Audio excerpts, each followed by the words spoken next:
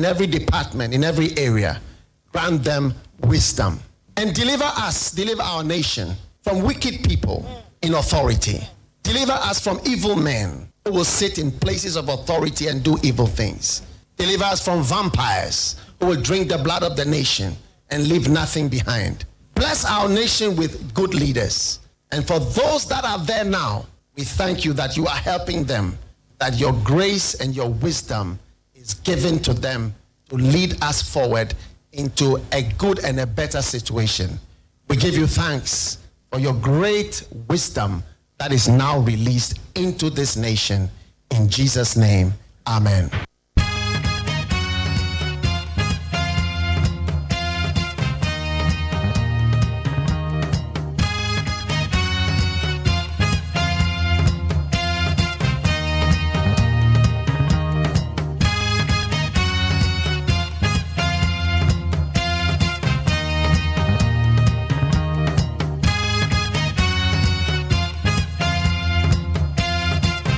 Anope ya mwache emwa kwa bede bagana MONTIE so we need 100.9. And now your Monday. A fresh working day. Another fresh working week. Yatina se weekend we me kwa ye we me kwa bedi to we me kwa wadeje. We me kwa ji we mani. Yaba.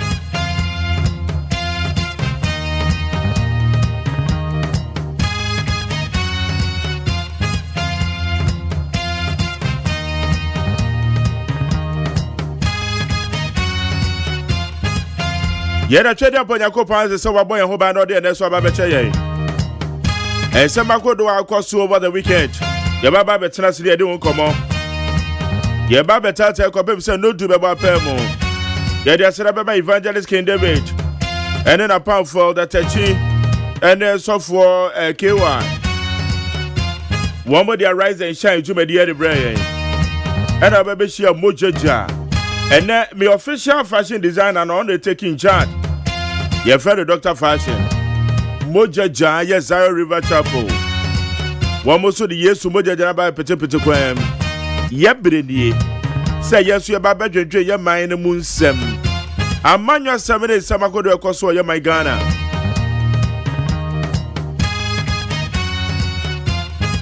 In midday, the Mark Jerry or OSEI AGYEMAN.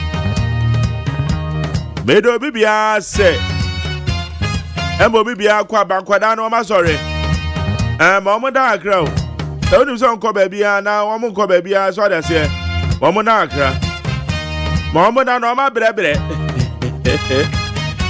because omo makwan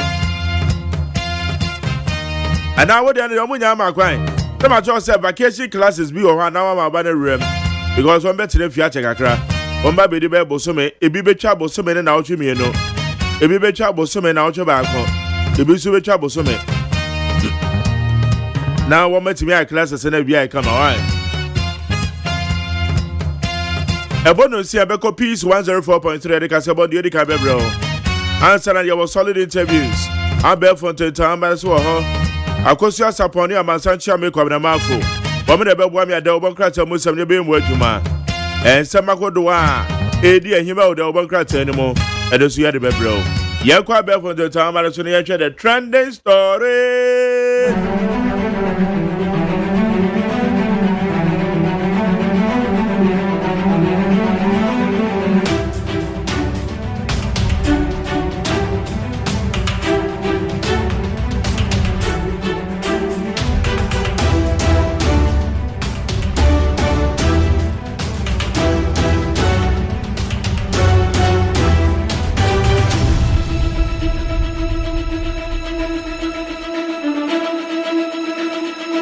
Yedia Sedama Peace from online.com, citynewsroom.com, myjoyonline.com. Check out Ghana.com, Star FMGH, Plus FMonline.com, and any other relevant news portals.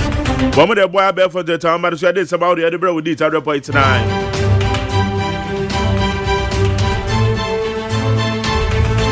Yakwa Nimina Yetia 70BA.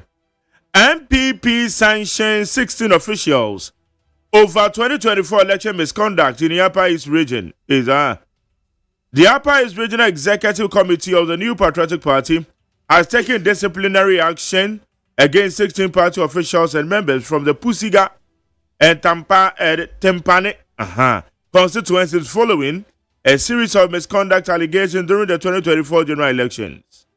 Ebusia MPP Fobi, yes, womu ye nyamransem, ebra ne yekoto aba no. Womu Upper East region. Enam eye ni amwo sama mu ye nti party na twoma sense. Party no atwoma sense, o ma sanction.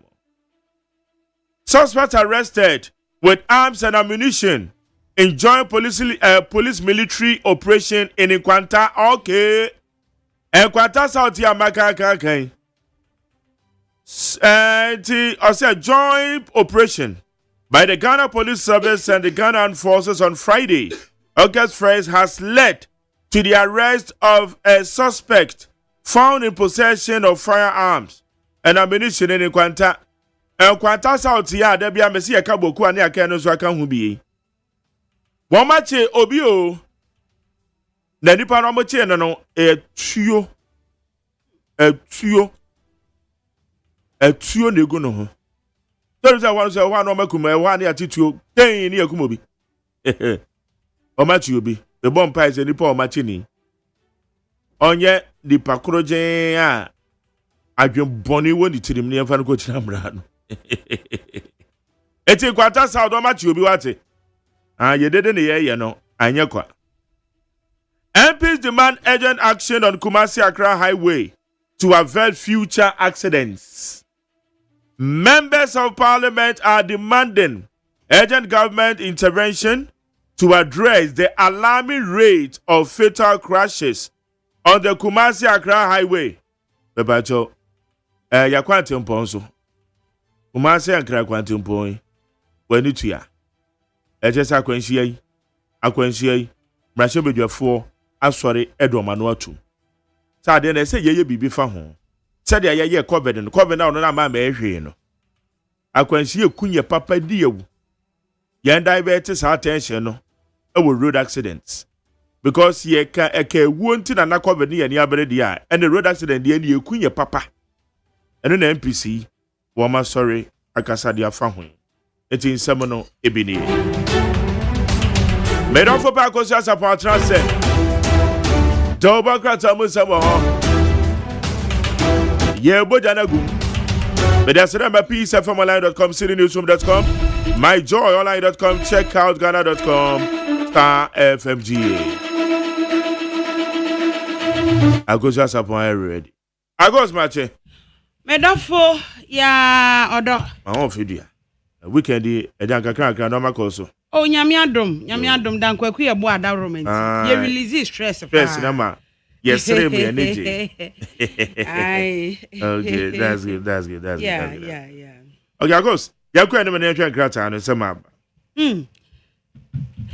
Abusiafo me mamu nyina ache da obon krata ye saka na no pay na ye de ebremo mama fiti ase na memfa daily graphic da obon krata no en na anope daily graphic he de Dr. Mensa Otabel mfo nyina to ha and was greater works wo mu fiti ase enne se munim sa afi bia wo ye na daily graphic da obon krata no say wasi wo mu fiti ase eye afi we ye mu na chese enne na wasi womu efiti ase eno na wo kyese afimpinu ne aduonu enum 2025 wasi ene na candidate a wonum efiti ase no 461,640 candidate ena womu etnemu aye exams no agrek wo kyese yendache no ade bia ha adwene pa yanhwe yi a yedache ne besai we ye best farmer ena wo to enkra yi emane gapoha mikre Ghana Port and Harbours Authority one more reverse staff promotion no ama eno so wasam wo de aba e wo daily graphic mum mame fa the Ghanaian point the obokrata no no pay and wo ba mane say posi adwumakuo no a kire say nya no kreda so o makobu no east MPP chairman fie amoma koye bibia wo ho yesi am Roberts ne ko ho na posifo ko ye kokkoboa ye enti aposifo nko ye hwe wo de IGP emfonyini aba beto the Ghanaian point the obokrata ni mu na the Ghanaian point kroya eno ocha se MPP wo mo sanction nipa edunsia 16 e wo Upper East region we MPP officials we aye 2024 abana yekoto ye ne ho ensunsuanso ni bi enie na wachese parliament passes social protection bill enti parliament wo mo passes social protection bill no a wo mo de eba be boa de oni bie wo mo ehiafo ne ne keka ho no nyame adom wo mo apase eno so ho asem the Ghanaian point e de aba ena wo de onmonyafo Sam George mfo nyina to a ena wo chese say u proposal no like logic bia num Ghana wo mo deserve better we ye DSF sana no say wo de sanhye beto wo mo so afede wo mo popo wo mo so wo mo ba na wo de proposal o ya nye ama eno ora Sam George e kire say we mu nyadu o mo kope from da enti eno so ho asem e wo aha ena wo de beto amampanyin mahama ena wo assure Nigerians say no mass deportation bia ye mfa mu free hanko mo bana mo ma ye asomdu ye ne mo nko ye ne mo nya hwe de hia ne se gbedi mra so eti the Ghanaian point e de ho asem aba ma me fa the custodian the ubokrata no na the custodian the ubokrata and ode aba was say Dr. Mahmoud Bawumia was see state barrier wo pe e de ama Daddy Lumba and ho asem e wo the custodian animu ha oh Kenya ni Zoom Lion na akopie Kenya no wo mo kɔ no makɔ akɔhwɛ wo mo kɔtoto wo mo ebola ho nsɛm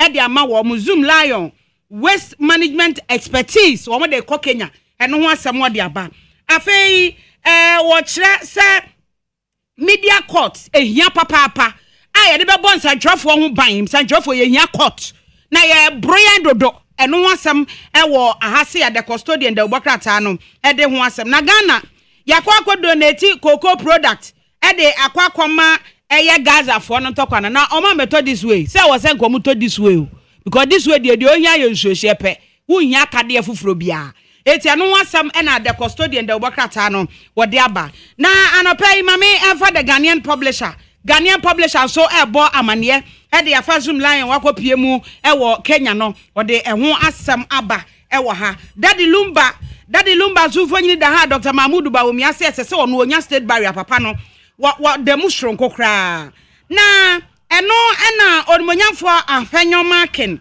wo de atodwa kire se fake forex rate no se ama adwadifo obre adwadifo mu bro enti aban ya hu bibia ekeka ho na se de mu ayede de ama adwadifo na no wo mu su sa se dollar ikro mu hwe bia wo mu nya no wo mu nya na se we na se kwaso de ase ne be ha adwene o enti eno wasam no wadi aba ewo the Ghanaian publisher mame for the Ghanaian Times the ubokrata no Ghanaian Times the ubokrata na watch say oh Lumba Daddy Lumba akwa dadjo na yesi ni pampem na no pa memne da nwumre enipa nie just ade no kra ye no nkra hanko anu no enipa agi twige trada eba ya wo be ye vigil edema no esamoni enso okakire eno ho asem e wa ha o se AU4 ena o mo ba bebo onimonyamfo erikopoku abaso o se sese agrek no ba na anu transformation wo de aba na sa feed Ghana agenda no eno ne nam so aman abo na baso ene the Ghanaian Times the ubokrata no wo de ho asem aba Mampanyi John Dramani Mahama na eche se wo mu ni hihye bia se wo mo ba bepam Nigerians ana ye bepam Nigeria for e de afri aha se wo mo nko wo mu ekuro no ho asem ha e na fe Kenya nso so wo mo che se Zoom Lion adwuma shani eti wo mo ball ho asem no wo mo mra na wo mo metoto ama eno so the Ghanaian Times the ubokrata e de ho asem aba ma me fa the Chronicle the ubokrata no the Chronicle the ubokrata no che se se die posifo so wo mo mpe bone enti sa usu bedi bone pa de a ene omno obechi ayam ena aposifo ani abre wo ma chibi ebi wo ho so o ma ba omutuo ebi wo ho a wo mo apira e ho asem e wa ha ye wo ma ya chi wo mo apira ene ne ye ka ho no e da Chronicle da ubokrata na nim wa ha sei Kenya nso so a wo mo che se wo mo pejos phone wo mo sanitation blueprint no eni ti wo ma be fa wo mo so wo meye adwuma ma wo mo ama ene the Chronicle da ubokrata de ho asem aba ma me fa daily guide da ubokrata no mra Daily Guide the ubokrata no che say na no ne yete yese OSP say wache ora Paula domochire so no krasa ada no wo ba UTV wo wie ya o si form an yese o invite no koduru ya che no eti say yese ya release no eno ho asem ne video ba ye no okofie na ani je nko abusuafo no wo mani age Daily Guide de ho asem aba UDS students and yese ya man life sentence ni nyina ya love me mpena no enya mpena no hey woni me girlfriend jira ho ye dey eno na akwa wie abrante sei ya say de natum life imprisonment wo kwakọ dem ni nkwa na nyina e wo prison eno ho asem daily guide dey aba eno o say MPP wo ma deny say campaign deal bia wo ni Ukraine fan bi wo say enya no kre eti eno so daily guide de ho asem aba ena afei ora abanga no chese me wo galamse mu enya no kre se me ye galamse me nye galamse bia ora banga en wo kasa asem wei ama ehho asem aba beto edwa wo se youth festival wo ma fiti ase wei eye Islamic dialogue eno so daily guide abomu amane anopa yi a yen so ye ka ho asem ede achoma me fa the news center na the news center Kenya ena wo mo se wo mo confidence wo zoom live mu eti enei wo mo aba befa wo mo afi wo chese Dr. Mahmudu Bawumia wo se Daddy Lumba here state barrier Daddy Lumba man ne gina na chi no maya ne mranti omo fefe kama ena ne yire nom no omo susu mfanyini ena eda he na Bank of Ghana ena wo so omo ba behwe said the gold hu nsensem no wo ebeye no no mbe consider na total reserves no wo mo ahwe a consider na omanya third of total reserve de agu ho de amayen abusuafo na mo hu se FDA fo wo si test tom production no wo mo nyai wo adwuma ye na ade pa sesi dia wonim se me was experience di bi yakoba me ne Magjerry be ka ho asem ama eno ho asem the new center de ho asem aba wo se DSCV ene Orasam George ebo ho ene wo mo de abo ani no sa ne ye pe no se ya ne ye pe adwuma no na mo ni o ma twintonto na eno aboa ye na yatumi yesu yatimi akoye da bia na o mu bu ye fashion de enya de a ebeboa ye wo sa kwan no so ama eno so ho asem no wo de aba ma me fa daily post de ubokrata no na daily post de ubokrata no eno o se Ghana yakwa donate 40 tons of cocoa products e de akwa koma Palestinian for no yeso yakota wo achi se yese komu ku omo eti ye de yen Ghana cocoa ye product ni bi ena me bi se so omo to this way kan ho ana because this way de do omo hia ye nhwehwe wo no mu akwam ne wo omo no mu a nya de a bibia be ye wo mo e wo kwan bia so eti eno ho asem wo de aba e wo the daily post ena o se Ghana wo mu ni intentions bia se wo mo be ye mass expulsions se wo mo de enkrofo e ko wo mu krom Nigeria fo titiru da bi yenyesa yenisa ade no yenisa kwan no kra ye baba yenye ye wo kwan no kra yenye we daily post the ubokrata dia wo dia ba the daily gist the ubokrata no was a special prosecutor say in midnight auto crash was a fire warning shot anadwoya wo bre say just wo tutu na eno atimi aboa no ama enuoma akoyie eno so the daily gist the ubokrata no na wo de enwo asem aba Magjerry the ubokrata no ena ye di sini akọ peace 104.3 FM na fe yakọ akọhwe ne ekoso ewo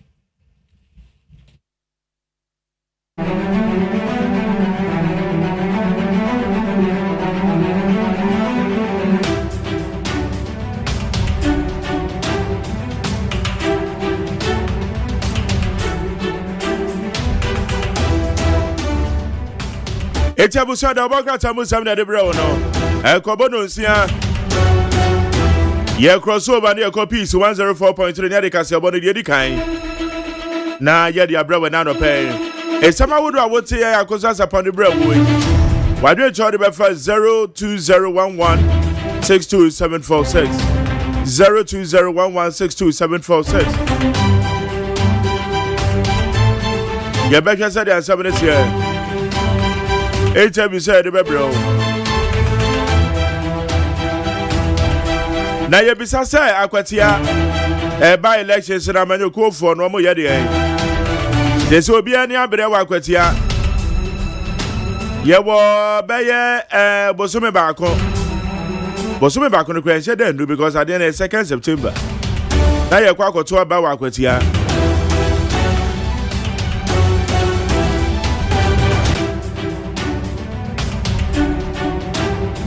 it is so far said the arrangement so said the campaign so yeah the most bro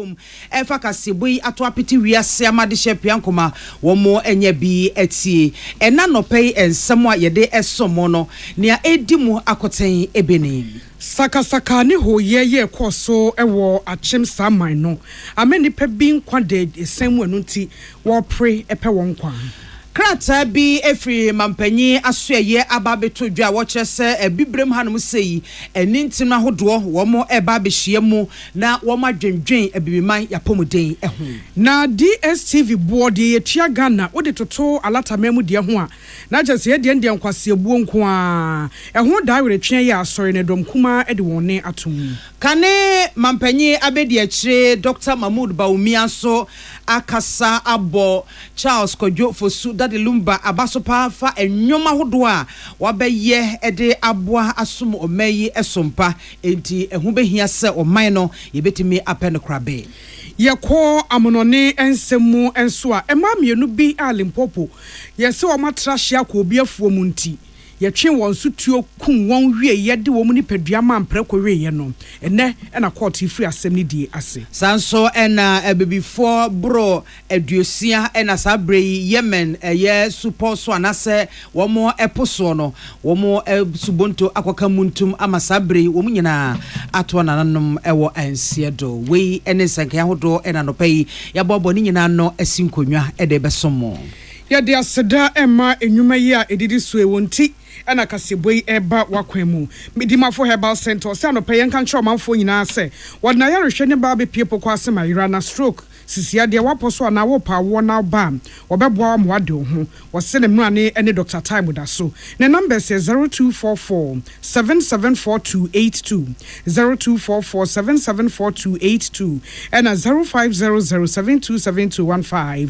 First Atlantic Bank say yenka nche so mani so pa na dia wo hwe kwan no wo de aba Digital Bank of the Year wo ma gya to aso mprenu so mobile banking internet banking USSD chese dia wo mra ho dandan sika ni die eno one First Atlantic Bank nti anu akoso people experience na hwe First Atlantic Bank o say refreshingly different Beinstein remover chiachiawo na chese JA Beinstein remover yi finin kekanwa ye wode ade esi niema ye wode ye de eyiyi sink mu efam ho bibia keke ka ho moa hotels efiefie mu se Beinstein remover wo mu ne by 20 disinfectant ya ho ne die no etimi eye kama pa enye na ewodwa hodo so Melcom udu ho no mu a unya bi shops akese ni nyina unya bi efi ho no Food and Drugs Authority ajatum se eye 020-814-2913 020-814-2913 and a 0541-80-80-96. Yeah, well, this way chocolate drink. Cocoa son faso kai. Obatampa, adiachim. Onomba, de muhia kamwa. Eni sushi. Enyada Roma, and a kaseboyiba. I can kind for mote yenken. Eye Nana ya. Kunedu mene mame biama kwafo Afrika sebono ensem ene krate free abankese mu ababeto dwa nyina kase nyame eyadomu a enkran hasei Ghana yeba na yene ebibrem hanmo empanyimfo twetwewuro ebibrem aman so mpanyimfo wo mo no eduru brumu na wo mo ka bi wo mo ewapomuden ensem emu wo mo aben ewapomuden mu no wo mo nyina eba aba yeshiemu ewo my Ghana hase ya watu dinse Africa Health Sovereignty Summit na sa enhiemu kese His Excellency John Dramani Mahama ena etosa efreye ese ebraso ese ebibiman yetimi ebu nkompo ehwe na yetoto ye niema yie fa apomuden ho sane ebeya yapomuden ho nsem no ebetimi SCP esita wo chese ebibiman abon ho modin yie pa ekonanim efa yapomuden ho nsem mo na wo chese emfiedu ene aduonu ababesene koni no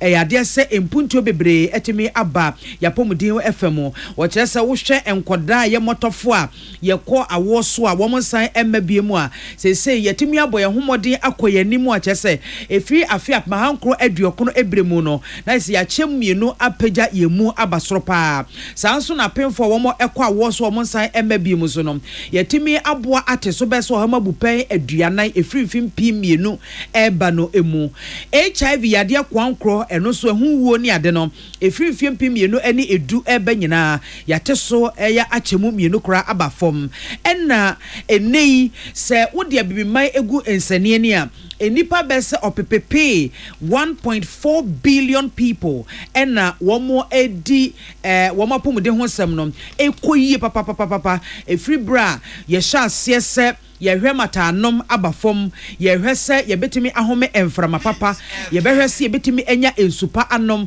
yebehwe se ahonidie eho se betimi akonkan ene apomude ho nsem nyina no wode to ensanie ni a wotemu se abiman yabo ye homode ekwani mu pa eye na ewo se abo ye homode de na so no enema bebre ena egusua agi abasemu efa apomude ho a ebra so se bibiman timi ehyiamu na yeka yenti epa ho de biakoye ene akoma ne adwene baako ekọ ho se yebetimi edi niema bi asisi akwan mu a ebeboa yen na yapomude ho nsem no yetimi asomukua na yankase akonkoden se ne ebeya yade bi efiri ya wurawa enkoye se amanonefo ena eba beso bibiman asene amanonefo ameso bibiman asene se yekwa enko yeba emma enti braso esa bibiman yetimi etu abrane namo ne ehwese yapomude ho nsem no yebetimi di niema bi asisi akwan mu a ebeboa yam yetimi akrakra ye ho na apomude ho nsem no etimi SCP esita na wo kire se emiri bi atwamu wo mo ene Rwanda mampanyi Paul Kagame etwetwe nkomo a wo hunu se watoto niema pafa pomude ho ewo ne man no emu a se yetimi di ne yesusu dua ehu anamompa watu no a yeso biman yebetimi atusa anamoni bia ama enkonim ayenye dia na sa enhyiamu no wo mo kire se wo mo eba besi nkonwa na wo mo adwendwen kwampa ebetimi di apomude ho hyehye no afaso na etimi aboa yen enye se de bia no ye twen se abrofo no mra no meboa na emumu no ye hwese ebetimi no mo edi enkita ho papa ebeboa mo so yemu efa ba bia ne yesoso yetimi asofa na kyese yekoye ni mo a edesa eno edanche soso a wo mo eba besi nkonwa ahwe kwan ya mbefa so mbenya sika na womatimi ede apia apomudin eno entin koda wodi bibi sunku bi aba watu din se sustain initiative na sa sustain initiative no womode beboa ama abibiman yan kasankasa ya kache no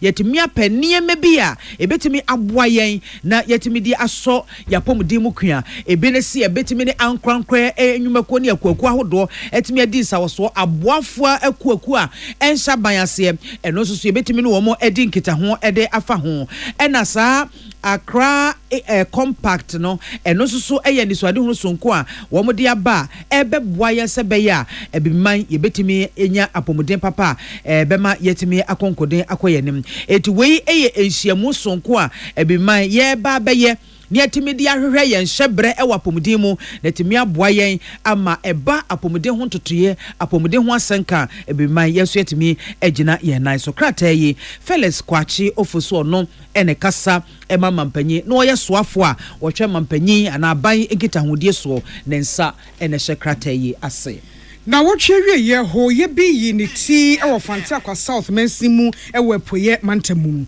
na ene se adwumakuo ya wotu sika kokko ewo ho no emu baako ene omanma ekyeso o matra hye baabi e wo so mo ye adwuma ekokopem no matra amanu nti esuo a ene akusu river no wo mo kokodi dwuma ewo mu a enso anim wei emo manfo etwe won so daawere ekyeso o mo hwe emma Kibi Goldfields Limited entonkoso enye adwuma Chobwe no ena adwuma ne nso kokofa asojafo ba ye se wo mepam dom no a wo mu edi animu no titiw ne ensa mechi mrante bi wo mususu se wo na ehye kutupa ema omanfo asori edi etia sa Kibi Goldfields Limited no na ebra asojafo ne koye na chobwe eyi ne tie no na wo se nipa dwane gene kran kwanti wo ne agina ntenten wo ho bi dwane enipa so a ye pa omachi wo mu edwane na ewura ba kwa ne yesi wototo aburo ewo ho Janet Okon wo ne de ni tira nkwa ankoye yi de etuo abono ama me ne wo kasai woda ya sabia Savior Memorial Hospital was sim ya wo hwe ne pra a we pra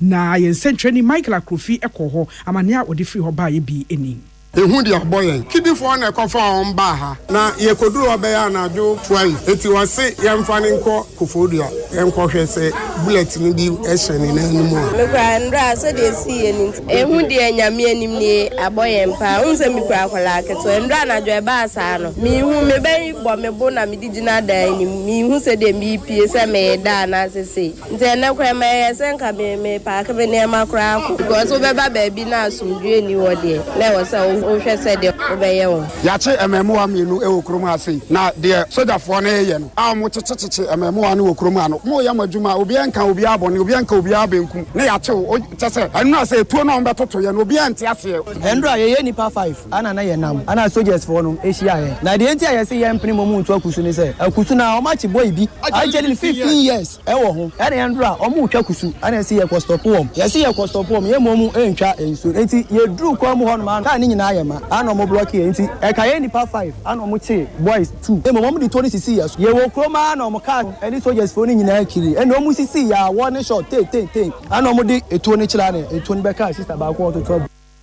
enti de ati ye ayomanfo ye wo achem saman de omuhunu ye eno omubo ho amane akire nsentwani Michael Akrofi na saman hene bema Dr. Ofori Nyako Michael Akrofi ene ni kodi nkomo busa se de akwei bema nana oje ne sein oh I'm metinti anope my imagine say me freke bi go food no watch na yeshia we mutual understanding na yenkasa na yenhu said ye nyina de yeyo na betu yeyo because omunyenwe omubeye rock mine krawa nti start see ya obede na ayi na boy na o mache ne de I don't want to comment on na me see ya no die chi se me bona monko hospital ho me free ha me ko ho asana metimi comment to ho because e bia na odi mika no akopra ana se bibisa samanfo no nyoma adwen se saman kwan ye to go aha ni samenti baby ayeti eya himfie enti bibi a MONTIE ase no na akoye sa rowdy eya ko solve problem no na omo expect se na ahina minyina nkasem no oni pete ne kase ye berma Dr. Ofori Nyako amahene ye sentwani Michael Akrofi maniball eni Kane mampenye abedi akire His Excellency Dr. Mahmoud Baumia na ode atu edwase betumi anka ye Ghana nyontuni ya na anu ya na onyankopon tonsa efre no Charles Kodwofosu edia Ghana hane amanonne ni wiase nyina edinim no pa Daddy Lumba na wode saa adesedi etudwa no chese ebetumi anka oman no yenye nanka yensie no yenkura no fefe na enye animonyam hyeson kwesanse Daddy Lumba ne nwom no aboa Ghana nwom to papa ada yamamrene yamane adiyie na wo hwe sede ne nsa no adwuma no esitie ne sunsuanso papa ede aba enkrofo abrabo ene kwan ye enkrofo faso edo won ho ne ahweyi a enkrofo tie nwom no a ema wo mani eda ho no mu a na kyese wabeye bi pa ede asomo man Ghana nye Ghana hanko a ena enkrofo epeno nwom ne mum no etrahye ko enchichichichichichi na wo fa ne nwom no na ye wadwe se utie a ensem ewom no utum se ensem no emu odu papa na wo fa se wo de toto abrabo ho a eboa ema wabrabo no eniema timi etenetem ema edi se oman no eje no esie no anase apeno krabe kama anka beye obuo ne ani die twato kra ya ebetimi ede ahye Daddy Lumba animonyam kase odinekra abu ori see me ye ade ametimi aye meresua na obegin on the thing say oni say ebia onche but ojini e wo Ghana anywhere prepare so opo no akram oye nyuma boy but unim Daddy Lumba so no say unene na mo sa politi pass that be say yemma state deal state very in na ya yepo ebe state no yepe o yampe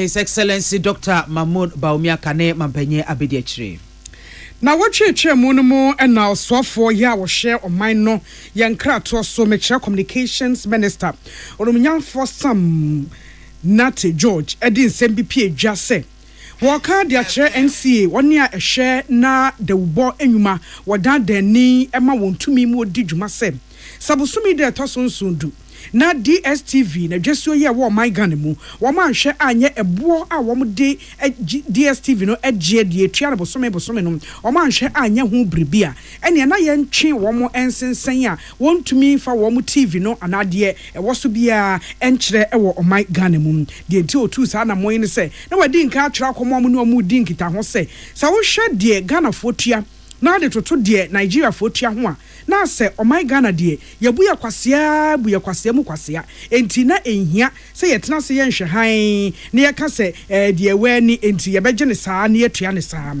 we mpo ema omafo frase ebu nkonta kyerɛkyerɛ se DSTV no omo wo no adweso eno no de brofo ka se mo frɛ no bouquet wo de wa ho de betimi ene de utua na ye de ama osehwe na wo hwa de Ghana fo etua dollar no aduwɔtwe miensa $83 subscription a $83 awo Ghana no saate bia kro no a udu Nigeria lata memu a wo mutua $29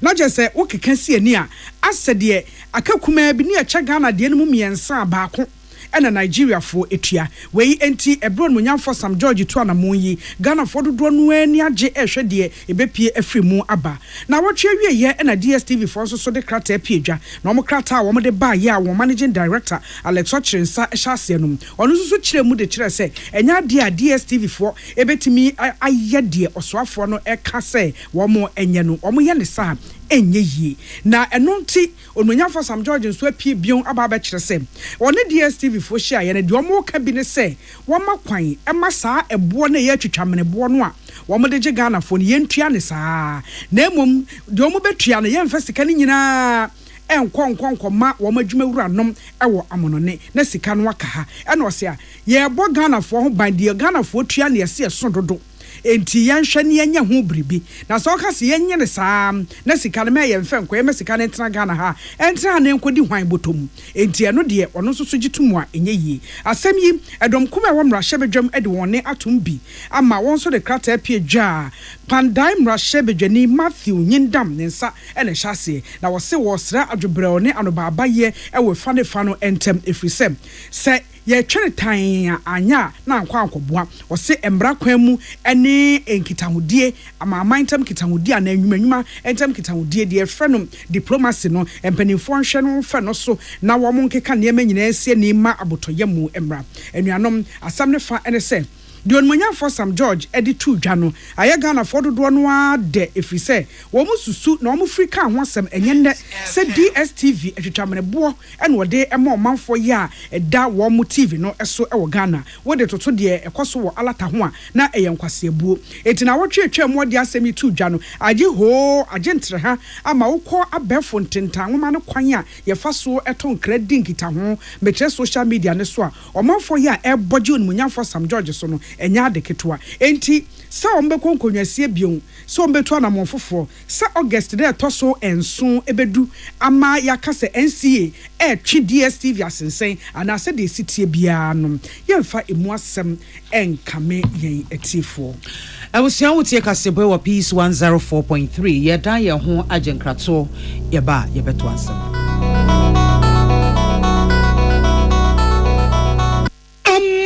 Dia moka kire Freddy's Corner home appliances ho no or dia ba Freddy's Corner Home Appliances Center. Home appliances a eye papa bia ebi wo ho. Brands ben Media, Samsung, Kaiware, TCL, TV, air conditioner, freezers, fridges, water dispensers any dia keka ho. Nia ubenya good warranty dia. Ko Freddy's Corner Home Appliances okoko memle. CCTV a eboama monitor of properties any business at anywhere in the world. CCTV ani da ho. Ewo detector, clear pictures, Wi-Fi Wi-Fi connector. Utimi connect ma wo phone. Na wa monitor baby a wo wiase bia. Freddy's Corner Home Appliances Abeka Freddy's Corner Edwosu ahodo a oton phones ene ehun accessories no ho. Fresh 0544 959195 ana 02079373323 ana so brakoko memle city light in Chehwa. Na ye can discount any achadia. Ubetiasie. Freddy's Corner, home of authentic home appliances, phones, and its accessories. Herbal and Alternative Medical Hospital Bena Black History and War America, China, Africa, Ghana and Penifua Bonabaso say, or say a real moment for Tiapopa. Amen Scientific Hospital. I had a sabia, or one Fidian was so, Yawudaswa, and Fidian Chiro Yadi, Nanua Sanso Sao Yadi. Amen, a expert or one croyaria, one run when nam. Now, what Dr. Fonia Nurse Fonso, or what ma? Amen Scientific at the herbal, homeopathy, naturopathy, and reflexology, na, as Sayadi. So, one I will pay, and I are ready to say, Yamia Dumunti, Yaria expert. Amen Scientific Ebebwama inshallah uwato. Na wonswe dia dance said the Ghana phone abrochire for be dia dance no. Accra, Amen Scientific ewo dome, Obersnet Flats, and Alashibinso, our Klagon, Eben Shaman Road, Underbridge Ope. Our Krabata P. Fre, non sure dear Benwo 0245275254. Ana 020-722-9505. Amen Scientific Herbal and Alternative Medical Hospital. Allow Shafi, Nyamene Yaresafo. So wakoma ho hyehyew ana ebo periperi de broni kan hardware no a e de na se woye na se woyam so atim so e wo be packing a farmer Martin's liver salt tira kwai entem ehwie nsu agu glass mo ate Martin's liver salt no ba kwa no na wo de agum wo be hu se ehuru wa glass ni mu na wanom Martin's liver salt ye won orange flavor ana ba ko so ye plain wonu mu a ohu beto na mum edi na nu na ho nto wo a ko hu doctor. Tune it in, turn it up, Peace FM, and rip off the knob. Abusiafo ye to aso na yakọ abanone ensem emu na yenkọ Yemen eyo man bi a ekwan da ho no mo a chese titru ne abibifo wo mo taifa ho no mo pa e de kọ friends Arab countries bi esoso mo ekwa akọpa enwuma aye neja wo mo e de abafie ababehwe abusua na saa kwantru no ebi e na akoso ama enipa boro oha aduonum e na chese wo mo ekokoto eforo subonto yi a wo nam Yemen eposo na isanse ewiemu nsakraye na enye papenti no enam soma enre ya subonto no akoka muntum ama enipa makomakobro aduosia ena saa bra bebeto dwase wo mo ato na nanom ewo ense do na wo mo kyerese saa enipa aduosia no emu a wo mo ayie no Yemen chief a wono ena hwe International Organization for Migration eso ene Central for Junkomo ena o tremu se enipa dumienu ena womotimi agye won a kyese womo de womo da so eka atiasefo ho dodo no a ayirem a womuguso a womo hwe na enhwemu kyerese emu dodo no a eye Ethiopia adehye ena kyese womo ebefo sa subunto yi a fofianto atana kampese wadware abam na Yemen chief ono ena hwe International Organization for Migration wono akasa ena wode atodwachem se wohwemu pa kan hwe nkrata ne ade a ewo ho no mo a edi adanse se saa edipe wo mo dodo ye oha adunum enson ena kyese wo mo be fa saa ekwan so se wo mo ede ko Arab countries bi so a enei wo mo nyina ato nananom ewo ense do na wo mo kyese emu makomako adunum enan sesi yi ena wo mo ensaka ewo man no anafo FM ya wo ato dinse efro no mo kamfa na be edunan wo mo edo wo mo akọ aresabia hodo mu kurabia which is wo makopel baby edu wo mo asiansa ankaye no eguso wo mguso etoto ho ene ma hwe baby a wo mo de ebefa se binom da so te ase de ebre ene bekere afei ye ko South Africa memu afei twemu no mu na asam ye bi beto dwa ewo South Africa man no mu kro ene Limpopo na asem ne nyina ne sem ema mienu bi ekọ obi afom na nya se afuo no si abo ahye mu se ya tam ye sekan ene ye akade na yese ye ko akwa no baye da bi emayi a ya no omkose se samproprowa e de efiri nkrofo afuom ye bi ena no nti womo ewura saa afuo no emu efa emproporo wa baby a kuafo no ate enobaye wie na de akekeka ewo ase no ebim na anya efuowura no ene n'adwuma yefo de emenu nti wo musane etuo mu edi gu mai mienu eso ekumwom na ba kwa di fie aduanan nu ba kwa di fie aduasa miensa Maria Macgato ono na edi fie aduanan enum na Lucia Ndeluvu ono edi efie aduasa enan enipa mienu wo mbo mu tuo ekum wo mu wie ye no anso ho wo moto emu no edi mampreko awieye na mpanimfo se botayi wo mususu se na etaye kire manu nti wo moto nipa no emu mampreko se mpreko nwene se ebekata wo mu wo nachi na obi hunu de esimpo ewo efuo no emu nanso boni insumenti epiedwa emanu nti yakokkoche se nipa yi ye chi wo mo ne se de emani wo ye ye nti omanfo ye wo South Africa memu bo aboso eho ye kire chenchire nche yi omo ye edra na lawyer fo egina mu ma se nipa miensa esre se ye mo bail na wo mo mrafie no manfo se afari ewudie ya ye atantan ye ti se sabe ekomani brenti utumi bu obituo adan ya wo ba besese afuo mu mporoporo wa ema usade na mu ema mpreko hwe na pre-bail dia na sabe ye ne se enye yenti eho ye kire sori ye chenchire nchepa ewo South Africa mine mu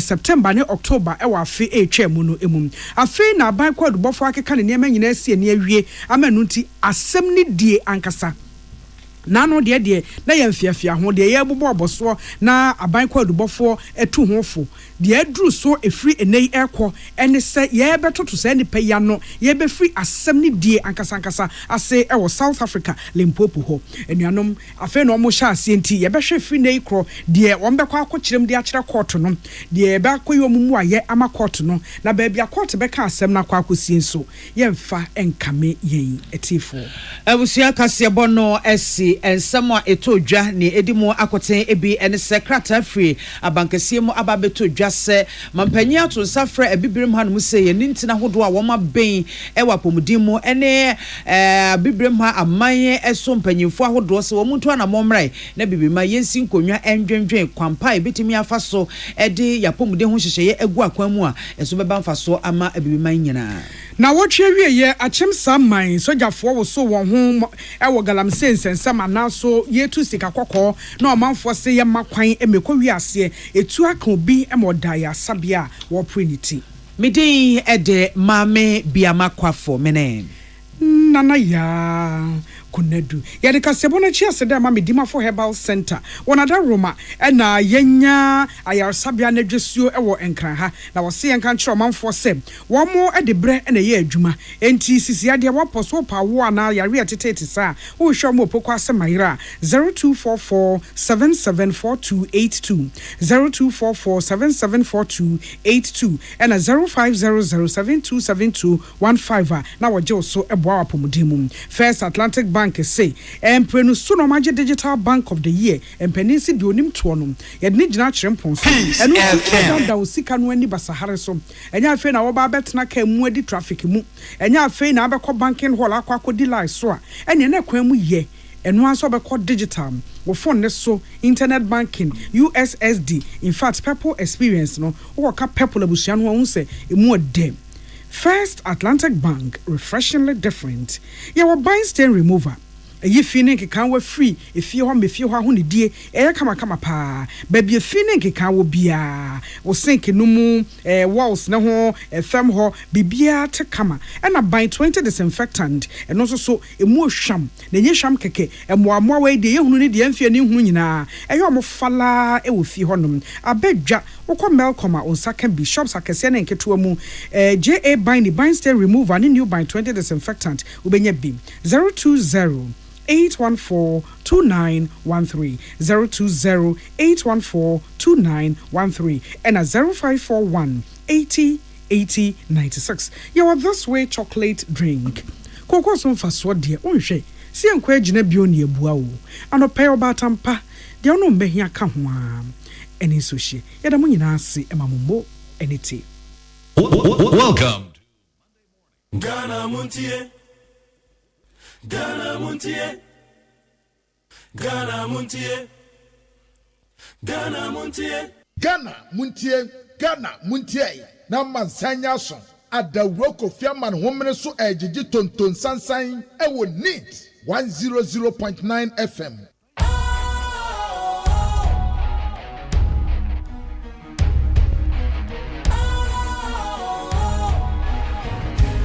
Cool, fresh and trendy with a new look. Makes you feel real good, that refreshing vibe. Satisfies you right just the way you like. Do you know? Do you know? Do you know? Ain't gotta do it alone. Specialized makes you flow. Anytime, anywhere. Specialized feel different. Always think specialized. Special Ice Natural Mineral Water. Feel different. Think special. This advertisement has been vetted and approved by the FDA. Hey, catch it. Listen in here. And you ma beto to dia me baba no hwade no. Hwem so betumi a. Hey, asew. Hey, now beka. Ya John to mami ensa duku potomanto. This way chocolate drink. Na kan wo hwe afibia so beri ni waware ne a. This way chocolate drink. Na kan sia. Oh, asew. Wo den kan no ntumu ho. Me be mo anu nsu hye kura de aka ho. Wo hwade wapi ho. O ka sa batete e da fom ho. This way chocolate drink. Crash up a baba worry. Aso. Ye fear say this way chocolate drink ya sorry no pa no ne yenom. Ye be chef fridge nom no se snack. Ye nya hoho a no ne de serve wo mo. Ye didi wie ne ye pe bibia bogu ya de so a. This way chocolate drink ne yenom. And this way no ti ano a. He se kire wom, koko wom, brick wom, bibia wom. Ade wo hia ne so se. This way chocolate drink. De wo hia ani so se. FDA ahwehwe se adwede nkratoe mo agye atum se eye. Ghana Montie na mansanya so adawroko fiaman homene so ejiji tonton sansan ewo neat 100.9 FM. Ghana Montie. Ghana Montie. Ghana Montie. Ghana Montie.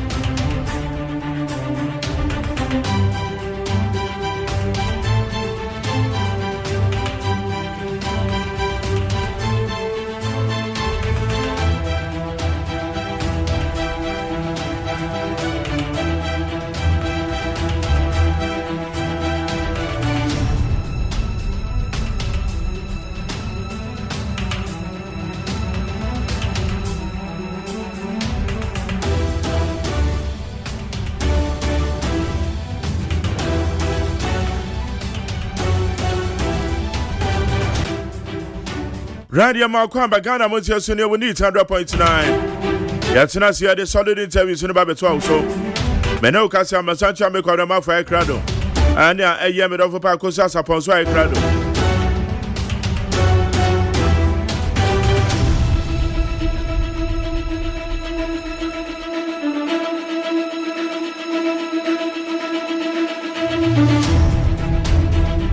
Ye ba be twen se ba ko do e ko so a ye be ye de be chekere ye man.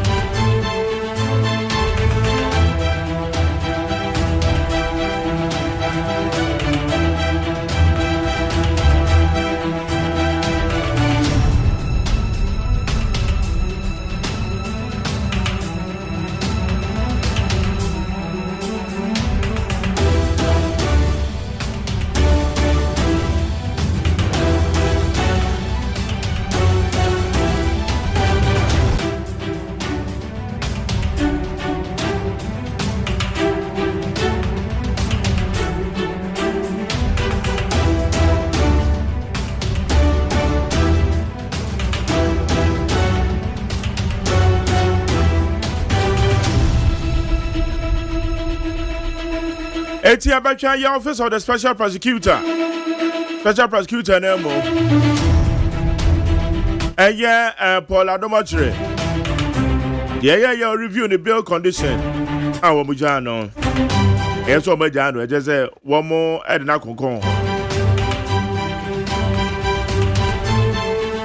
And a weekend in so you was supposed to for one money across for boom.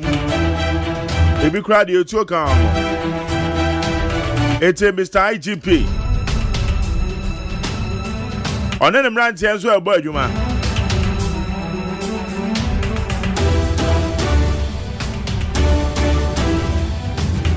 I don't pay my mentia a Nana crying. Nana crying, your man too quiet, don't tell you know, here.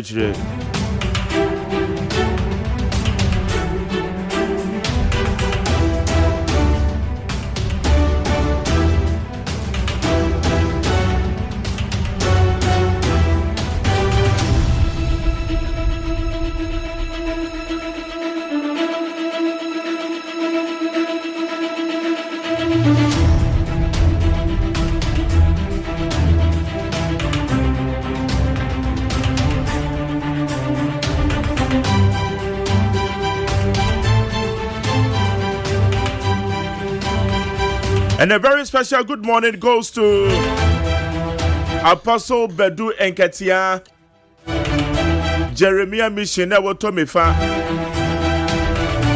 El Kazua, Tomifa, so Makwanya. So special good morning to Apostle Bedu Enketia, head pastor of that Jeremiah Mission to the world. And I'm sorry for the name. Good morning. Nana crime also make you up. Mentukwa adonting acting.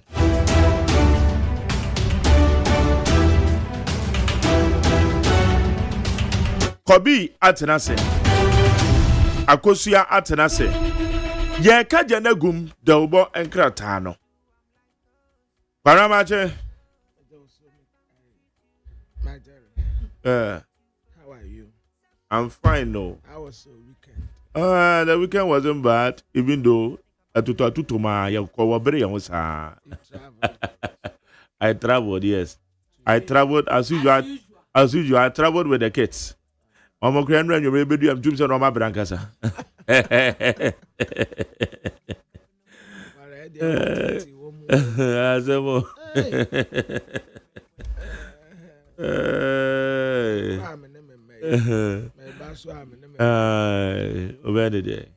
Okay, the normal career camera.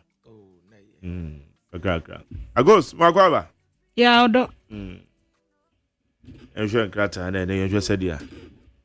And someone a woman. Them so weekend, in terms of pussy for almost your actions, maybe. Yeah. Actions. Well, manage home. Manage home. Media, me menya, nanka yawaha, nanka crime rate akofom. Yeah. But it seems, say, or more intelligence, no. Our more pequeno.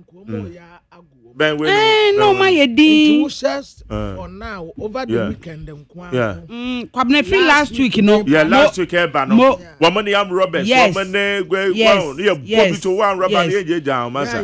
No, cry, media woman said, there be my advocate for. Yeah, Naja, human rights, as a means, you can't. Now I say, what you break kakra.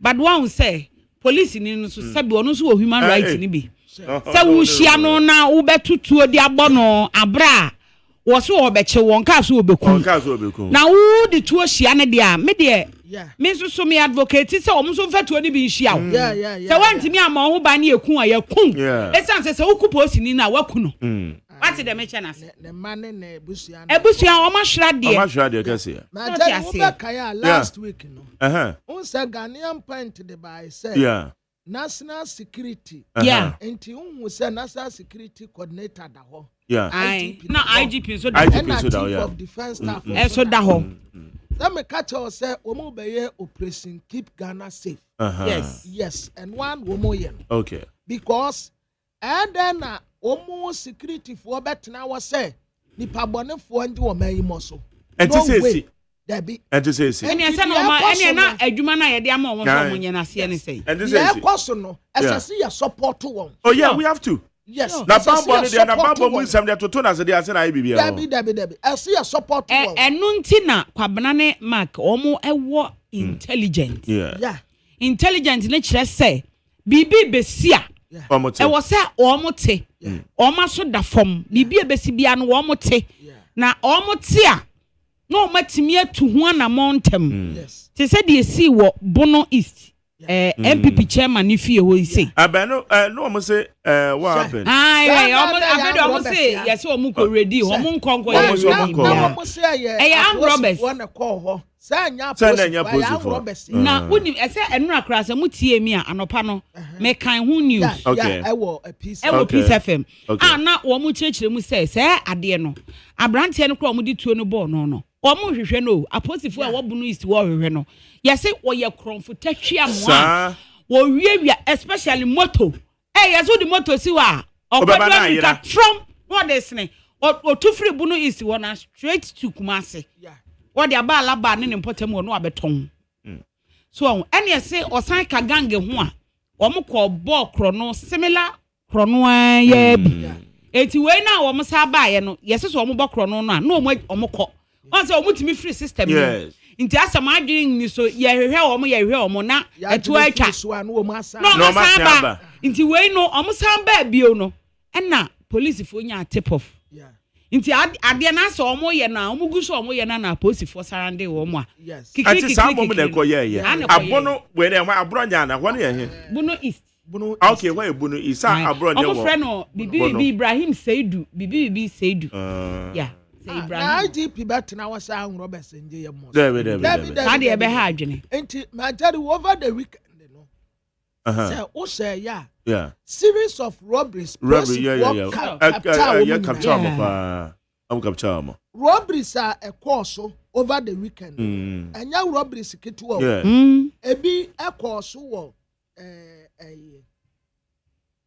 Kruye friend say tebubu amante ebi cause ho yes e wonu say apostle for bom ye no tuokum yes no yeah because say actions are na ekoso a akron for them for no e ma mo am hihye wo mo bi nso cause wo kwa me danso I said that who do because I tell you the Kwame down to the energy say. Posifo bo wo mu tuokum wo mu kra de no wo mu ni posifo di shoot. Oh really? Na say no na make say posifo no e ko basa de a they shouldn't spare them.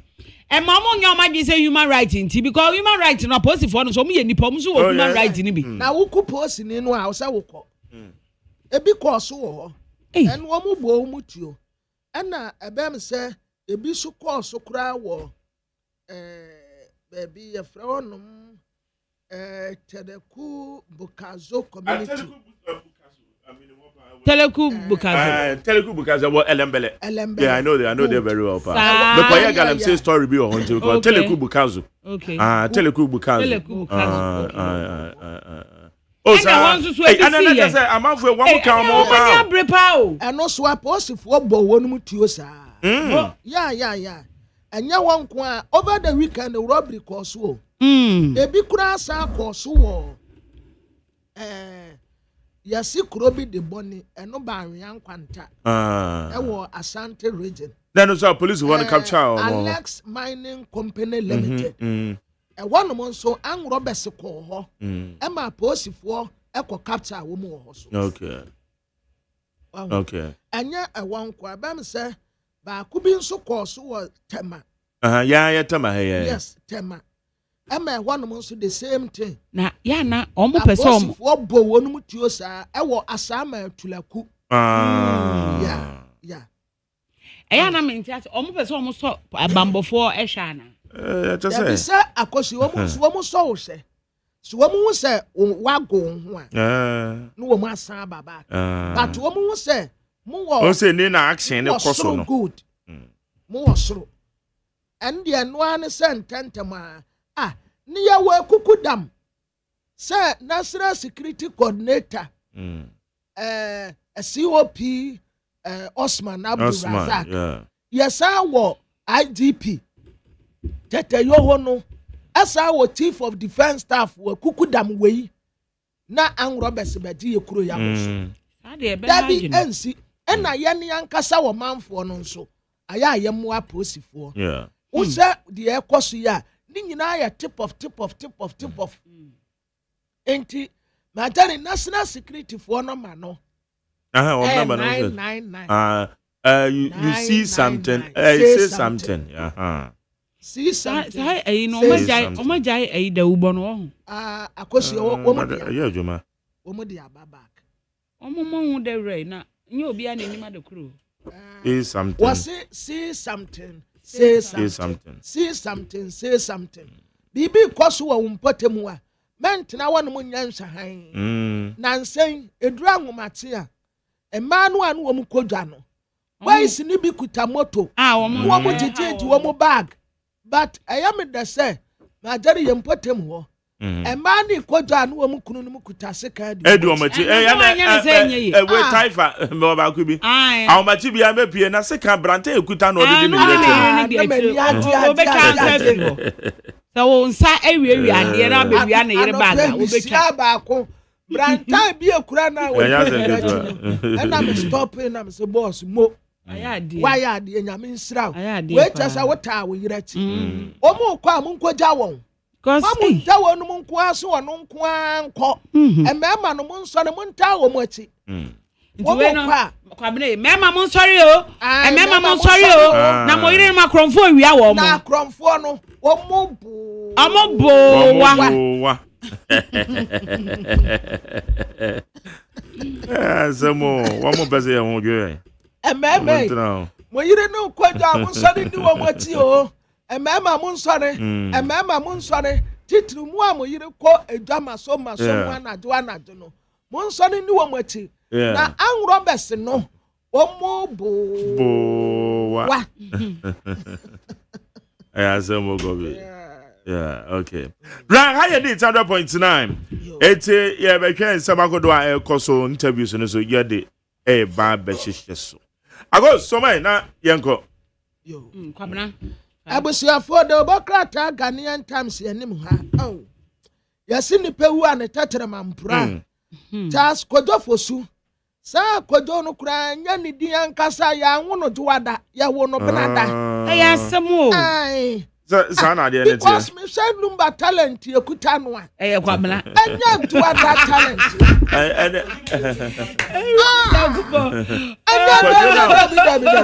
kojo no anya ba we ya wo di sa debate we ba we ase ne say o mutumi ye na say nyum to pass wa ma we say that number nyum with set talent na we ase we kra ye ka we debi na ya me wan ejese what did dey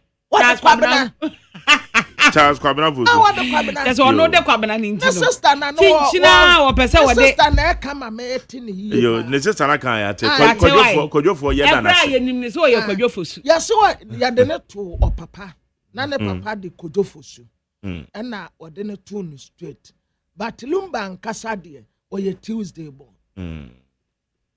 enti won say yete ye ho ase enti no wato nyum bia meti no baako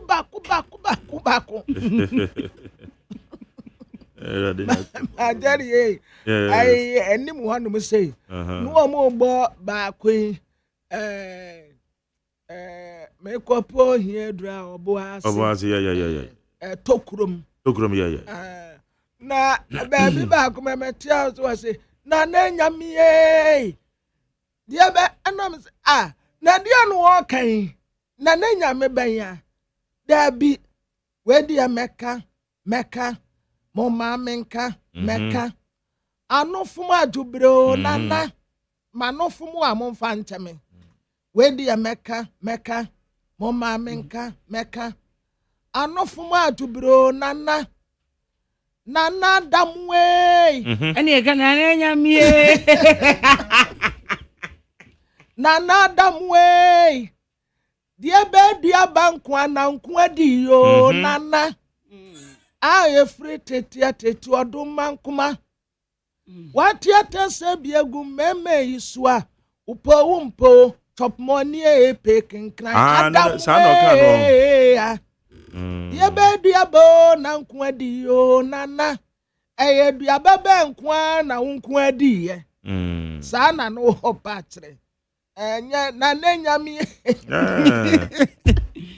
oh nano so enran so me hu another interview be the ordinable Maria yes Maria no no me say so mbeka cry say Maria no the first boyfriend ni Daddy Lumba wow and ordinable nyum enti metra sidin nana mi di hu komo na meka say ene Daddy Lumba ye obi a say otena ewiase otena ye nyina wo ye bibia ama na nani so ye benada yeah.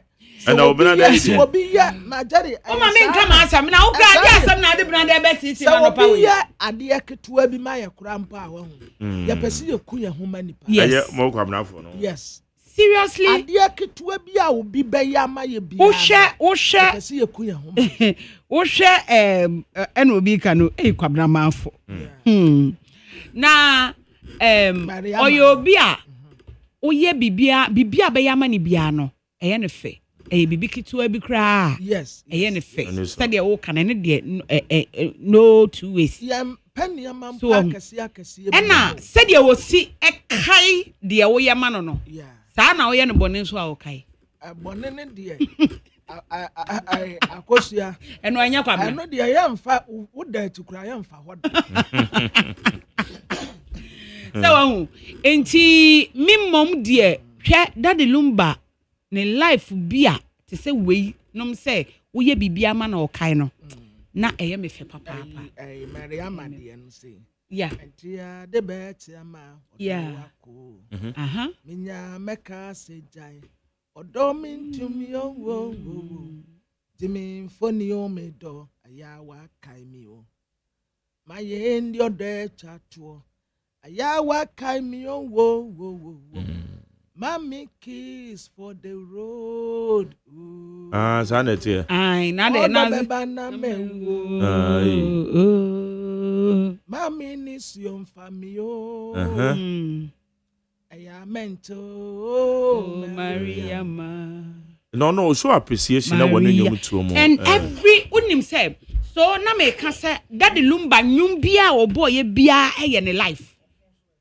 Eye ne life ade bia si wona brabo mu no ode tonyom se ode yawo na eto a yes ode anije na eto a eno so uhunu ena so ode anibre nso na eka asam no a eno so uhunu enti mitena asidi na meka se o hwe enwum 203 right and 4 de ma ye ne nka ho na emom de ba ye na ye 203 no na brabo kwabrenra na me cheke sa 203 no ka se wo ba close to 27 hours ninyum 200 no sa wo ka se wo bo ni nyina na wo di se one day 3 hours etare so obekwa akodu no na nsi yes na me kan nti almost 27-28 hours sa 200 eno aye analysis bi nti enti na ma me keka we mu nyina no I think say me Dr. Mahmoud Bawumia adwen say ye betimi aye state barrier no anke beboa papa because nipa ko kashia wo vigil wo no me dey kwabela vigil so kimi vigil no me hunu bi da unsan kra na mo ye no yeah but I'm out for replicate no ye bi wo regions no kwabela pa amafo sheda yo obodio so vigil because me who videos ni bi what no na yan kran na no kra na kumasefo na ka se be ya anke yensi barrier was how can ye ni na kumase nanka oba ubetwa take it and some wait me aba ewo ana ye nchichem na yenya no region by region because ye ka se Daddy Lumba ye wo baby ba ko a wo ye sure say nipa na be ko ho na agwa bi enso no why video no o say odanda na champo se pa na ye zanka gospel musicians CJ Lumba boss. But when you say one was started as a gospel musician, yes. So no job na no equality. No equality, yeah. No equality no. Gospel. Fiti last majari e free da wo bo why na what. Why not no yeah. Kwase e wo kohwe mausi. wo de kohwema wo si wa bon wine no tin fit Monday akosi Friday but that is the truth and one na no wo bossa ejo nyame anim wine no tin nanim kra wine no tin wine no tin mamu atan da o atan kro no a wo de bebu nu ya no sa atan no a na Ewurade de bebu wo nipa de o se ni wo Yesu de o se akomam enti lumba ni usinabo lumba usinabo kojo fosu ni obi a woto high life obo gospel a tell gospel for nyum o ma wuti nyame daase chase de ye be man state barrier mon send declare da wadi win kura public holiday man ya yesi yepe sa yani anyi obi na seal yani yesi yepe yenya lumba day na nipa be nie nipa be na nyame aseda ya no special say all round what Yaman state barrier okay Yaman state barrier yesre busuafo no ewo mu se enani eja mo wo task kojo fosu ni abusuafo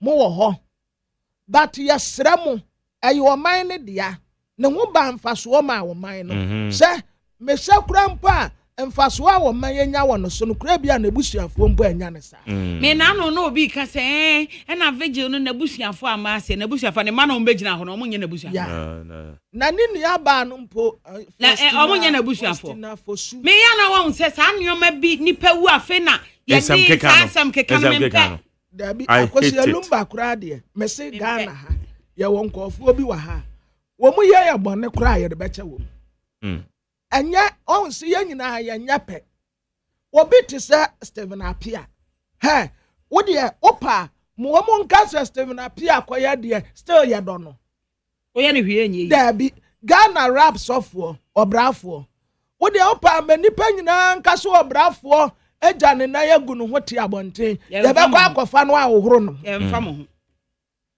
tase ye do no ye penasem akura beto na nampadu a wanya ne ba bi ko na nampadu a wanya ne ba bi ko ne nyom sa nim se kwabra nim ne nyom nyina to na nakwa me ampadu what ye ma wonum nyina state barrier enkanya ba na just kodo fosu enye bad ko jumtufuo nyina ko vigil nasibi wana anko vigil na se ni pandom wa na gu ho why no wewu wo kuro yi mu a ye celebrate ne sada no na nipa agi twi say akom mo se kojo no enya ade a ye na yi o ye celebrate no or your legend officially no 1 week no second Debbie ne 1 week yes no mu 1 week no send official date in mind wo mo de beba mem wo mo fa nkose ba bi ketua bi o nya sa de ne yabedi mu nsem mo fa nko stadium na ye nyina ya because how de kwose ba bi a mesre mu ebedi mu nsem mo fa nko stadium adwomtofo beba abeto nyom empanimfo atitire Chasa ye kwa celebrating e ka me kwampank ye kwa yense white yan fan celebrating wankasa na Ghanaian Times kire se enipa dom akosia mama tampon me madam no ebra me tie no wo Sadiq Obama spouse Obama no say enkofo adadi lumba ebra wo yare ye o manja ni mu obo se kwame no they say was and obo Franco Party so din yes was say doctor se kwame despite was nipa 4 bia obo wo mu din pa director Franco Party and obo nana bibi obo nipa mienu nana chumberema and a kampon nipa nan o se omo anya ni mu dabi omo anya ni mu dabi na kwabena kwame despite kwabena wonim se Lumba na o yare o ni nua ne na eka mama te se sana anakosia we de mama nti wa no asem nka kakra ese ebra no wosua no onya accident na omo ka so o won ko hospital na ya kwabenafuo suban mo mpe hospital ko o nya hwe bibi anyeme me okay asese ya hu se da bia ya me ka se secret se mitirimu a me di bewu yen kan asem enso ni ya hu tiri yen ni ya fa hu yehiem o se accident no a wonya ye no o so anya no hwe anya hwe no de hwe no ho ena hwe no ho anti eduru baabi no na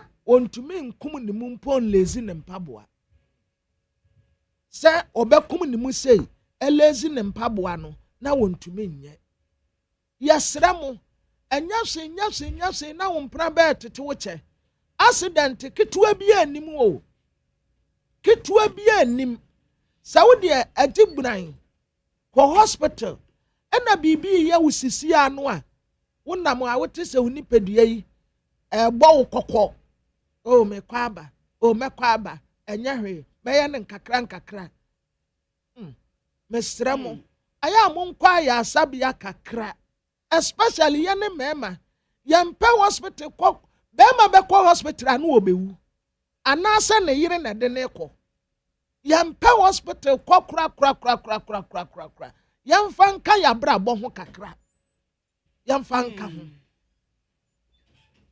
enya si o ko de hu nko hospital o da bi anya hwe o da bi ya me ho ye yes o ena nansen ena wa battles for more than 10 years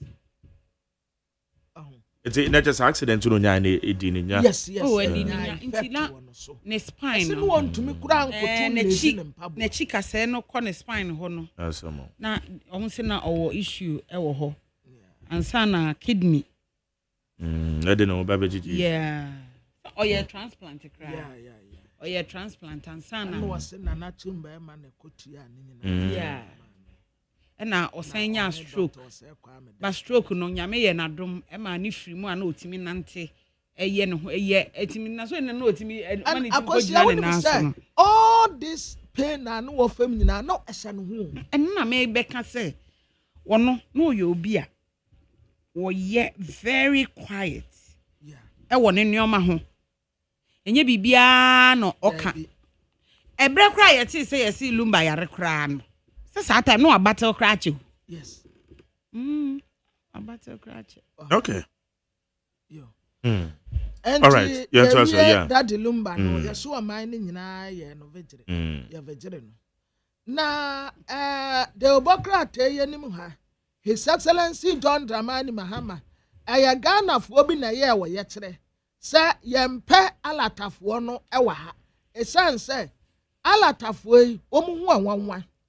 Si sabre yo master ti ye gbokin ube wan so o mo tribe ba ko no so de say Igbo say Igbo fu na aba first ya wo mo be chichire kingdom ube wan na ba ko no so asa aba wo no so be chichire kingdom enti yam wo mo nyina anko wo mo krom aye ye bi pen some time ago Ghana must go no 1984 83 or 82 yeah 83 and 84 83 one yeah Nigeria must go yanya mo hwe si ehun na yam ahio na mama ba ji o madwuma ye o mo de ni o ma ba yo sa tape no ana na ni so like trident no me ade trident mo but trident There is what I say. Trident no anana ni no so like. Na aya triangle. Enti eba na abesi say na sa akosoro na sa abesi na sa akosoro. Na wo obi a ebi di si wo mo kwa ho. That time wo de tower aboni mu. No de ne trident no esi ne kwa ho. Na cassette no oba na esi anu wayi. No wa bom pa. No asa dia same back. Ebu okra o me de pen shema o person o rewind there o shem say no unwind say ya say etire kra de reverse by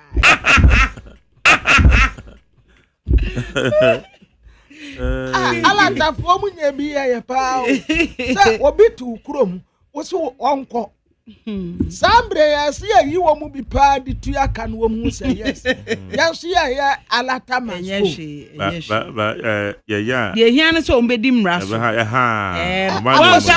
Wo mu ha di o. Still ya de hia. Wo mu ha dwe ba still. Ha ntene. Kwabna still ya de hia wo mu krom ho. Ha unim se still ya de hia wo mu krom. Alata ni be ha wo dan. Ba ko pe na beba o. Wani beba wo so no wo mu ye 22 na gudan. Aye no de. Alata ni bedi hotel. So obabe wono nko a o agi ni the whole day. Wani baba wo so no ano de ye retail. Alata fo. Oh yeah. The national security for the ye wo mu no. Eye pa. A chief way. Wo mu. Esa wo man no maso. Udi mra so. Yeah. Eno na me kan say. E wo say eye mra na ye wo no. Ye shemu kina ema wo mu ehwe so di so pepepepepe. Yes. Wo mu si ye di mra so. Wo mu anya no fofofo do. When wo say 1981 o no lamponsa say 81 rather. O say 81 na e sha ase. But them say massive one was 83. Okay. Combine no. Nti combine no mo san wo ye nkonsa. Na just say president no no say friend Shegu Shagari. Yeah. Wo mu ha yo. Na wo mu ba sa tam no wo mu ba. Wo mu tawra kase no de etwa ne mu. Na ne tape ni si no kon ho. No de abesi abonten na nkofo ohwe. Hey. Wow. Akwa member says that time na amati de denmu ana ba paaye. Odon foni na ekura mi aye. Ai, odon foni na ekura mi aye. That time no, obefa bebia wo mu ekuta trident ni ayi nyina na no ana ebo. Gone are the days. Yes. And you say His Excellency John Dramani Mahama and walk at that afo say womun ku omakuma antu omu yem anya ade aye pam womu yem pam womu ansa but womun nimra so no womu kurekura Benz minim sa Benz no na yi womu favorite car omu de omu pe Benz pa Benz no womu de competition pe Benz pa oh na Democrat aga omu pe Benz any Lexus wait Lexus 4x4 no. 4x4. Omo pe Lexus 4x4 pa. Omo pe eno pa. Na Democrat Ghanaian Times yenim ha. Wacha so anabu Eric Opoku. Hey, Eric. That thing ni Eric Opoku. One no ya Greek minister. Akosia youth wa hwana no. Ya hwana no. Ewo agriculture transformation. Yeah, I know you Feed Ghana initiative na mampanyi e kan ho asem na wo mafiti ase no. Wow. Nti Feed Ghana initiative no. Omo say ene AU omo agenda 2063. Omo agenda free sabre ye ko sa 2063 no. Omo say is in line. I say enisuade hunu na omo hwehwe no. The same thing. Wow. The same thing. Any sa Feed Ghana initiative no nti no nam so amoma bona abaso ama em se o masa ama na ambassadorial we kra wa ha say nti yeah na ai ma tell daily guide de abanim ha wo ho na minim weekend na trend pa kosia so wani ta so a but MPP fu abedinai allegation no ni yesi Ukraine ejumakuo bi e supportu ai supportu wo mu campaign yesi Ukraine ejumakuo bi but wo mu se ye mra mu no etia se wo ye campaign a eni kwan se obia supportu kuntuna ase ema wo de ya wo campaign na no wo mu te se Ukraine ejumakuo bi supportu MPP ebra ye campaign no na MPP amanyoku abe deny no categorically say anya no kre obia wo mu ne company bia ni twaka en wo mu ne atumakuo bia ni asem ayi wo mu ankasa sempo anka boaboa no en wo mu de ye wo mu campaign atumakuo bia mframa no ne ama meboa wo num tie no so akosua mo nsa no so Abusia for ma mefa Daily Graphic de Obokrata no. Daily Graphic de Obokrata ne say ye manu a wo mo senior high school no. ena wo mu fiti ase atwero wasi nsɔhwe no na wo mu dodo no 461,640 candidates ena wo mu kwakotena ase no mo atwero nsɔhwe no na wo hwɛ sɛ de obokrata no ebomu amane no echechire mu akwabena ye ma no for the sake of ye ma no ayininti ye nhwɛ emu nsɛm no ketuwa bi eno o che se wo hwɛ a 461,640 final year senior high school students na wo mo oman mu nyina no emu mema 207,381 mema no ena emma no 254,259 emma no de eno no na wo so wo hwe ye bu nkonta no so wo de toto afi etwa mu no a na say 1,029 increase ababe ka ho wo se wo hwe afi etwa mu na 460,611 into 1,029 ena ababe ka ho a enei yes egusu afi bia no increase afi bia increase ena ma no so de bia wo mo do so sen emema no e wo sa kwan so na kwabene wo se wo hwe covid ne baaye no eyade a aman a ye ne wo twro wasi no e wo ebibrem ha sei te se Nigeria, Liberia, Sierra Leone ena Gambia wo mo nyina no na nke ye ne wo nyina twro pe ye ne wo nyina twro exams baako ba se ye ne wo kasai date na ye de twro no asesa what you say ai ni nyina eye covid ne baaye no enam so ama asesa say yen Ghana for pe ene etwro by this time me kai say saade we kura na ye de bo aban no so bo say sure ne nkwala no nya de enti ene wa twe no ho afri omo ede no ho no ono ne de no oye no mremre bi ede ma wo mo enti May June ena aman a mabobɔ so yi wo mo twere wo de na yen soso ya ba betwero no ebra ye wo mi eye August what you say nti May June no ma say o ma twere awie dada afa na yen so ye ba betwero ye de atam ko mo twere no May June no na nka ya betwero no of deck nya twere of deck na ye November no no mpo na sase ye free August ho sure September registration ni bibia to aso na akwa aha nti say no ensachiraye aba eti say na wo che se a free covid time no eba ye no say na asi akwakoye na ene no wo mo efiti ase with wo mo ye graphic designing ene basketry jewelry vocation for no eno ye wo mo de no once wo mo practical no draw for no wo ho wo mo be ye nkomuade basketry woman be ceramics, woman be graphic design, woman be jewelry, woman be leather work. Soon say be a mpaboa, e be a bags. Woman na wasi e pushi woman. We mu na sasi e pushi woman. Aye.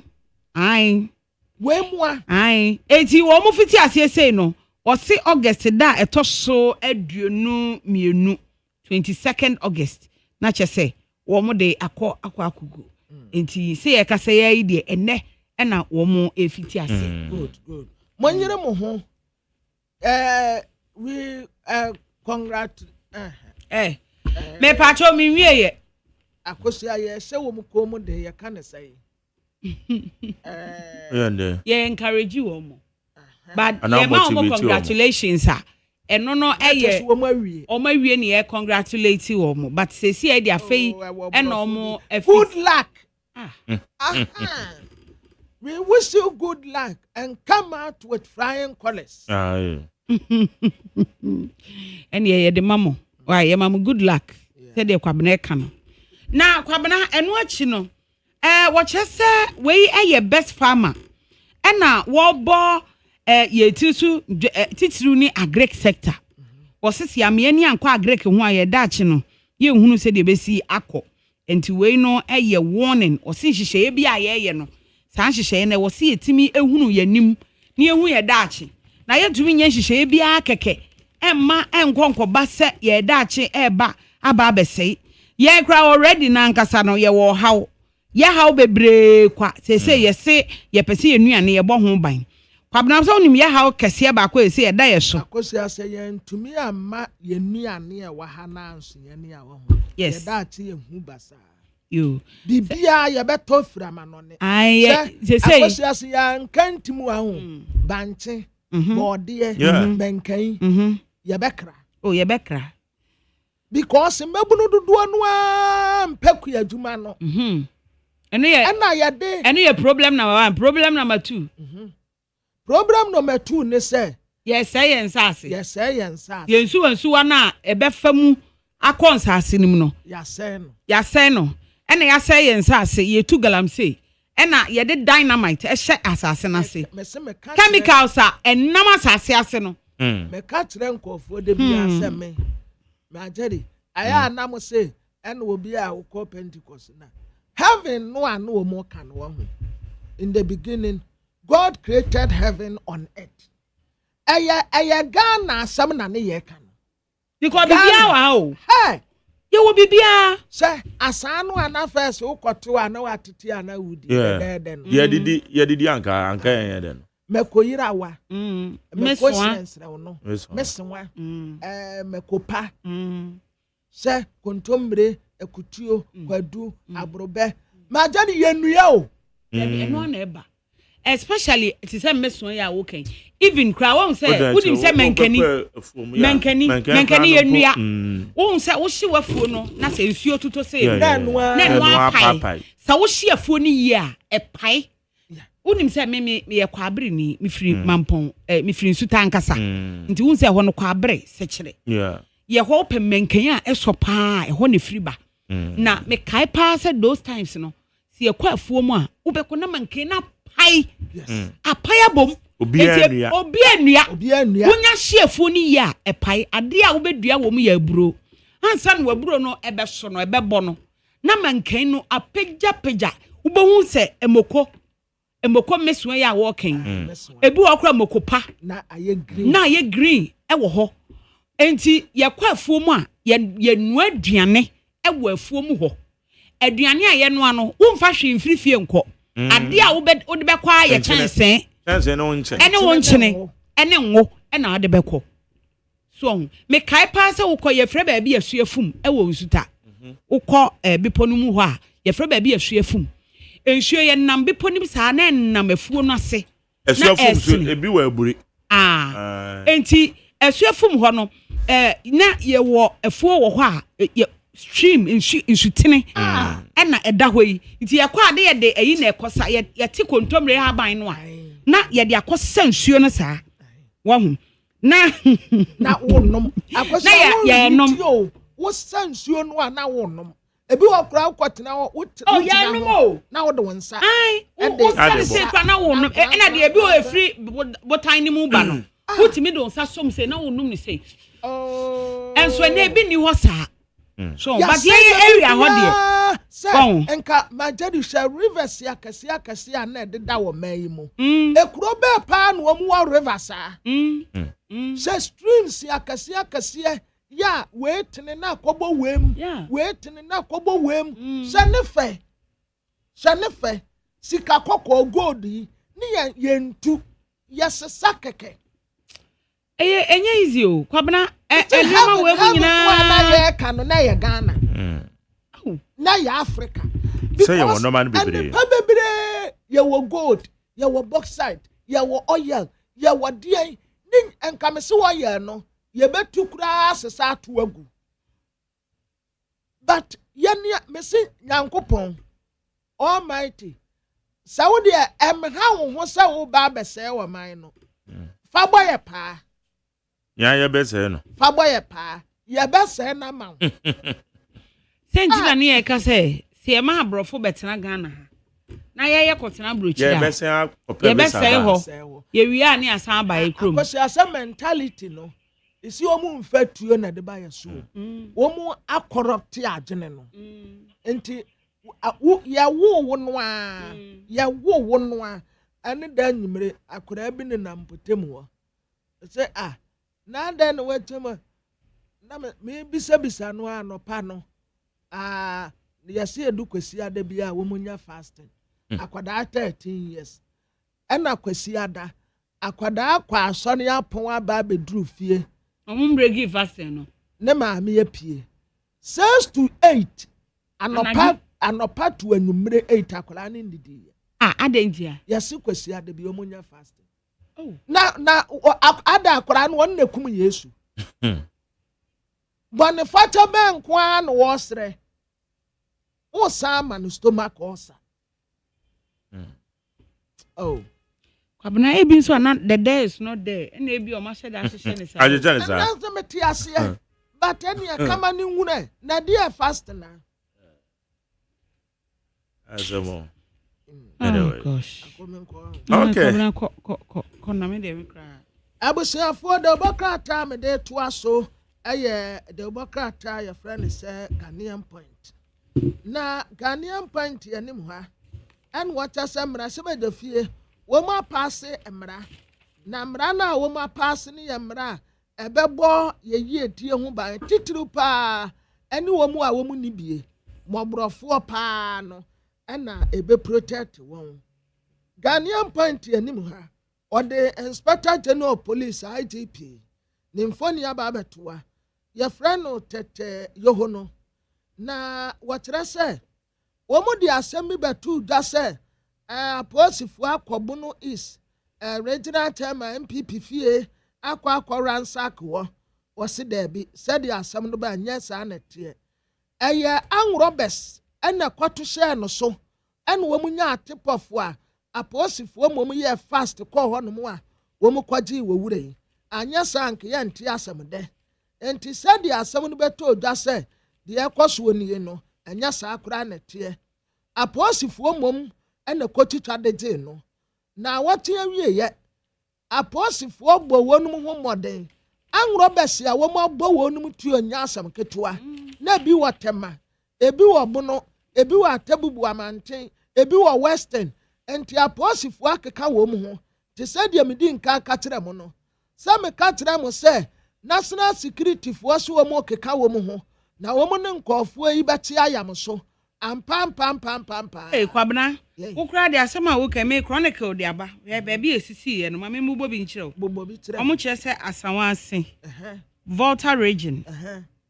Ashanti bekwai. Esiama division. Ena atebubu de no esiama. Sa na yaka na esiama. Okay. Esiama. Esiama. Ena atebubu de wo ka no. Good. Na ubegye di se. Omutiminya AK47 nyina etu akura anwrobes no I'm shocked o etu akura anwrobes no se yan support wo mu ama wo mu antu wo mu so sa akosi aye ntumi and we mu nyina intelligence yes and omo de chichechi wo mu yanta wo machi wo kura AK47 wunya no we wo anwroba wo kura AK47 wunya no we say to your way yanton store ebi o ene wa kosa wo kwa koto AK47 wa hu ena anu a ye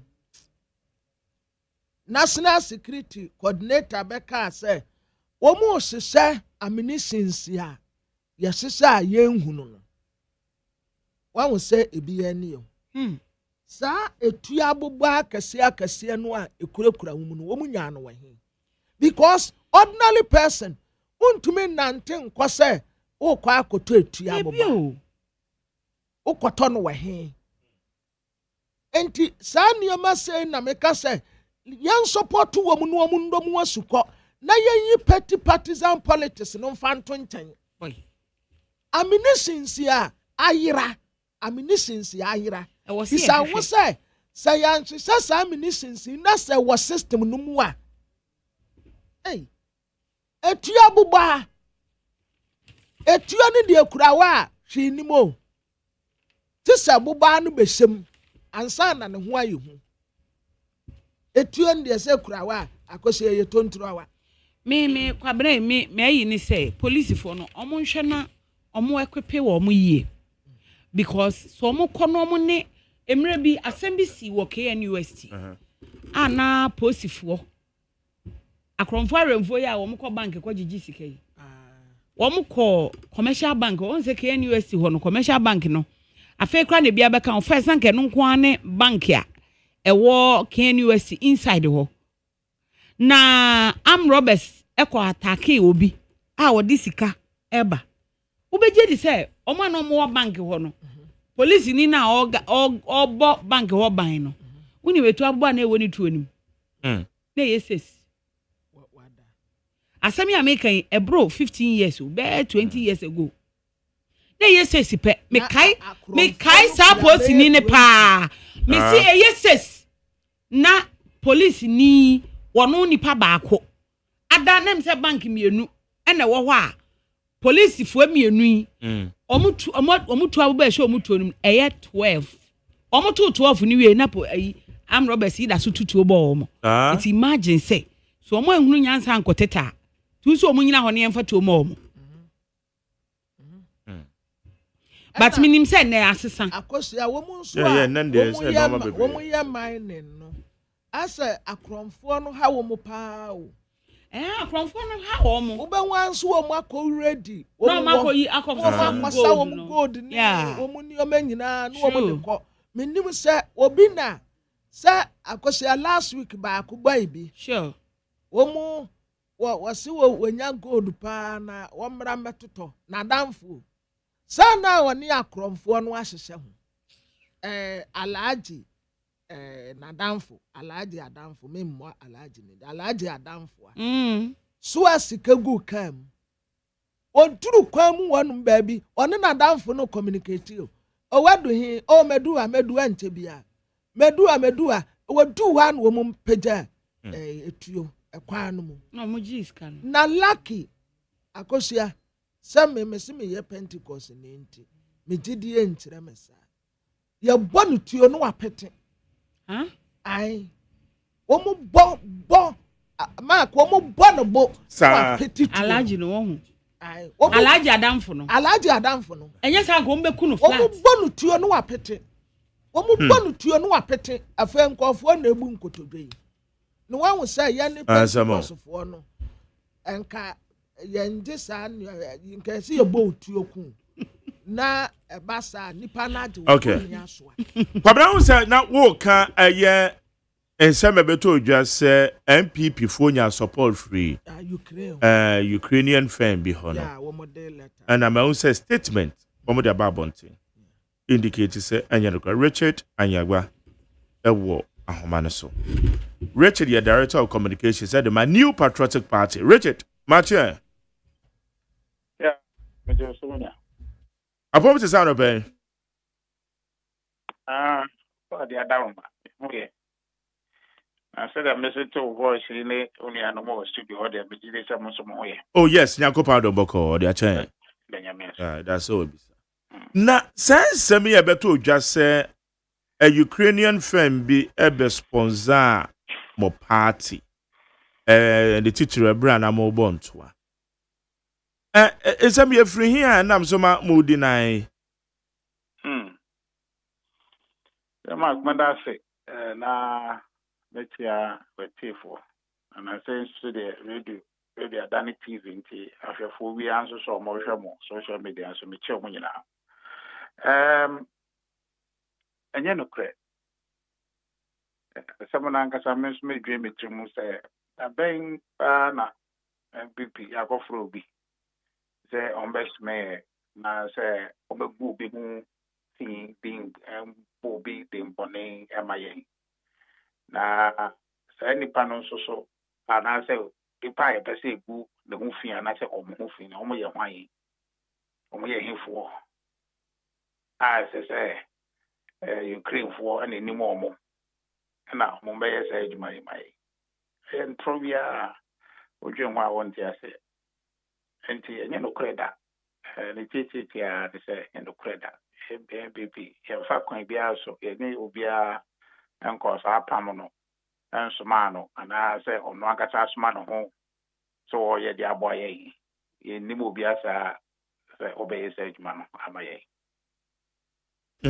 na ayana baby say no say ebasa mo born to wa kwan ya bofa so epesika de bono and it saying as a party campaign and New Patriotic Party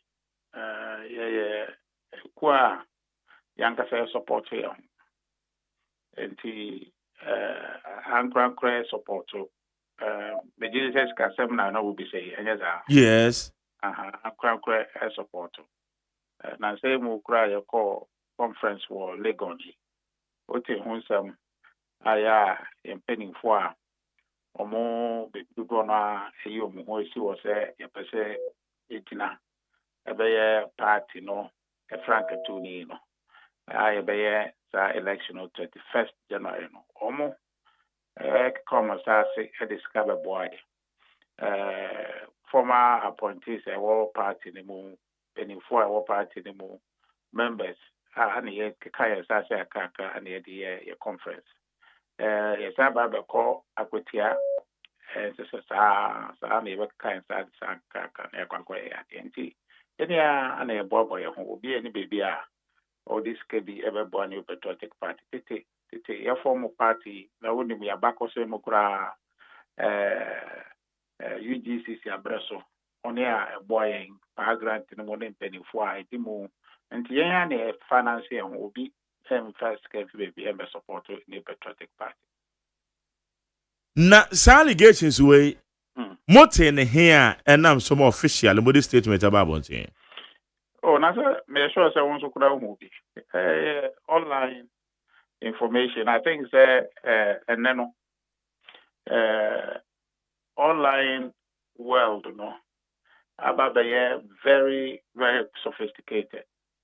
And you know, I say if ubia alert. Na me no ka say kura no. Yoma in a few minutes, you know, out and I say out about be no cray.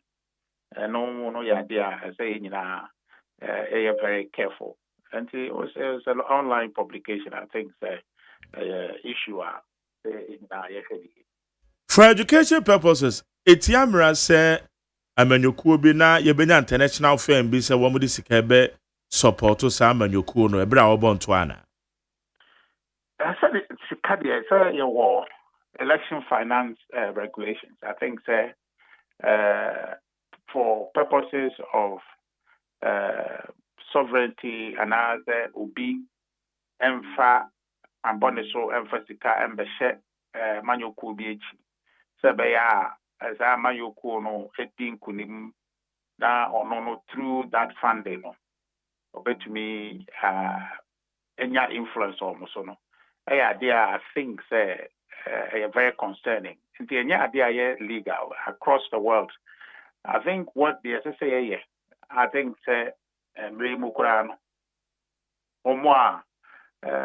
advocating for state funding of political parties. So I think moments like this, that conversation about. But I think the SSA there's electoral reform. And they say on specific reference to election financing. Only there's still that consideration. I think people have concerns. Political parties reporting to electoral commission. Hey, idea we need to take very seriously. Also, at the end of every period, as a political parties, render account say the way so that they some do for pa I think that the civil society organizations, New Patriotic Party, to me, I think the last time I met a whole conversation, I think was about 2 weeks or 3 weeks ago. I mean, Treasurer Aiden I think that the New Patriotic Party are filing a document to that effect. I think it is not proper morally, patriotically, so not acceptable. Could be an answer the could be financing. It has the potential of compromising the state, in terms of the panel of the Nisikababe Boa. Now, so the Nisikaboas are panel, so at the end of free and they say, yeah, to me, bar, and just any panel had the influence.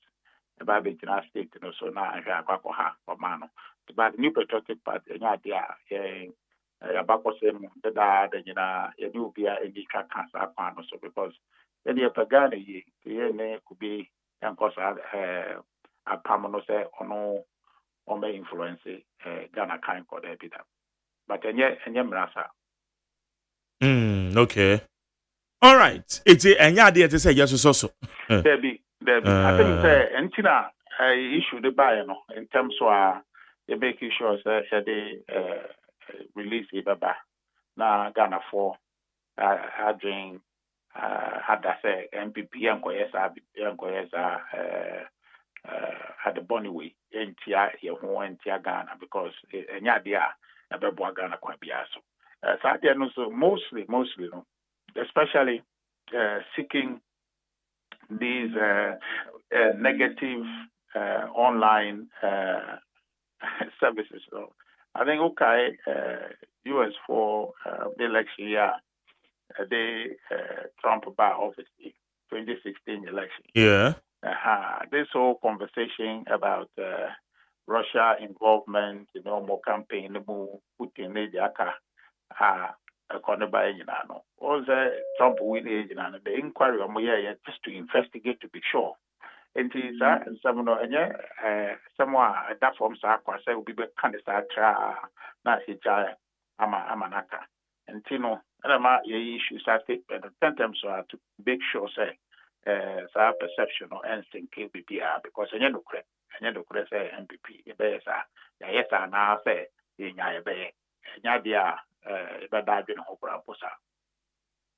Okay. Na you frequent you bisa so far I will also to say akwatia by elections. Yo, that say akwatia a mixed feeling. Very mixed feeling because which one I want to say a brand here and who's seen also NS very young vibrant.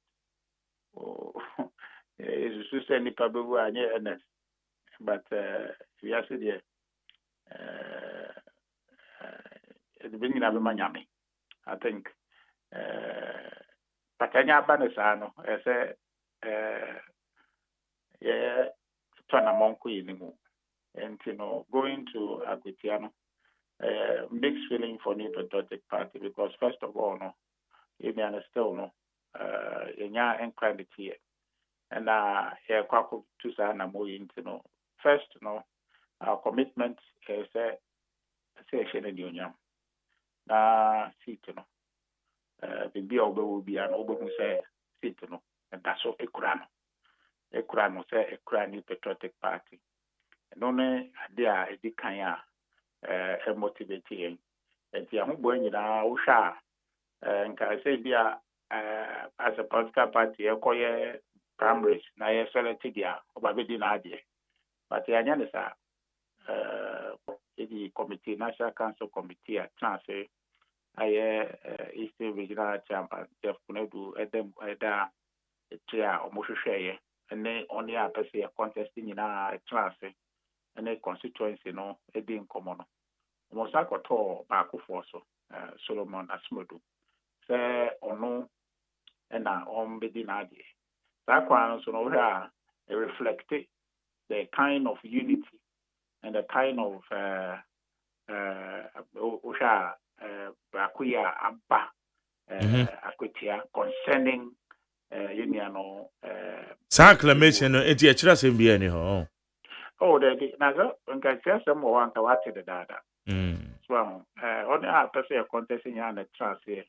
If you know who the Abba Akutia constituency, the Bebois say MPP, a court, can see no, a big thing could even. And no, and no more share so because so Solomon you be a or no bet me this side you yamshano, a bre akutia, no their bre and any new patriotic party. And once a dear you hope you as a dear but in an support in our Solomon now to me I just sitting back to the New Patriotic Party. I think the main consideration. I think preparations are starting. Say team Friday team free Accra Koi, and then so the Bible call. Now I say you start here to your structures not on the ground now. And Jibia and Amia Guma, the PR best so or I put your honor MP scientist as it. Oh, okay. All right. Now what shall I say? We have let's just say the 2nd September. It's just say a few weeks. Few weeks from now. I just somebody be born to know yeah no ma. Oh, okay. All right. Okay. Na bambo mun sam yankomo bia yedi because yenim say hunu be pen and ye dru amanfo so ane aka ya no. Ya yetete de say mo anya gidie wo police mu ana say kwakwa say antwa na mo amabom ho ban. Is that arrangement? Mark, I did get a banner, but you are back or some. Now we are July 11th. The CEO of Blackman, Northie. Okoichi Kakranso, they see December 7th, 2024. You said you are any anum and this was a share home. Abopa, after boys, as I say, Sumasi say. We say Mukoisi. I take Omokasa or Moka. The beer can be open the radio so and a more mood to you. Say no more a crowd police, military, the security service, no aircraft. In addition to that, also Homo our organizing facts are almost a peso. MPP there, Nim.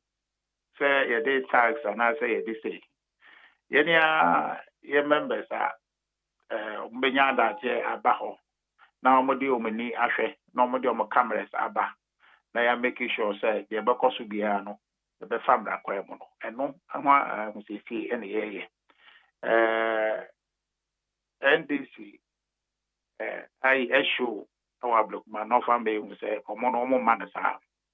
But into me young baby. They say be bit my yarn say Yabema Ghana for who say and yes I say democracy no echo. Now police for to me sure say omuna omo asabedi nimu in terms of security.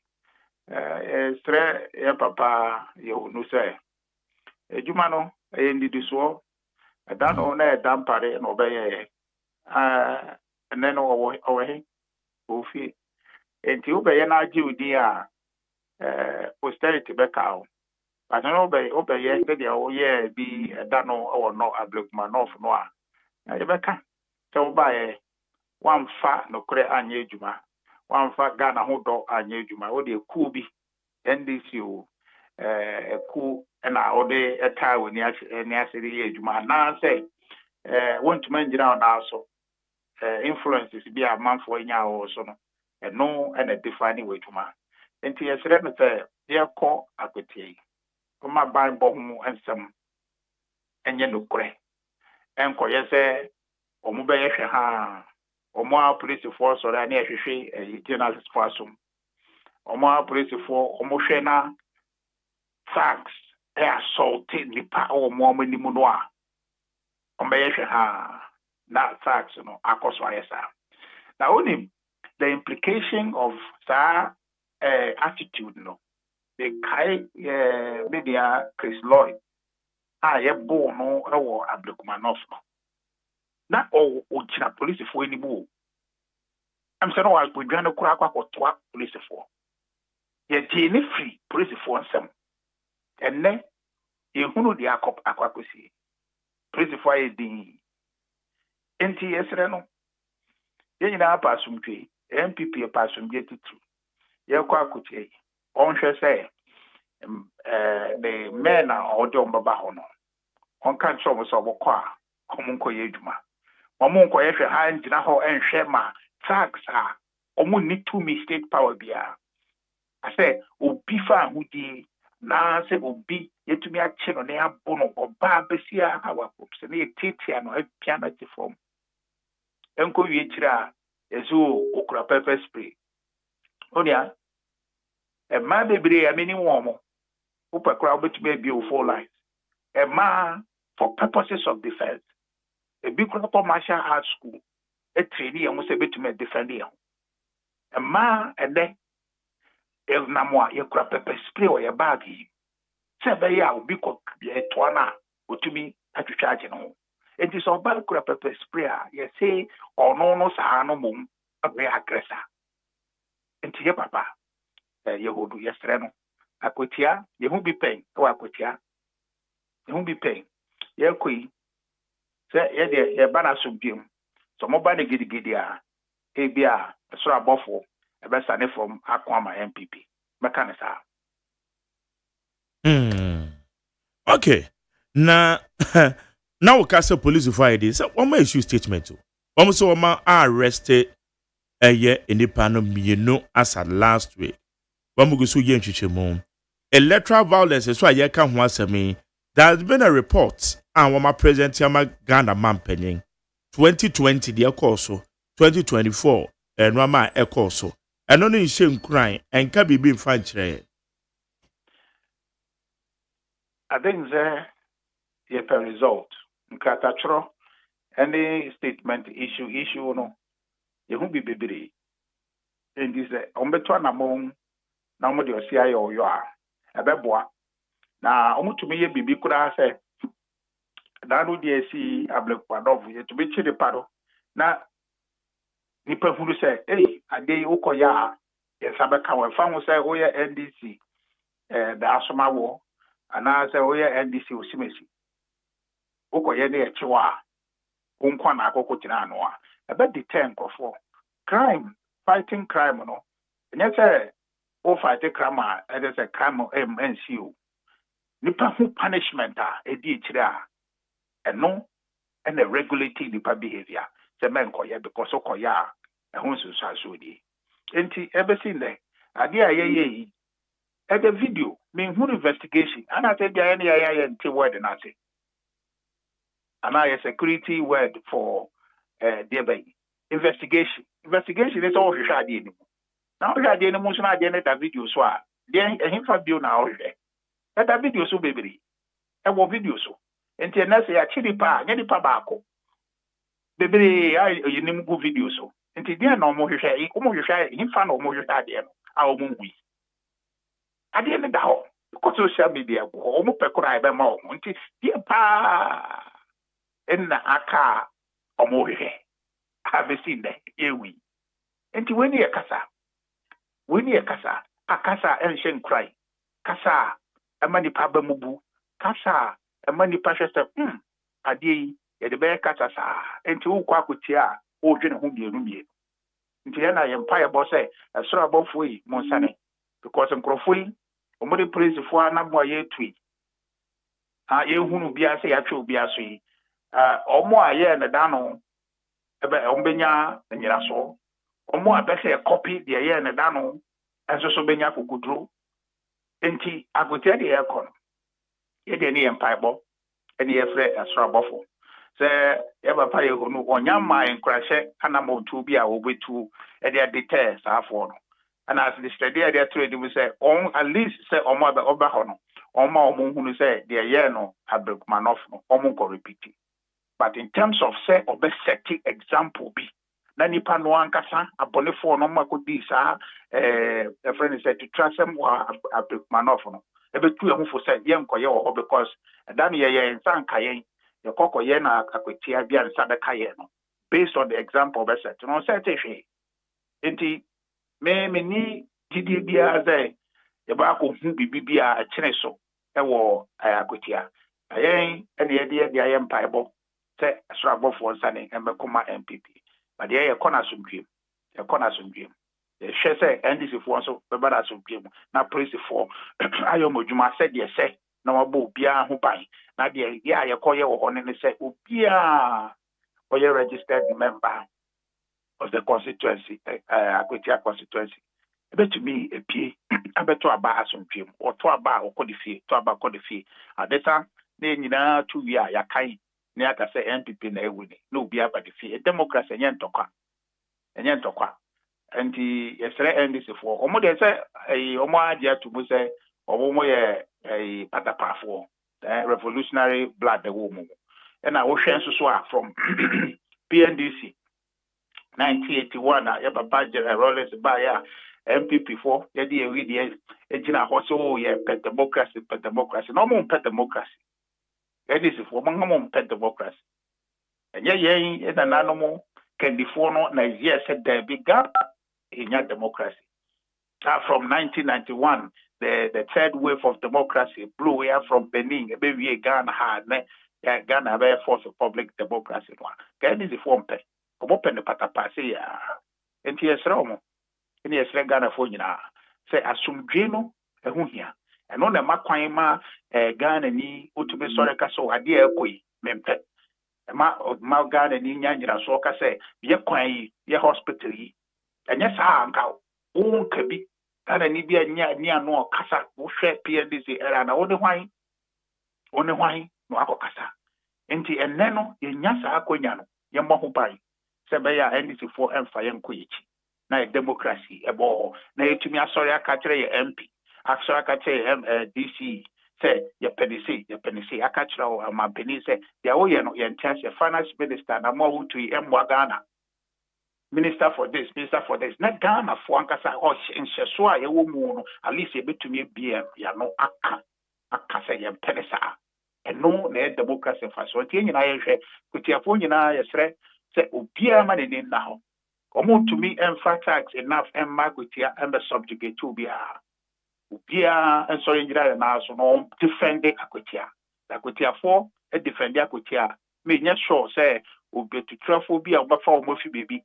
Omo nyafi mpo atremu wakotia se yen Ghana for na sa kotia for no sori se yen pesa hawa ha be sure say asomtwi na e kwakoto aba no na aka ne pepepe na de obewini no amiti di pass be MPP no we wini na afi de nyina akoso ahwe say akotia abekoni Richard Anopeya da say sumdas Jenny Richard Anyagba or your director of communication said the new patriotic party Onu yanu ne din komo ye fan sama kodo a na ba betodwa ehho NEAT 100.9 Ghana Montie Ghana Montie Ghana Montie Ghana Montie Ghana Montie so ne woni 100.9 so akoza support wa ha amansancha me kwabna ma fo mo de bo me krata no yegu so a ye emu adwuma Ghana Montie esuni ye de interviews ni bin so sign e ba beto also Agos fa bi mamena yemfa ento aso kakra miya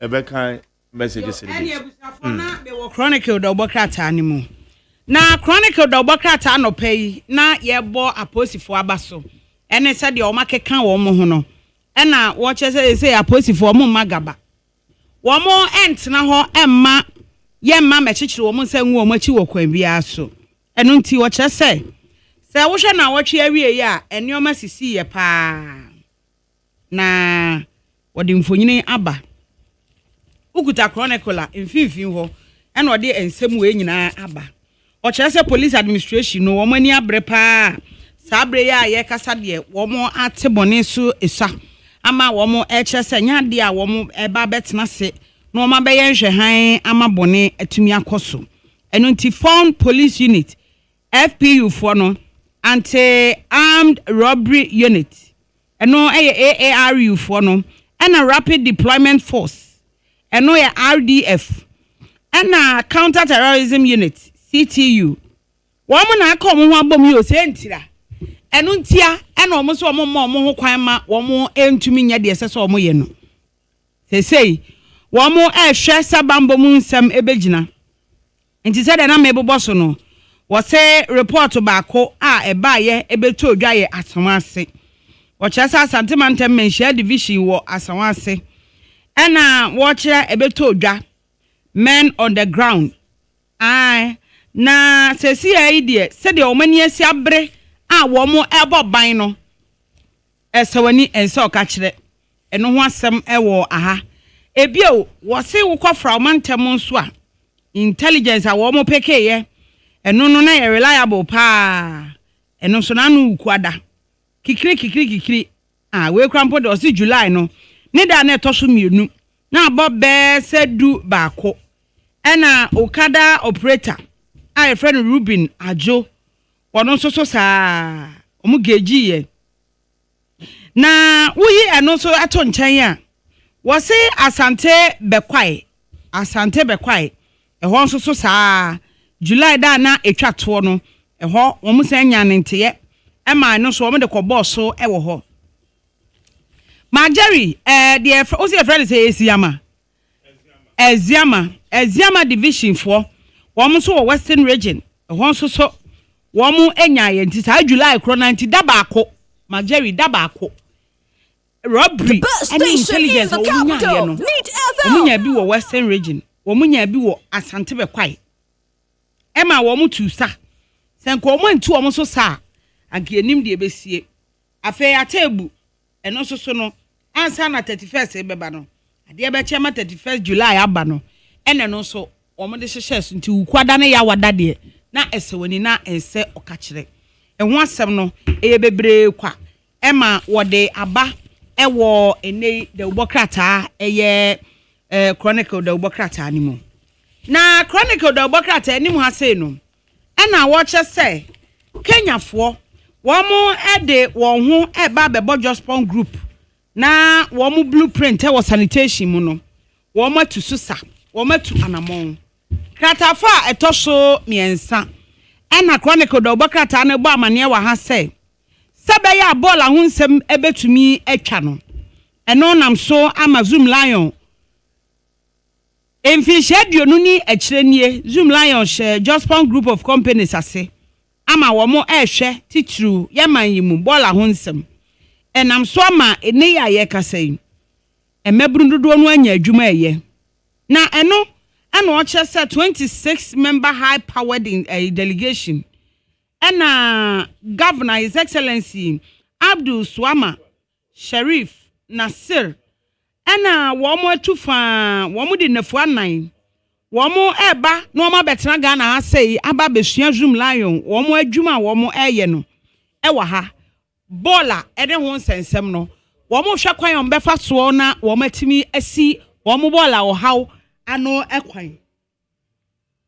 enu nti 26 members no mo baaye no wɔn hyɛda ɛkɔ mmea hodo a Zoom Lion wɔn ɛyɛ efi ho adwuma na bɔɔla ho adwuma na wɔn yɛ no executive chairman Emma Jospon group ɛyɛ Dr. Joseph Siam Japan wɔn a ɛna wɔn ɛkɔ Kenya Emma wɔde nneɛma kɔgu akwan mu ma wɔn wɔka de akyerɛ wɔn sɛ wɔn hyɛ adwuma a wɔn ɛyɛ ɛno nam so Emma wɔn susu tu anamon ɛbaaya wɔn bɛhwɛ sɛ deɛ adwuma no sitie na wɔn atimi ahunu ne wɔn bɛyɛ sɛ ɛsɛfata adwuma a wɔn de ma Zoom Lion no ama wɔn mabunu a wɔn wɔ Kenya man ne mu anya adwuma no ɛno ho asɛm ɛna wɔn ɛkɔɔyɛ a wɔkɔkɔkɔ hwɛɛyɛ ama ɛno no wɔkyerɛ sɛ wɔn ɛpɛ sɛ wɔn yɛ bi pɛpɛɛpɛ na wɔn mabunu so nya adwuma a ɛnɛ Jospon group Kenyafoɔ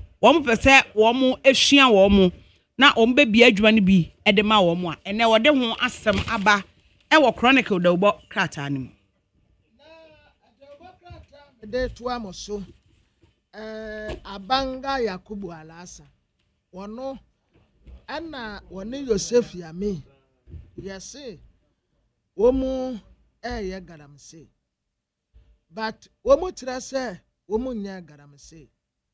Enti Yakubu say wadi nine wase wono ade a yefrɛ ne sɛ garam sɛ kura hu a wuchi na wafire ho ɛyɛ bosremuka ɛne din sɛ yɛ ɛna nipa bi pɛ sɛ ɔmode sɛ no akeke ba garam sɛ deɛ ayɛ sɛ yɛ kaso obi ayɛ garam sɛ nipa korɔ wɔ mpɛ ɛnso nipa na ya galamse ada na mo mpese di no kura no atre se ye galamse no ye hu ne se anwro bes no pepepe galamse fo ni nyina ye nipa bonefo o mo nwene wo ma ho enti ye kasa o ya galamse pe na nipa kro no wadwa line waso wonya galamse enti MPC no a some time ago yɛde galamsey foforɔ wɔ mu bebree lusu wɔ mu seat no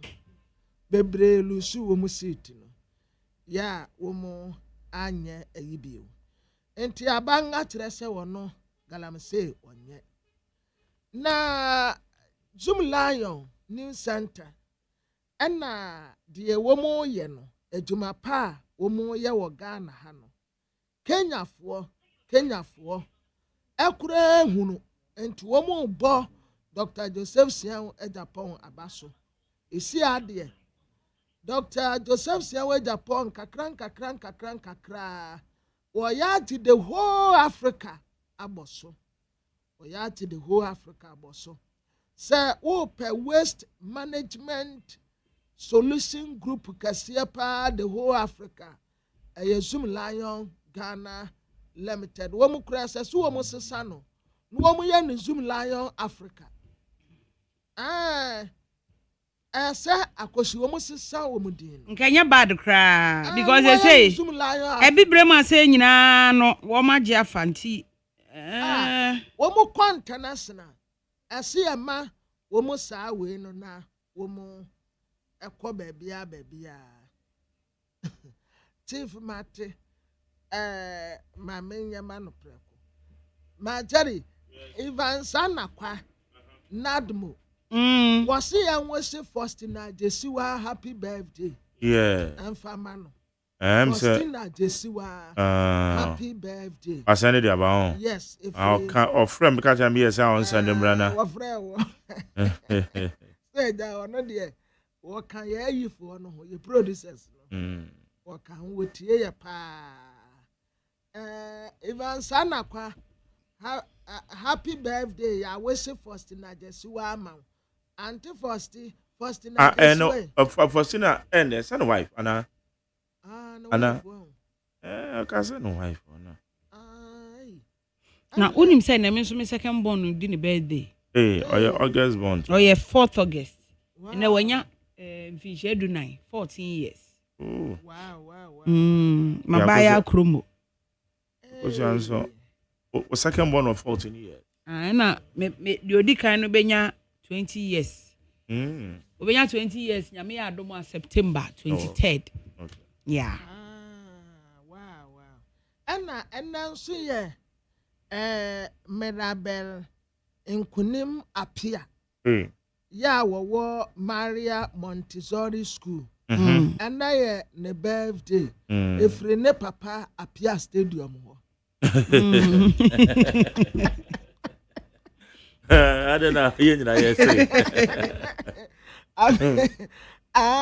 sir ne ba ni din na ya wosre wa ho ne ba ne ya fra no Mirabel ana Mirabel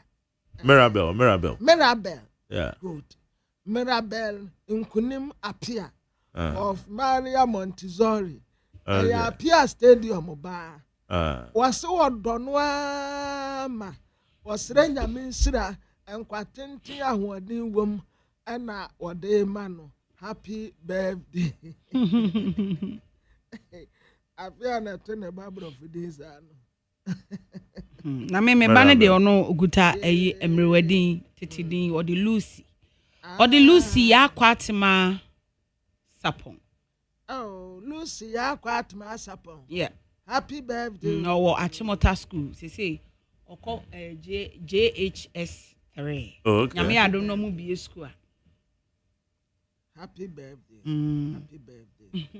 ma jere ya brother bi wo national security meka na smart we chire ya fan Raymond yeah o se wo chia ye nyina Raymond ya je wo so sa wo ho ye ono do onye national security fo ni bia omo eye wo debi won odi ne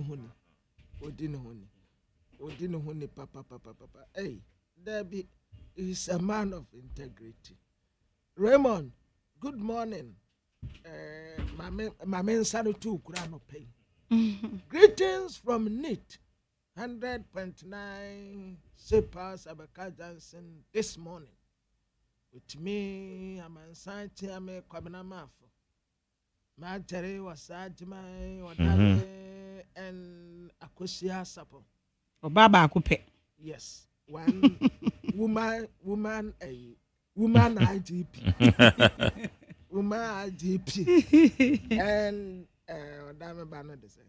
A friend Gideon. And Gideon. And Obana Okaya Hono. Frema Bankro. Greetings this morning from SEPA, Sabeka Johnson to National Security Outfit and all the workers. We greet you with the rate address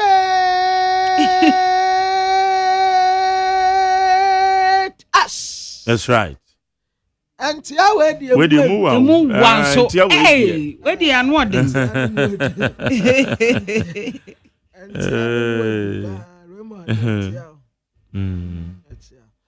na Dr. Alhaji Mahmood Bawumia and one ne that the lumba mano ejina ha e won mama no e na be man nsini be man dia za ba akupe o be man ba ku ni wasanu e na campon so ha Canada Japan we kwa woni be obrefo didi no abre o campon wasu o wasu papa ya se be man so ba campon wasu papa and now when you bushi na Dr. Alhaji Mahmood Bawumia omocha picture wa ha Dr. Johnson Esia my Bank of Ghana amrado and now what's the third of total reserve being considered and the amentias munya no one bisa yes dollar no ko bank ya wunye bi and na mo dia ma abotifo no anti Nigeria abotifo yi posifo ntumi nye wo mo hwe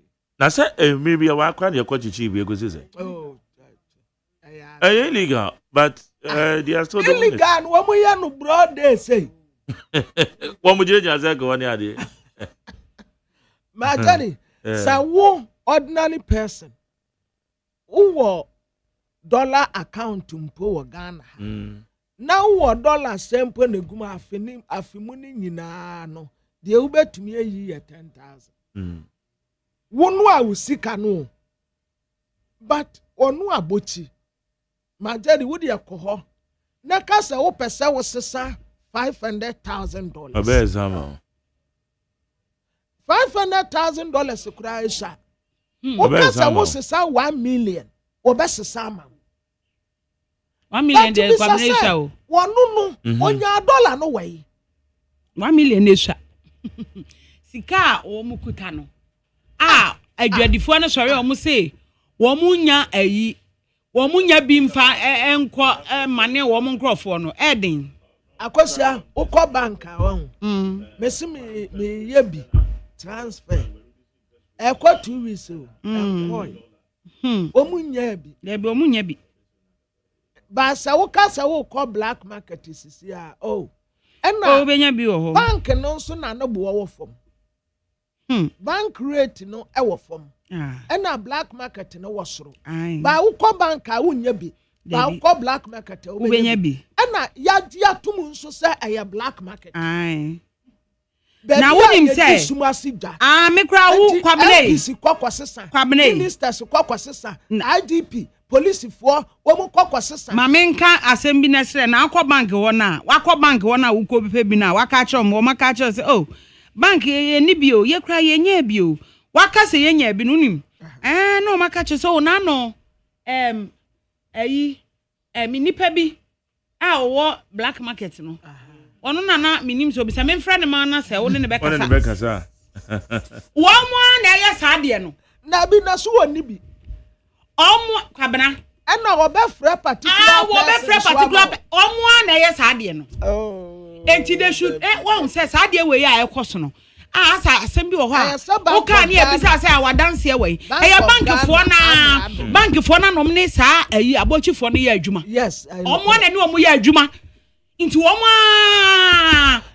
omo si e bi wo so ye kwa e bi ni ho empanimfo ni bi nso ka ho empanimfo ni bi ka ho young fans say you the best some mpanimfo no etre say teacher ni wono woni says kan no akosesa bi di akoma abochi aya mu mpanimfo no mo na mo yes ade mu aban mu fo mo ka ho businessman takun akese mo ka ho ɛna mo ne banks no wo mo so ka ho ɛna Bank of Ghana fo mo nso mo ka ho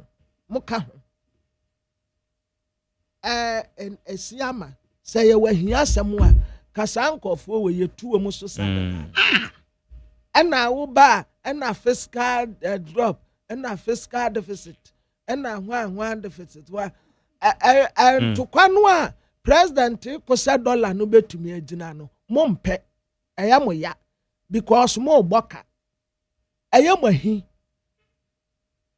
we was the third of total reserve being considered ɛyɛ dan deɛ asɛm a wo ka ɛyɛ dan ɛnyɛ no ne ehia ɛyɛ dan ɛsiama ɛyɛ dan ade a ɛna sadese mobile and sadese mobile they are in the same thing. See, I drop yes, I drop will be anim. But I don't think I will call wunya be. O kwa kupebia wunya. Nina our black market. Black market if one crowd $1 to Bank of Ghana. Or more. And there's no More Bank of Ghana. Black market for $1 term. More or will be term. Ubedru circle ho omu jinenjina ho and the fathers be there numpo yenko ya pene sew kwantambrantem and omu jinenjina ho sika ne gu omu nche hye ne bag mu egu ho menim so omu sa wo protection an robbers ya mo gbokro no wa hei enkofuo yi wo ho what be da say omu protection omu wo protection omu wo bi pa omu wa ho bambo bebre kwa na FDA asam mi nim say ya no kra de abna ya no kra na jai me we ya no kra akosi abi ana enye ebia ya no kra ya no omu niam ya Mr. ai but kwabne unim na me ka che Mark Jerry say me my experience bi da omu si tasty tom omu say tasty tom me akosi omu ya no Ghana omu ya wo Ghana yeah yes yakọ no omu ya de kwabne na me ton mo ni anwa anything tomatoes ni sa anyoma no ye kofa bi na baby e kofa na ye sign the koma wo mo because esi wo no kra na edore mora ade a eye ye de 1 year atoso ana 2 years atoso for expiring date no na setimi dore mo a esi ho a wo se na ehuhuru akosia we dia ne see ya say you are the kraman we in tetere maso aboa me de mani ahu bi enye se bia yo experience yakoto ye sign the command ni pakro no baby yakoto free ye no ye sign the command ni pakro ye sign the command ni pakro e wo social media no so we enye se bia ebosirem kan e wo social media no so ko hwe e wo ma da worma ya sremo aye Ghana ni na ye de but ya si aboa ne takra na ma ne ye kese so ntakra bone de ka fenyina mkwatre kwa anda na munye ni ye preko factory ho no mo call ya o makotum ena da UTV so no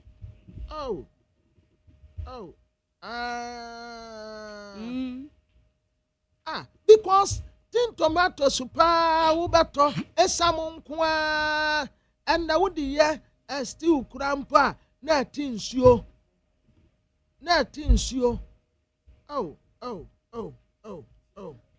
They say one must say and yeah one the normal operation one say kwabene our system ni mu ache na enkrofo wonim say enkrofo di kan ye wo social media ansa enkrofo na de ba ye na ai national security for no edi akire ekohwe ye say sign na ade ne sitie ampa wo ko pie mo it is working enti omukọ ya omukọ pie so wo de bi ni go no aya tomatoes kwabra And you my question no. There be. Seriously. Your safety concern very very. Ya pasa Ghana for mo yire mo ho na mo ya. They say unim say no so na me die. Ade a anya say die. Oh. Mo de ade aba kama nkofo asom. Adan na mo ye ne say. Enti FDA for say Tasty Tom.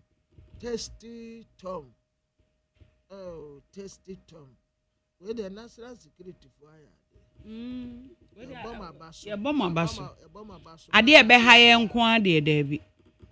Na wo kodi a me se akoso enioma bebre wo honom wa. No na ekuyan no, eno na e ma ya kidney. Ya bebre ekum nkofo a yakoto. Yakoto yare ye no. Yakoto yare ye ne ye de abafi. Nanti oh mama tomatoes na bomenum omo factory no way oh enye enti wo ya ade we say na wo de ma o manfo si wo munni a yo enya se wo mu twa to so we de wo ma ba factory ho ena na me de kire wo a wo hwe ena sha ade a wo mu ko hu de wo mu ko hu ye no oh Majari, enye kura. We there, ya bo mo abaso, mo aya ade. Mamu mfanso hwa.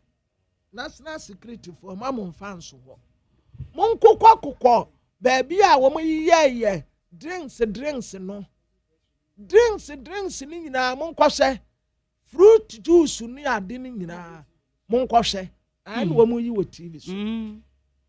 Fruit juice no monkɔhwɛ enioma bebre wo hɔ no mo ayesrɛ mo muntu so samayen momfa mo nini etire na monkɔhwɛ sɛ ɛyɛ sɛ ɛbɛdwa so ma yedi anaasɛ enye na wa wo yɛ ade we de babonten sɛ yenni adɛn nti wonnwene Ghana ho kura kakra wontini nipa ɛbɛtɔ no ho kakra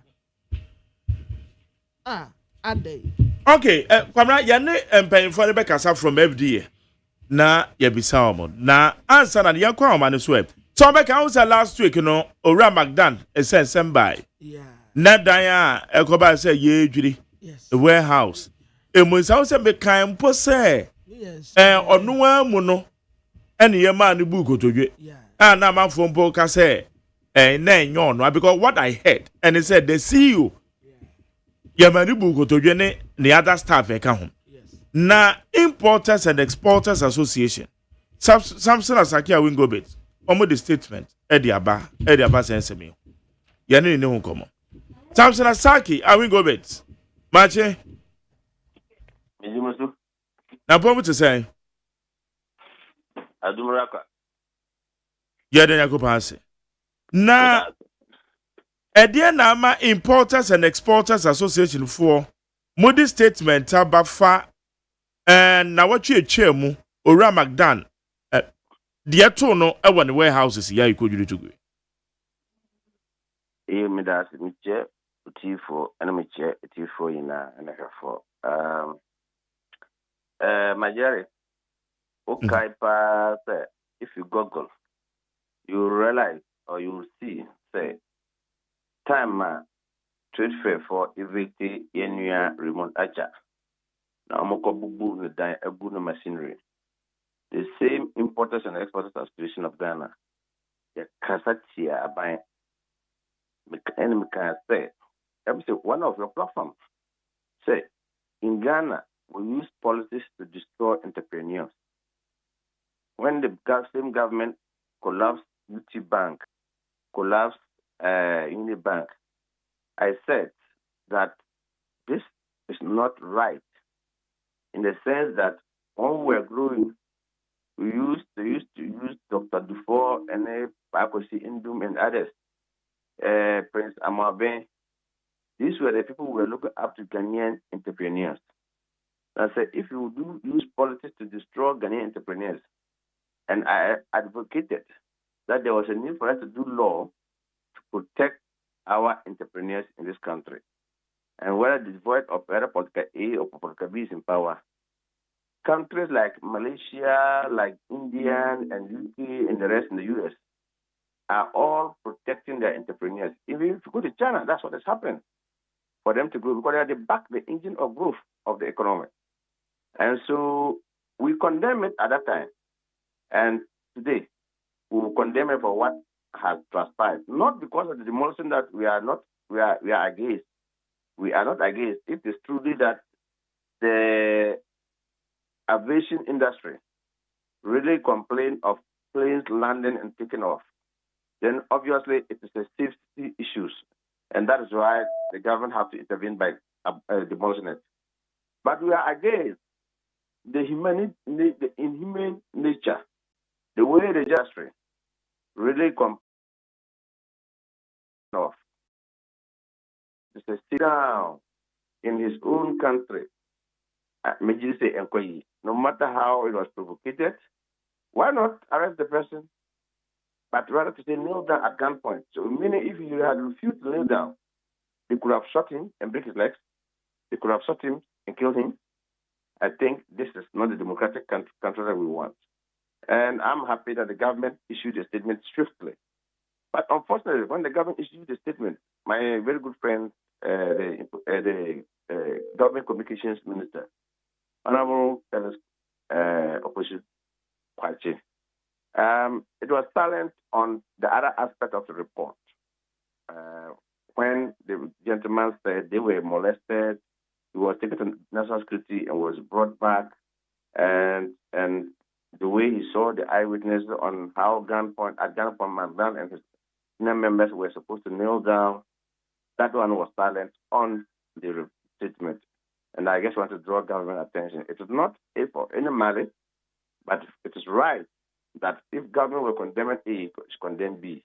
And that should have made mention. I do not know for whatever reasons, but I'm not going to say that Chimapona almost decided to do that, no, to silence him. But as business community, as we are, very proactive, every vivid issue that is bothering the business community, we come to make our statement loud and clear. And that is why we issue that statement. We strongly believe that in as much as the government wants to investigate on the journalist molest and the eyewitness molest, they should also investigate to know whether is it true that the owner of the building, the person of Macaulay, and his team were also mishandled or manhandled by the security operative. And what was their crime? What did they do? Were they preventing them from demolition? Was there any obstruction? You know, the security, they have their own language. They will say you're obstructing public officer or whatever. We want to know. And that is why we issued the statement. Okay, iti more patches said the course no nana kanye kwanyana. Absolutely. Strongly believe that even if you were given by law orders to come and demolish, and the people come there, I know the security can stop them. Don't come, stay there. But to say kneel down, inquiry. That's why we issued a statement to condemn it. But okay, be say yen for politics, you know. Other way no, are you seeing an iota of partisan politics a woman? Because I've been asking. Oh, if you go the antecedents of this country, you will see at every level of decision taking against what happened at Raymond Acha during the trade fair days and what has happened currently. Definitely, people read meaning into it. For us as business community, what we are trying to avoid is we need to protect our entrepreneurs. We need to build our entrepreneurs. We need to defend them. We didn't need to ridicule them. We didn't need to vilify them. We didn't need to destroy them. Building entrepreneurs is not overnight. You know it. It is evolving. It's years of hard work and dedication. And people are mentoring. People are touching life. Such people, we need to protect them. That's what we think should be done. Whether the board of political A or political B, we don't care about what political party we are coming from. What we are looking at is national interest. That is the most important thing. And that is why I said, for national interest, it's the interest that's true. The building was obstructing visibility of the aircraft when they are landing. Then that's right. The government is right to demolish it. But what happened after demolition? The stories that we are hearing is what we are afraid of. Okay. Idea we see ya na who information say na Magdan CEO na kasana oka ho bi na military officers na assault a woman on the workers. Oh, medical control say I guess when the government also issued a statement, the government were in there to issue a statement to condemn it. Am I right? Yes. The government also saw the visuals. We also saw the visuals of the reportage by the reporter. Journalist, yeah. When he was interviewing someone and you could see the one officer of the be the military or police officer raise something to hit the one who was granting the interview, and they all have to scatter. So they were running for their life, cover for their life. So of course, yes, that visuals we didn't see, but from eyewitness account by the said reporter is what we are all relying on. Until you tell me that what the government issued, government were there to see. And I don't think the same soldier who vilified it who went back to report that yes, we did it or we didn't do it. You understand? And so it is objectively for us to also speak from there. And I medical actually say, I or your report no, minimum pa or Jehovah Witness on John Troda. Jehovah for a kind of crap on. Oh, Majority on John Tro. I know he's a very respected journalist. I know him very well. You yourself, so what would you do? And I want you to do. Oh, main cast, Adi. Even GJ cry. So I'm supposed to issue statement and mewa. And say, based on the report, is what we have issued. And of course, this is our country. We all of us need to. There's a yen and I'm more. And ultimately, I can say, building an entrepreneur or become an entrepreneur, and therefore, there are ups and downs. But those who are strong, stand firm, and to build it up to today. There are the people, our children, and our children are studying when they talk of successful entrepreneurs. As a country, we need to protect them. And I say we did condemn when Popti was put down on his machinery. We did condemn it. And in fact, that year I said, if those companies were to be there, the government would have been making revenue in the form of taxes, corporate taxes, employees taxes. But those organizations had gone down. It was going to affect the final taxes of the GRA, and it did happen. Okay. Na you frequent not just say about your swift investigation so. Na and once I've said ya statement free ya ba so ya buy Ghana Armed Forces sponsor the statement by it is action we want to say here anybody we are. Okay. All right. Mami bisa ya nei mo amokra no ama e de no me fro me moko. Se mo pe dollar to amunya bi e wo bank. Majority meza chia view no ahwe for energy for yeah tena say I say a month ago na me some report be statement be coming from concerned importers be saying they were having challenge of getting the forest in the bank. I had thought it wasn't a serious something that was give us any serious attention to it, because I believe that because we had a meeting by the Bank of Ghana at the time. Then again, my friends from Guta, my colleagues also issued a statement. Then over the weekend, that was 2 weeks ago or something like that, then the Bank of Ghana came out on Sunday and issued a statement that they had met with Guta and they can assure them that the forests were there. Then the last week, I was there and I'm also getting call all over. So there was a need for us to issue such a statement. The majority, the Yemi cry and say, Alaji has the dollar. And the commercial banks don't have the dollar. I'm thinking loud. What happened? Where do Alaji bring the dollars from? Because I know the dollars are in Bank of Ghana. It's there. It's your money. It's not that the Bank of Ghana doesn't have their forest. And the Bank of Ghana gives the forest to the commercial banks. The report I was getting is that the commercial banks will tell my people that, look, if you give us your, this if you want to transfer, you have to justify why we are transferring such an amount. So you have to give them documentation to the commercial banks. The commercial banks say that they have to take it to Bank of Ghana to go and bid for the auction of the dollar to them from the Bank of Ghana.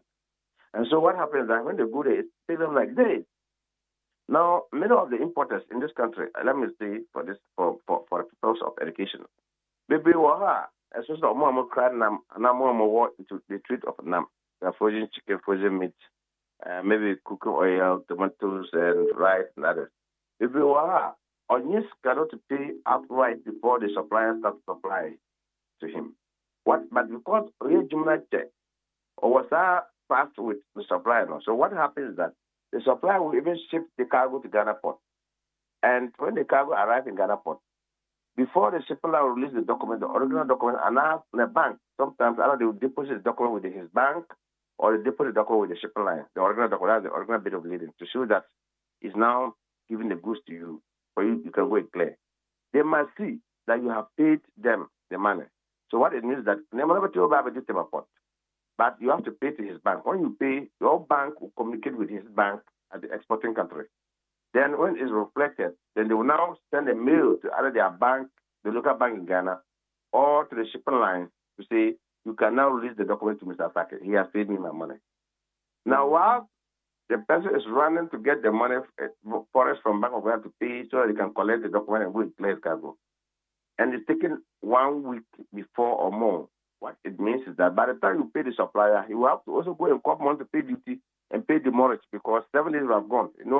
If the cargo arrives in Ghana, then you contain free ship, terminal. It takes you 7 days, you have demurrage 3 days. After 7 days, you have to start paying demurrage. So what it means is that if you are taking the dollar from the BOG, by the time you get the dollar from the BOG, sometimes you may not even get it. It is 6 days, 7 days. You are pushed to go to Alaji. And Alaji will give it to you at 12.3. As a last week, it was 12.2, 12.3 in Alaji. But if you go to the commercial bank, you will get less than 12. You will get maybe probably 10.9, 11 cities. But if you go to Alaji to get it at 12.2, 12.3, it tells you clearly that it adds to the cost of doing business. And so we are drawing government of Ghana attention, say, especially finance minister, papa, Bank of Ghana, robot. But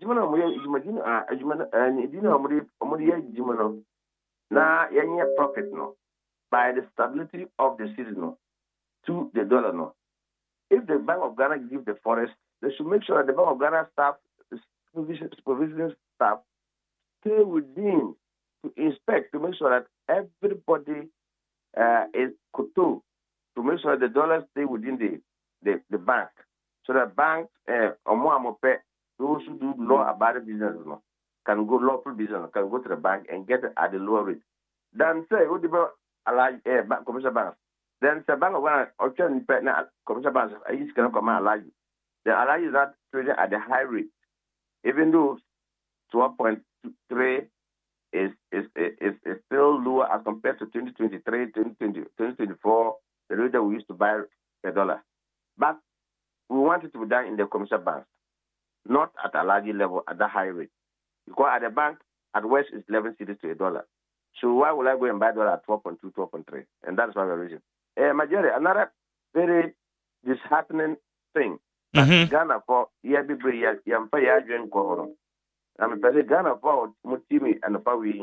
Abai.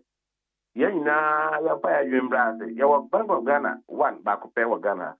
I mean, before because of the cafe. I was going to say, girls, Gura. Your Bank of Ghana. Now, MBC will say, why would our Bank of Ghana cannot stand on his feet to say, this is my rate? Whether we allow you, whether we forest bureau, whether we commercial bank, whether we are your port, we are using 10.4 as is happening at the port. 10.4 customs is using 10.4 calculation duty, 10.4 across board. But do you know what has happened? If you want, another way, our reporters are more core banks in I know we have TCFM, FM, okay, more start the break. More reporters call. Check around the area more banks do more forest brew crowd. Forest brew A to forest brew B, you will see different rates. Commercial bank A to commercial bank B, you will see different rates. Then you ask yourself why? What is the problem? The last time we went to Bank of Ghana report the presentation I'm here, and I'm meaning Jew, and I can't say. When you and Joe, yeah.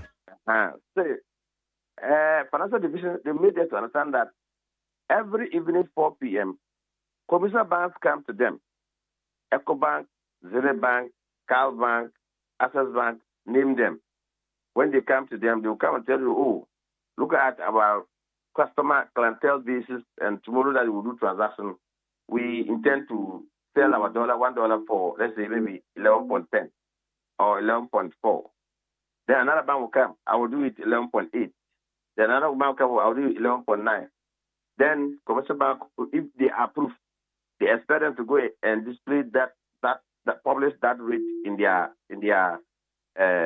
website, and that is the when you go to the bank that is scrolling, so that people see. So the question we ask ourselves is, why can't they say no? Bank, different banks cannot come for different rates. This is the Bank of Ghana rate. Tomorrow we are all trading at 10.4 across board. Because if you travel outside the country, you are going to change dollar. It is the same rate. You cannot go to Access Bank, you cannot go to Cal Bank, you cannot go to Eco Bank, you cannot go to Zene Bank, Standard Chartered Bank. They all have given you different rates. I bet you, if you should go to Commercial Bank right now, NIB, ADB, Eco Bank, Cal Bank, Zene Bank, my brother, you will come back with different rates. If you should hit the street to foreign brews, you will see different rates. And you ask yourself, why so? Bank of Ghana must for once be serious. Bank of Ghana must for once have to say this is our rate. What is happening in the commercial banks? No, it is unacceptable. At the port, Superline cannot tell me that he is with different banks when customs is using 10.4. Customs that collect duty on behalf of government for us government to use to build schools, build roads, construct, do so many things. Sanitary pads for our girls in the school. Government is using 10.4. But you go to the private person, then they are using different rates. It is ungovernable. And I think that the Bank of Ghana has that mandate, which is Bank of Ghana should come and say, this is my rate. Across board, we are using one rate across board. Whether I'm going to Forest Brew, whether I'm going to Commercial Bank, whether I go to Alaji. Then if Alaji is now selling at different rate, then I can go and report to Bank of Ghana that, look, this is your rate, Alaji is not using your rate. Then you can go after them. This is your rate, I went to Zene Bank, they're using their own rate. Then you can go. But as you speak, as country, as Ghanaians, I may be on the problem and say, Majari, what is the Bank of Ghana rate? What you mama? This is the Bank of Ghana rate. It cuts across board. Whether you are at airport, you have to change this is the rate. Whether you are in forest blue, this is the rate. Whether you go to Alaji, that's the rate. That's the rate the government has the Bank of Ghana to, because the Bank of Ghana is acting on behalf of the government of Ghana. It's acting on behalf of the people of Ghana.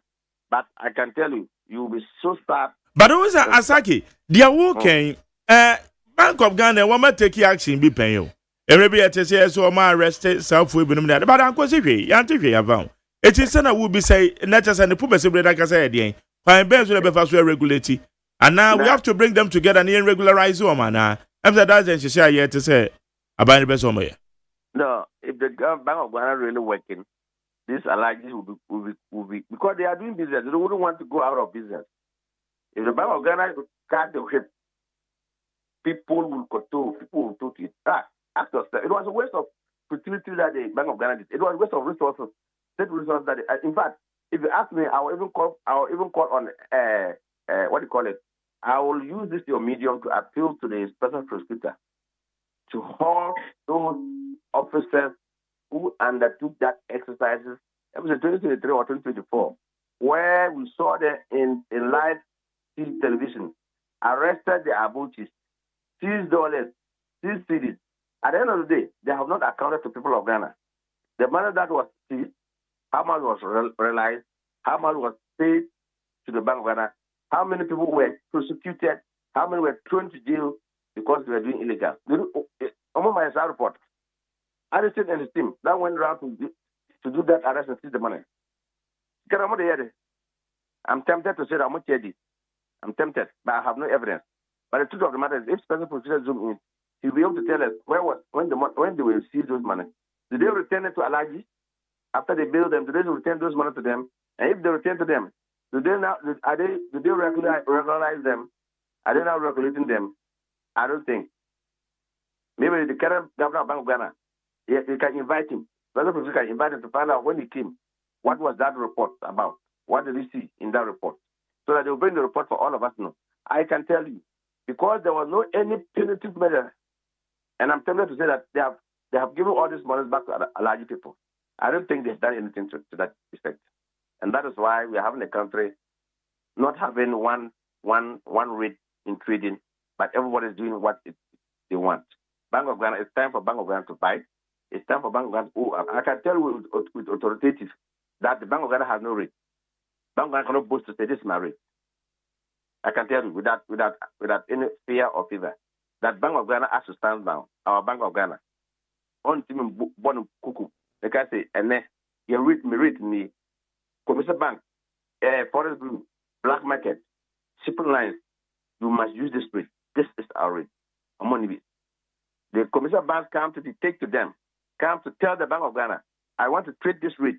And Bank of Ghana or you. But they have to say, Bank of Ghana, it is, I think this happens when probably before time where they give license to commercial banks to import or to bring in their own forest.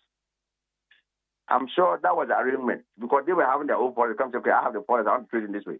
But for this number of years, it is the Bank of Ghana rather that supply the forest to the commercial banks.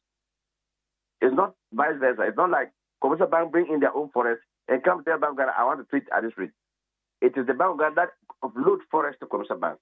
And that's why I think that Bank of Ghana should put down his foot and then say, I am going to regulate, this is our rate, a cut across. We go to a hotel, it should be that same rate. If you go to some of the hotels in Ghana, they have their own rate. You go to Simple Line, they have their own rate. You go to commercial bank, they have their own rate. You go to Alaji, it's Western the case. So Bank of Ghana is get there as Bank of Ghana. They have teeth, but they don't bite. They are like a bulldog. You know bulldog? What is bulldog? The Bank of Ghana is get like a bulldog. If they are not a bulldog, excuse my language, if they are not, then I am using this opportunity, this your media is a big platform, to appeal to a very renowned Dr. Eshema. I know him. Very disciplined, very hardworking gentleman, and his deputy, the Alaji, and Matala Asante. Now Matala, I've forgotten the husband name. I said, they have to do something. They must act now, or else it's not the best. And above all, inflation rate. You remember, John, close the door for me. You remember during Dr. Addison time, there was a meeting at the Bank of Ghana where they upped the prime rate. And when they upped the prime rate, Dr. Addison faced the microphones, and I'm sure your media were there that very day, and told the commercial banks to up their interest rate and that they wanted to fight inflation. As we speak, inflation that went as far as it has come down. At the time, Fortune took over as finance minister, it was 23.8.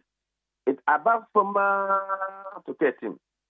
Yet, Bank of Ghana went last week or so, monetary meeting, and then they said they are reducing the base rate by 300% or so. So they are bringing it from 28 to 25. It's still on a high. If it is true prime rate, they use prime rate to fight inflation. Inflation is full above from 13. Why is prime rate maintained at 25%? And the Bank of Ghana wanted to applaud them. The Monetary Committee wanted to applaud them. Excuse my language. I will not condone to applaud such a person. Let me say emphatically that because of the prime rate is still at 25, you cannot go to bank, commercial bank today and go and borrow at 20% or 19% or 18%. Because the commercial bank also said that they are looking at the prime rate and then calculating their interest rate. So if inflation is at 13%, then of course, prime rate should come like say 20%. Then lending rate can come down to like 19, 18%.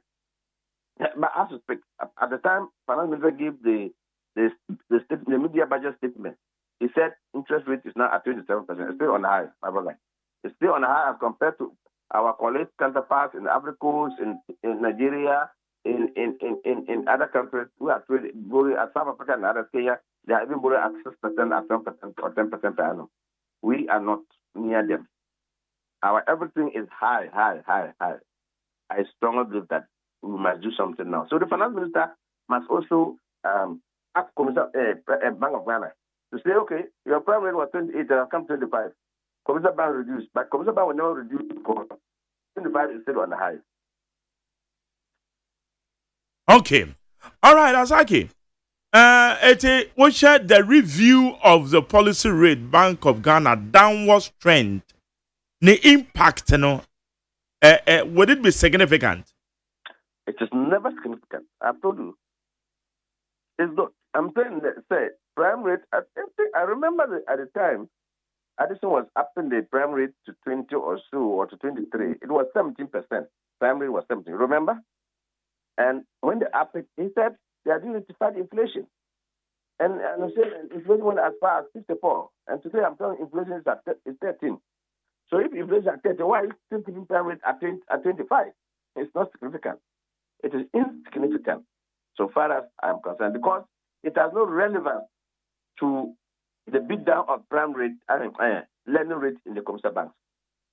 The lending rate at the commercial banks will still not come down because prime rate has come down from 28 to 25. It has no relevance. It has no any correlation with the lending rate in the commercial banks because it must come down drastically to be able to reflect, to force the commercial banks to also reduce their interest rate. Remember when one of the strategic things at forcing did when the city was very volatile against the dollar.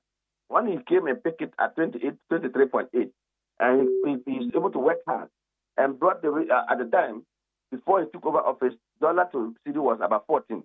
You remember? Once dollar was going for 14 cities, he brought it down to 10.3. Now, what it means is that it helps you in the domestic exchange debt because anytime the domestic exchange debt is matured or reach the time of repayment, he has to look for more city to go and buy dollars at a high rate to pay his domestic and his external debt. He has to, anytime the domestic and the external debt payment is due, he has to take more cities to buy dollars to go and pay. As soon as he worked and the dollar, if the thing came down, boom, it has saved Ghana. It has reduced our external debt. You know about that? That is why he now have the space in his budget to say that he can now borrow. He can go back to the domestic. You know, at the point in time, from Kenofurata to Honorable Amin at that time, they were stuck from the both external and then domestic. They could not raise any bond again. But because that saving has come now, it has reduced our GDP. The debt ratio that has given the space that Atopolo said they can now go to domestic to raise more bond. And so that is how it is. So anytime there's a reduction, it's to reflect in the commercial bank. So when the prime rate comes down, let's say 30%, you will see the interest rate. The commercial bank have no choice than to also bring their lending rate more prone down further. Borrow at 27%, I cannot boost that is the best rate for Ghana to borrow. I cannot knock my chest.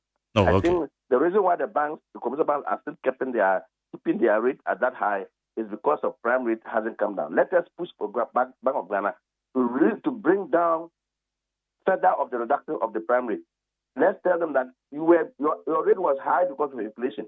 Today, inflation we are even saying that we will end the year with single digit. Is that not it? Or beginning of the year with single digit. That's what the minister assured us. And because the minister said he will end the year with 11%. Sorry. He said he will end the year with 11% inflation rate. Is that what he said? And first quarter. But I listened to him very well at City when Bernard Avile, your colleague, interviewed him. They said first quarter is likely for that to push inflation to single digit. And so 13 is still very significant. The government have done extremely well. The finance minister has done very well. But the monetary committee team at Bank of Ghana are not helping us. They should come out to tell us why did they reduce the rate from 28 to 25 but not 20? Why? They should tell us. Because the prime rate is only high to fight inflation. Inflation, as you speak, is down at 13%. From 23.8 to 13. We have to applaud the government. But why would these monetary committee people doesn't want to recognize the government by saying no? If it's for the reason we will keep prime rate at high is because we don't know the dynamics of inflation. But now we are certain that it's 13 It's even pushing to 11 by the end of the year. So let's bring it down to 20. So that commercial bank lending rate can come down. To help business people. Everybody is borrowing. Nobody gets free money to do business. But we are borrowing at the high rate. Okay, Hasaki. Anope, yada is on the idea, come on. Mr. Damasipa, some way, encore that finance minister, there. Said, we are appealing to him, say, one, Bank of Ghana doesn't have rate. We want to wake up one day and they say that this is Bank of Ghana rate. So that if I go to Bank A, Bank B, Bank C, and I'm seeing different rates, I will come to report. But I wouldn't want to go to Bank of Ghana to go and make a case. Then Bank of Ghana will go to their website and say, oh, this bank came as we have approved this rate for them to trade. Then I'll fuel my fuel with my driver, waste our energy, go there, and at the end of the day, they will tell me, oh, this is what we have approved. But if they say this is the rate, and I go to anywhere and I see different rates, then I can go that, look, this is the rate Bank of Ghana say all of us should trade. Why are you using different rates? Then I can make very good report. And know that when I report, there will be results. But I will not go. As it stand now, if I go anywhere, they say our rate is we are selling $1. $1 is going for 30 cedis. I have no choice. You can. Okay. You disgrace yourself. You get there, the Bank of Ghana will tell you, look at the rate. All right. Jeda is Anope on the idea, come on. Samson Asaki a Wingobet or importer. Importers and Exporters Association Executive Secretary no. It's also we a business person and bisa Bank of Ghana will review policy rates downwards. The significant impact. And the dollar no amount for a bank almost so much be say we call would be na and it's saying and it need 100.9 as in here.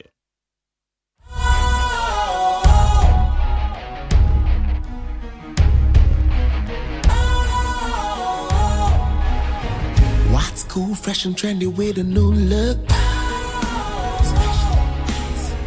Makes you feel real good, that refreshing vibe.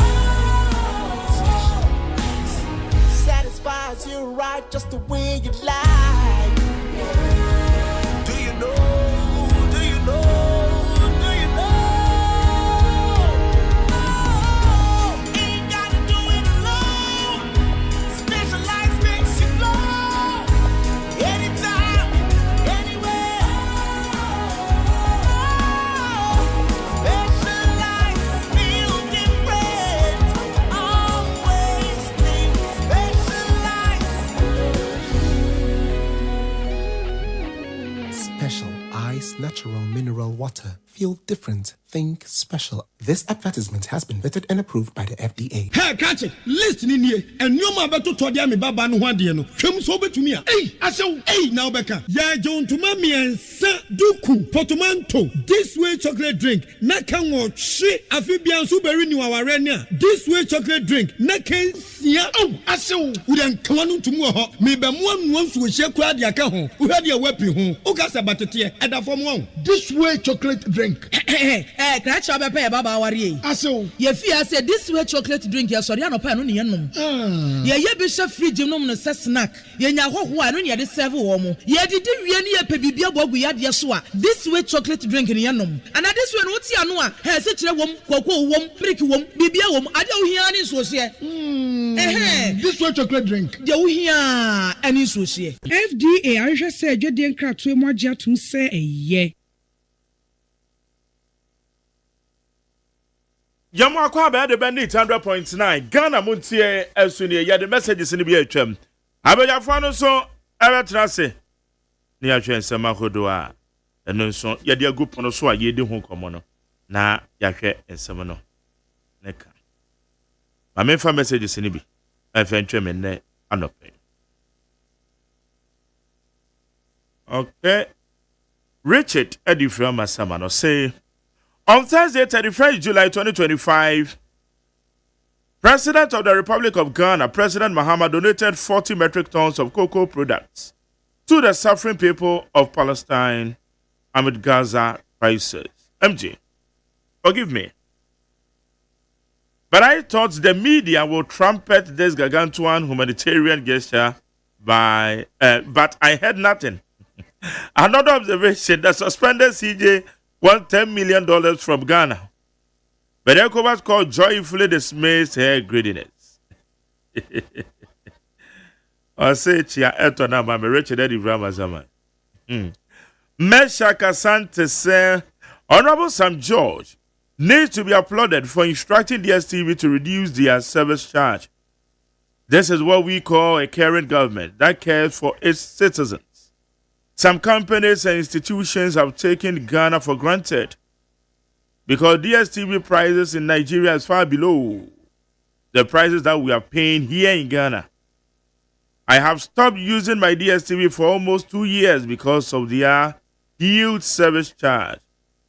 I don't blame them. I rather blame the previous MPP government because they caused all these problems that we are talking about. Mesha Kasante and Odiabe. Well, say good morning to you, Mark Jerry. My name is Ebenezer Kwabena.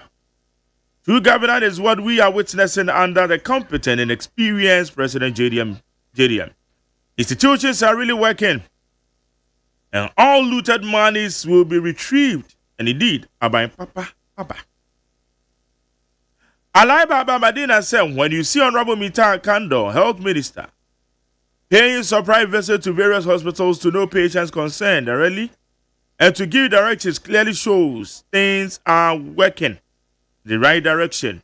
Doctors should be proactive because go and do lab is too much, which cut patients waiting for a long time without medication. The 70s doctors will watch your condition and quickly prescribe medication, and you'll be okay. But the lab becoming ways of taking money. Alai Baba. Coleman Sadomi Pele 2 or say happy birthday to our brother MPP Kaswa Boga Ambisco Spelele. All right.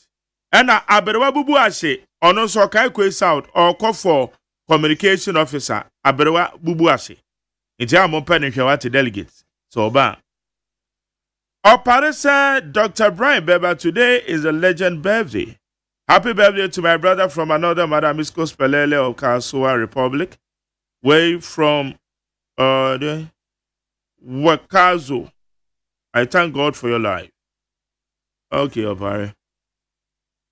We say, dear Ghana Police Service, I have never read. Oh. Dale. Na, lamto kinade.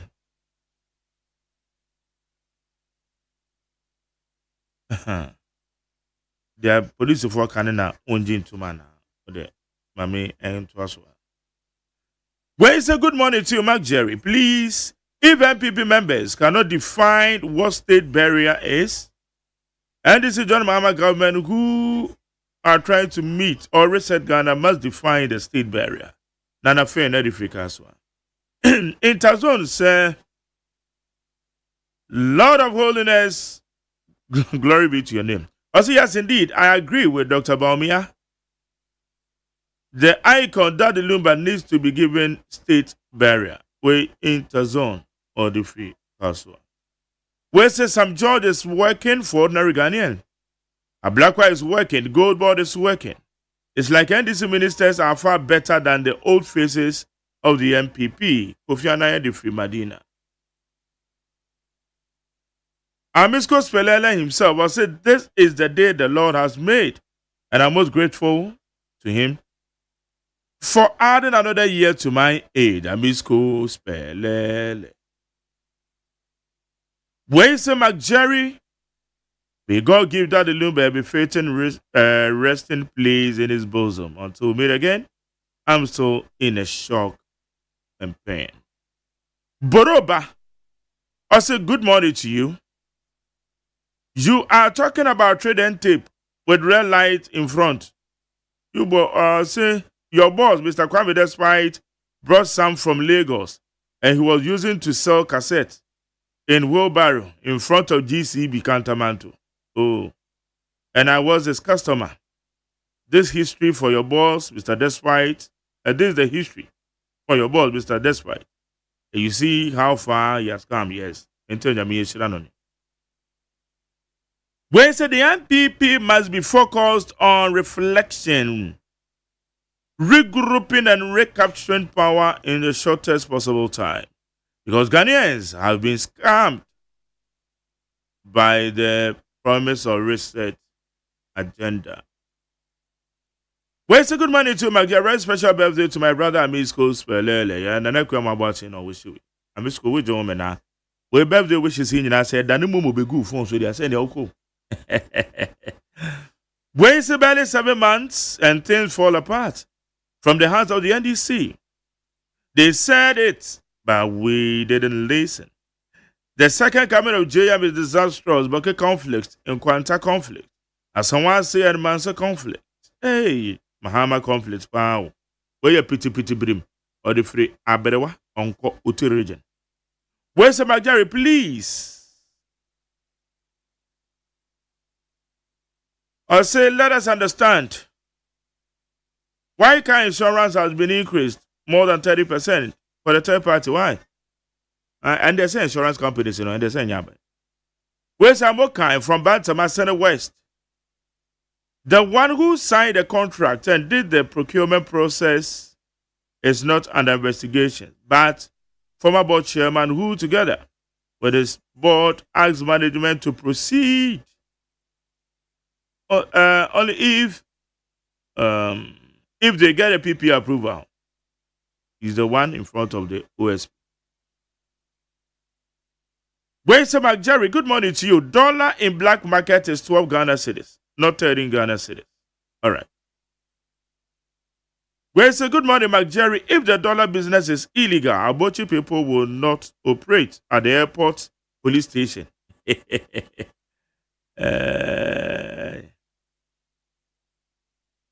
Yo. Well, it's a good morning to you, Jerry. Today is the birthday of the twin boys. May Allah bless them and protect them. They have 3 years today. Father Abdul Samet Odifri Ablekuma. Eric Wakubu did say, I'm still pleading with the MPP leadership and party followers. Let's have a clean and respectful campaign because after the primaries, we need to come together as one people and work towards reclaiming power. Because if we all come together as one people, MPP will come stronger. We say that Don McJerry, MPP will win Akwetia seat with a clean hands and no bloodshed. I believe or the freedom. Okay. Let the discussions in the benches. Ghana Montie, Ghana Montie, Ghana Montie, Ghana Montie. Ghana Montie Sunia will need 100.9. It's here the discussion in the benches. Now, the story is going to be a year. And they say so far, looking at the performance and as a security arrangements, which a year, Jaban before. Which and Quanta says me, there has been a joint military police operation. One to retrieval a year baby Eddie free according Eddie free suspect be on Macquarie channel. It's actually the security situation. Now you be say which are saying at the mount. And then we are assessing how the police, the military, police from the home security. Woman ya no motepa. What you said the armed robbery cases of course the kwa omofaso. Ade ensema ye betwe. And na samba konso a ye di ho komo. Pa ene se wo hye Kumasi Accra highway. Ene mrahye bedwafo kra do mano atu. Se ete se yetimi di attention. Ede kokwanso because kwakwa se ka kwanhia na ye akwa ye too much. Ka kwanhia. Kwakwa ye too much wo Kumasi Accra road so. So I draw the attention of some parliamentarians. Say ye behwe na ye de attention bi akọ edian na ye betimi aye ede afa ho. Iti eno nso eda ho a ye de ho komo. Sara na ye hwe eye Bank of Ghana ye bisa se downward trend of the policy rate. And the dollar na business people ni be say wo musan kan. E pa chewo eno nso o how be ho. Na wo hwe policy rate na ba form na the significance aye betimi ene bra okwa akobo bosia. Nti gbe ensama kodoa ye be de nkomo ne adope we lit 100.9. Obed Opintan member of the government communications. Obed, ewa. Obed, I say. I'm not doing. Yeah, go so. That's right. Now so. Nyago pado. So weekend I'm not doing come. Ya bend then. Ya tuto ma. I'm Papa Bantino. Oh, okay. Oh, okay. Ebeboa. So first now I get you and fancy na ye. Se monti ana. What's samba? First now I get you also samba say fancy $1,000. He said, I'm not $1,000, $3,000, $5, and I'm a boy. Oh, Samo. And say, I'm a only time one man year $200 in one of the music and watch it. Oh, some I enjoy pain. I do. And that's about Kofinako. Kofinako said the sick as watch. See $200. Any month for names. Cosmos, I know Cosmos. Energy for you for. Omode minchia etie for na. Minchia Honorable Samson ahi. Yeah. Oni ni nua Erikopoku, Minister for Agriculture. Enkokwa ketekete project tabele ebe. Eche. Also na no yakwa radio. Eyufo abema no award. Say 7 months he has yeah. Agric minister. Agric minister in Africa. Meaning say he's really working for the country. Ebe buama omaino. Ya fan into my perfra. Nti go kon ketekete de obi enhwe animu. Very soon obi am for your poultry farm ready. Oh sure. I'm ready. And project and chance yeah. Any discriminatory. Ebe come obi a wa obi apply bia na ade no. You get some and then ebe bo am man no akoso. Okay. Yeguso ye chia abamu mpanyfo nyina. Ene grassroots for say omunya abotre so. Nyame ya aduma obi ansa be kan de kan kakra nya dakro go grassroots for na no my wow nya dakro okay now obed yan share so far you share the security arrangement in the country you himself boko conflict there da ho bambo for military ne ye deploy mo in Kwanta South there da ho ne ye nya na tie say nyame adoma wa suspect bi a akode uguni dem na you share armed robbery. Weekend the armed robbery cases. But police force so yade be bobi to okra ko mo na yade because it's really disturbing. Looking at modern bar bambofui eba. How send a bear access and it is. Mark, okay, said last week na ye ba ha na ye ka bokun sense bi. Me ka asem bi wa ha. Na asema me kan no say anche na me hu say obi di send me say asema o kan na emi se nyame adom panfo ate a mo de ye adwuma yi o na so ebi kroma for mo amadwen dada na enya bia ye dem and say we need to crack down the people, the citizens, you know. I say crack it down. Like also na make say boko they should go to most of the places like a few and not even boku kronimu.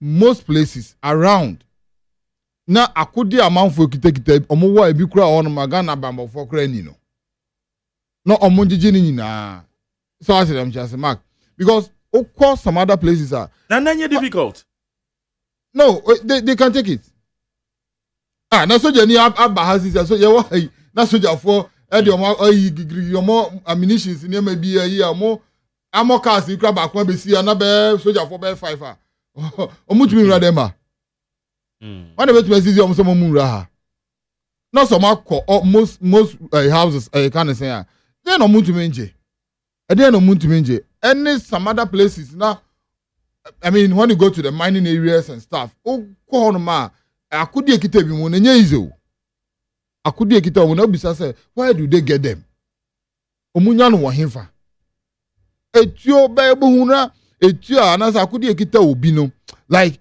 we say na sani pakris o fan wo hefa e fa kuro be so na ba ye e fa hefa ye bodes ya musu na nenam na de ba ho me no our advice na me plead this say I think say now no me who say boko on no so just for starting some borura rooms moon ne ade a omo yi man for any man they should go to that length and then war torn areas here disturb the peace of the country or mine cause kakra other places anyway man for the audacity ema robbery no air cost no na unim no credit nyame anim ni so there's a particular truth we need to look at o share robbery na ekoko so no so bebre na so it's not Ghanaians so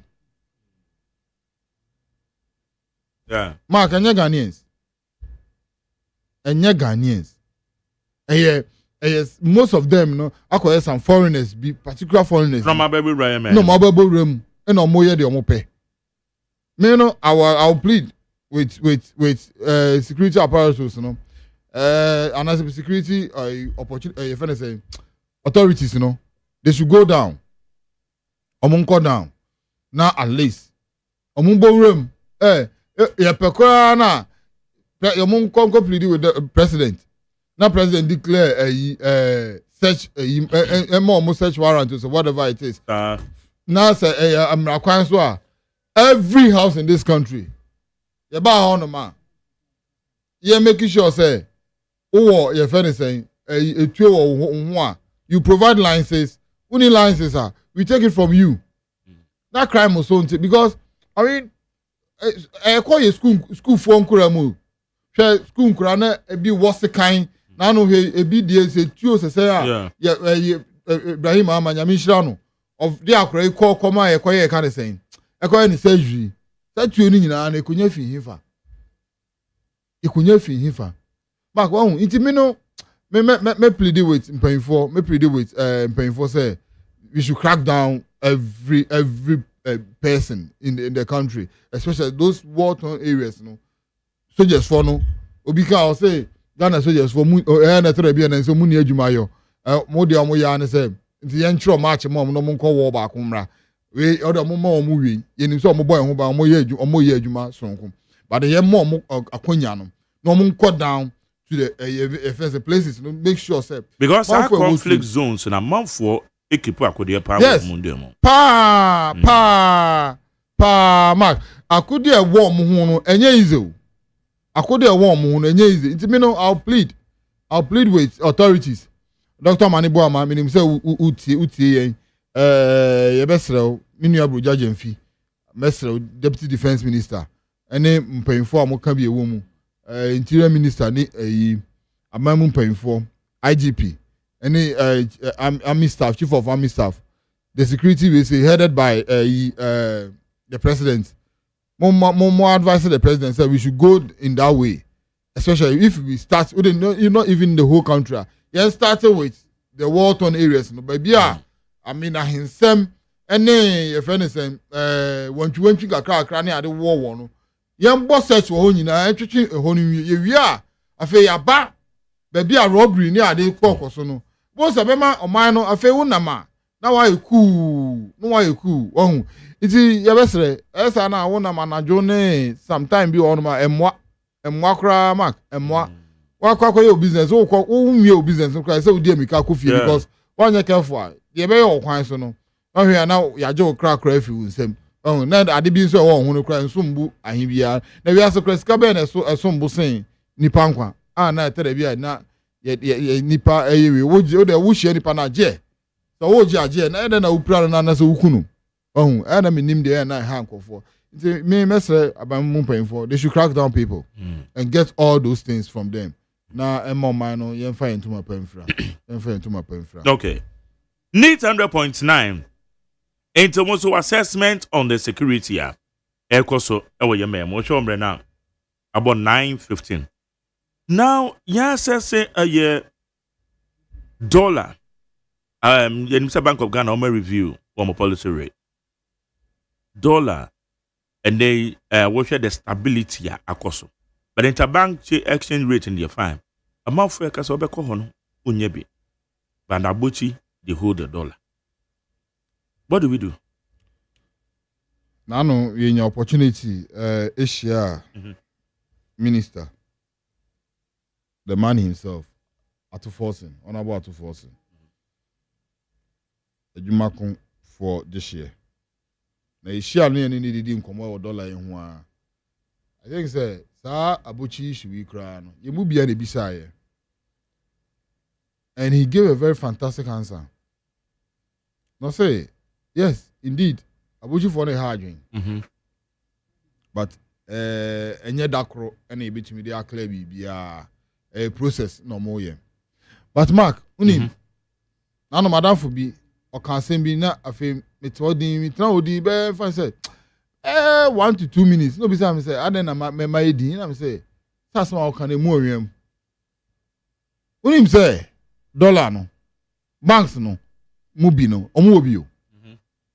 Na wo kọ na wo kotuka na pe bi om so ebi ni ho. Wo kọ na obi afa akire. O so obetimi aye ni say ya.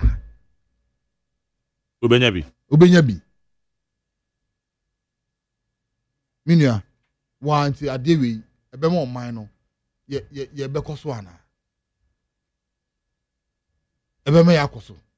Mark arehu he unim say sabe say in every ABR there are illegalities and I say never can think it be on my sisi akwan ne ade. Sabe ye fie krampo e fie ye wo mu no and I say in class of 4 crime be a woman you say Christo 4 crime. Your bad ones and I'm a boy. But you know, there are certain times you be on man, we should forgo personal interest and look at the collective interest that will help us all. Because a year me na man so ton. Okoto ade sabe say phone na wakoton then time na be out on 1,002. Obeko na be 1,000 cities or 900 cities. Na abo ma so dey say 300 cities na show bottom. But we should put the fairness and personal interest into baby. Near share the collective interest as a mind. Because president na pem for mo de omo no omo boa omo ba omo boa mo man na de be akoso. Me to my best of knowledge Mark sabe wo de when you fika krasen me nye sure say mind be ni hono man say Ghana ha e been see that say different government aba ama dollars why they be after that anameboa because there be an $1 ba $1 here o man ba bo say ebe kosoro kakra but nyame adom this time around the regime by the grace of God the dollar reduced reduce significantly boa ma o man na be e fa no to ma pa efra na aden na banks amomo a ye fe ne say dollar no ye ba mo honum say be per dollar na ebi mo afa akire say ayi ye fe ne say shiamina ebi wa ha say na me fa ma rate we say obeje a ebe de na abochi for no nya muscles ba say ke ba bank won ye nya bia a ebi wo ho nso na mo man the correct rate na one mark interbanks na ebe na bochi for na nyamozos we say the minister is doing his part and I know say they are working very hard to crack down those saying abochi for no kakra enye just one day I know say ebe kakra ebe boama say minister ebe boama sa na me nyina ebe afi honum enye just one day and I know say things will be better. Yeah. Okay. Right. How you did Sandra Poncha? Yeah, Senator, political analyst at Nasi. I know how much it's saying. Major so. Yeah, we can do now. No, mom say. Oh, you mean I'm quite taking. There, me say. My homeowner actually me feel last week. Me. Said the weather na ye ni die. Ana kwa. Me recover kakra. Eka den. Ale. I know they have no drugs. I prescribe drugs. I prescribe it and go baby. I know the finality, but why a thing? Well, Nana crowds me concern weekend yo. What to be weekend. Very nice place, isn't it? No 70 ounce man. That's right. That's right. And share many painter. Yeah, painter. And share at you for me. At you for Joseph. Good. Now, share so far. We try bamboo musem, especially with the home security. Said you are posted for. We try armed robbery cases we can cases called so power, but police for no so more money. So far, they are resumed by the security situation. I let us say. Mark, but I was say about security situation there. Yeah. You are born in the era of Ura Dampare. Somebody might sit behind and think, say, crime is rising. In fact, it is the other way around. Now, crime, as we see today, are being reported because the regional commanders and their PRs have been freed from quietness. Say, the BBR are more centralized in the moment Accra and Sana Yaboso. In most cases, in crime, about a year ago, near Echireno, they were not being reported as we used to hear from the regional commanders. And the regional commanders, they hold their own press conferences by calling media people to let them know what is happening. And I'm happy about this new era now. Yes, it used to be there, but yes, I reintroduce you. It gives them that energy and power. Knowing very well, say, no trust. But like you rightly said, the way Omotumi has stepping down on those who are perpetrating this crime attests to the fact that the police are ever ready to deal with any issue regarding crime. Mark, I can tell you for a fact to say, would you Bonibi and Uncle Bibi? Now they also work Johnny, work Mobi, work Johnny, etc. Now say police force or Monchewa, a different thing. But there's nothing you do under the sun of Ghana and even across the borders. Police for Ghana police for and Ghana jurisdiction and whom they cannot apprehend those people. I have sat in a certain room with somebody, and I think I've said it here before. If you look at the tracking that they are doing, following the coordinates of armed robbers, they will chip another to train. They will still track you. Until me bo mo abaso, but the one and they say we are all human beings, and a group of people will get up or go and sleep in the night, plan and say, yeah, the young corner yanko via obi, yanko bu obi kani, yanko kum obi na yenji na japadi infinism. Me dream one am bisa mo say, were these people created by God? Obi bet me I can say, oh, a juma any huntra. Mark, for a very long time, you must be near juma. That does not mean say I'm konkoria. Meanwhile, say, uhochero, wouldn't a juma.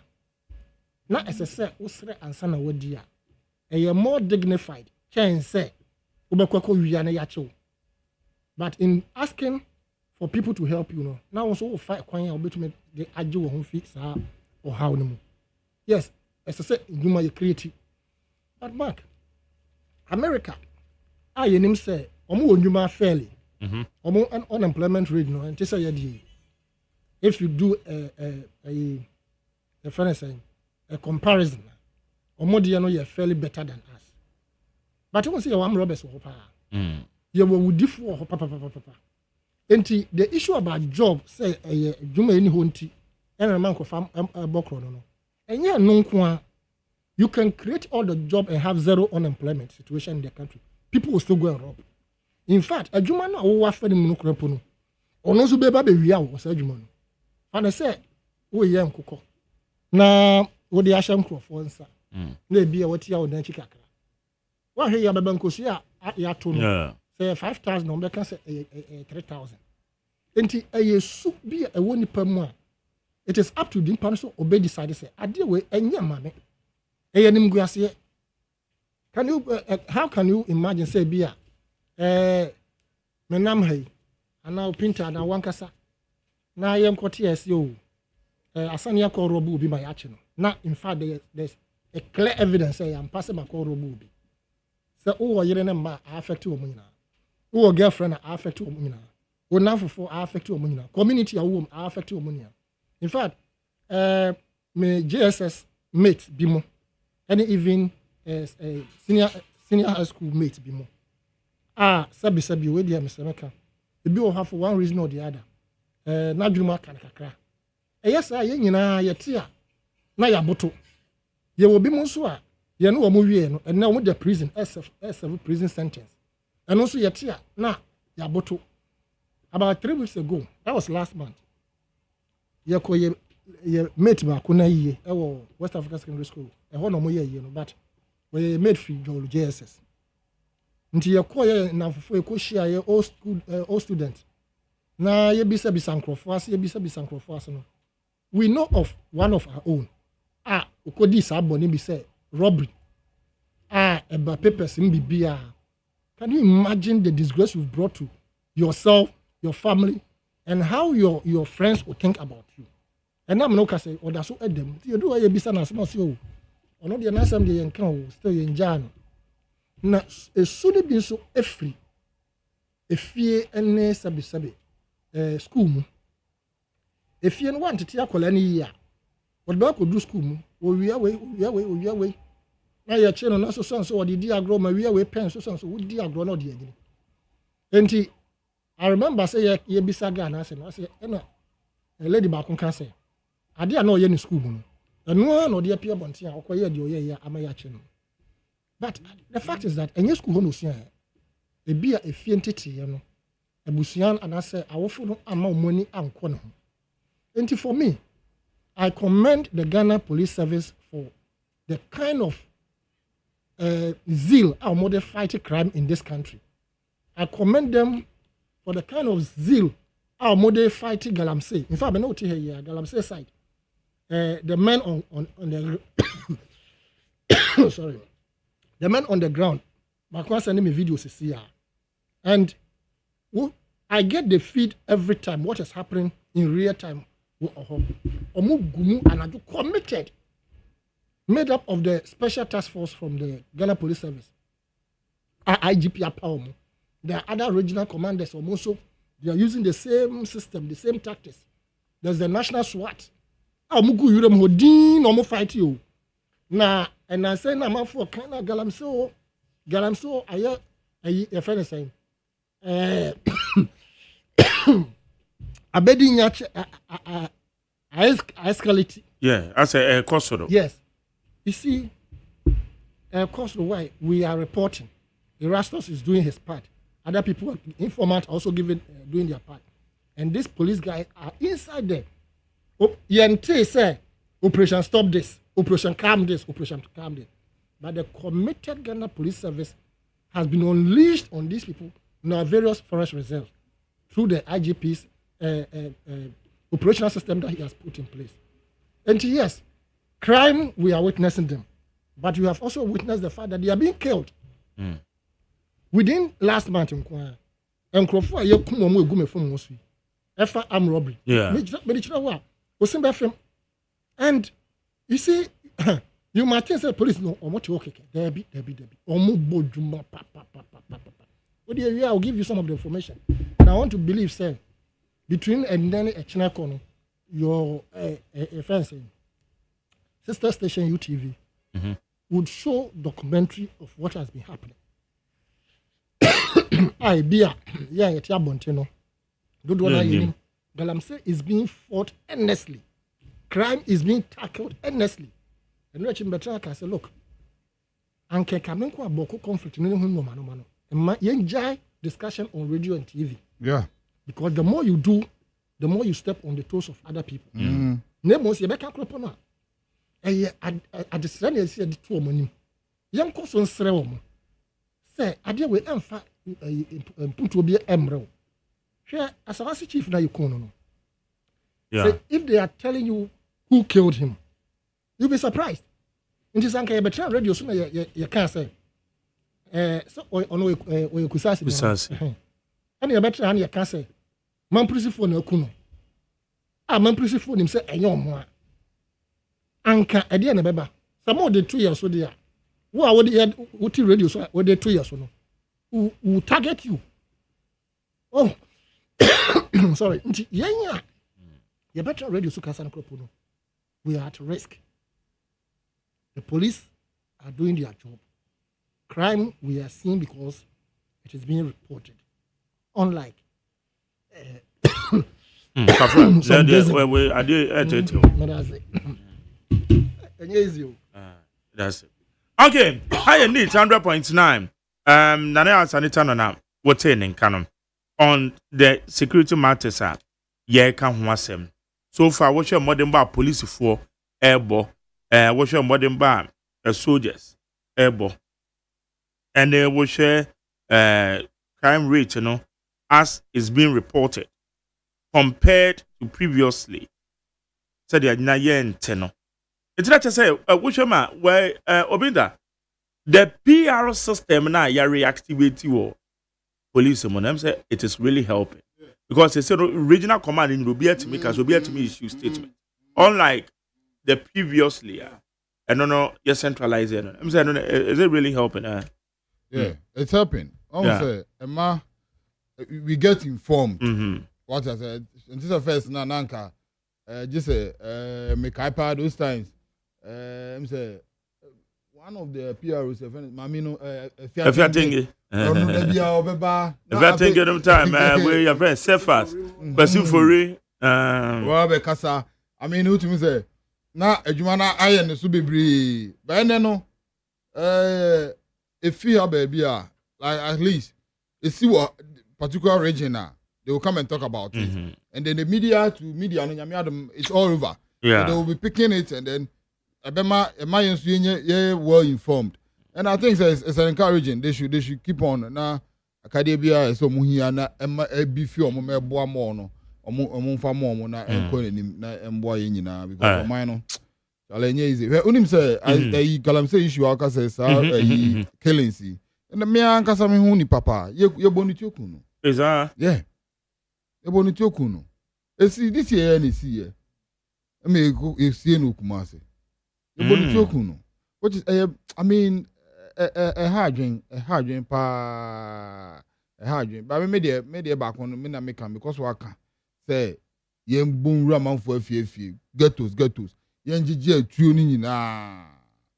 Na man phone jai bribes ni bebreje no mo MBF up securities because man for the near my rock system cronimu a ebi mo yeah anam their firm no me anam their firm it is very bad and I Jerry they making na I may draw my my better than man for the anya kwan dey di money which obi a near make kita no near mo wo no ye che what they na say ye che akromfo a ye che omo near mo wo no police for cry na bi wo cry omo dangerous yeah a hard drink pa okay all right.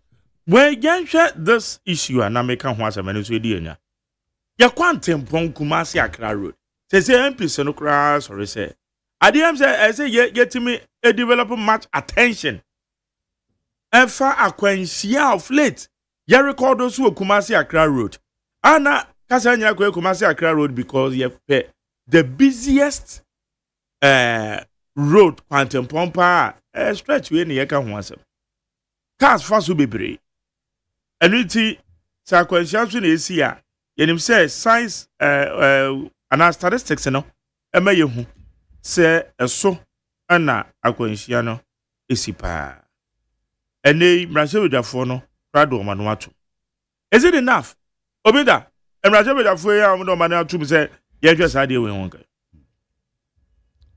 mrasebedafo de hinfo de hia where the a collective way I'm not sure for a Ghana parliament. Na trebia ya so yimu a ahwa na de be ka no. Aden. Unim. Mekai which year 2014 menkai tie for ya. No, me 2014, 2015 or 2016. Menkai tie for ya. Ebony. Yeah. Wo sunya ne kwan that time na me ye adwuma wo sunya ne better that registry. Na mete say sakọ de bonyum bi bakruma hu nkofo bi ho mommoa yen unim sa mommoa yen civil societies musicians ahemfo mommoa yen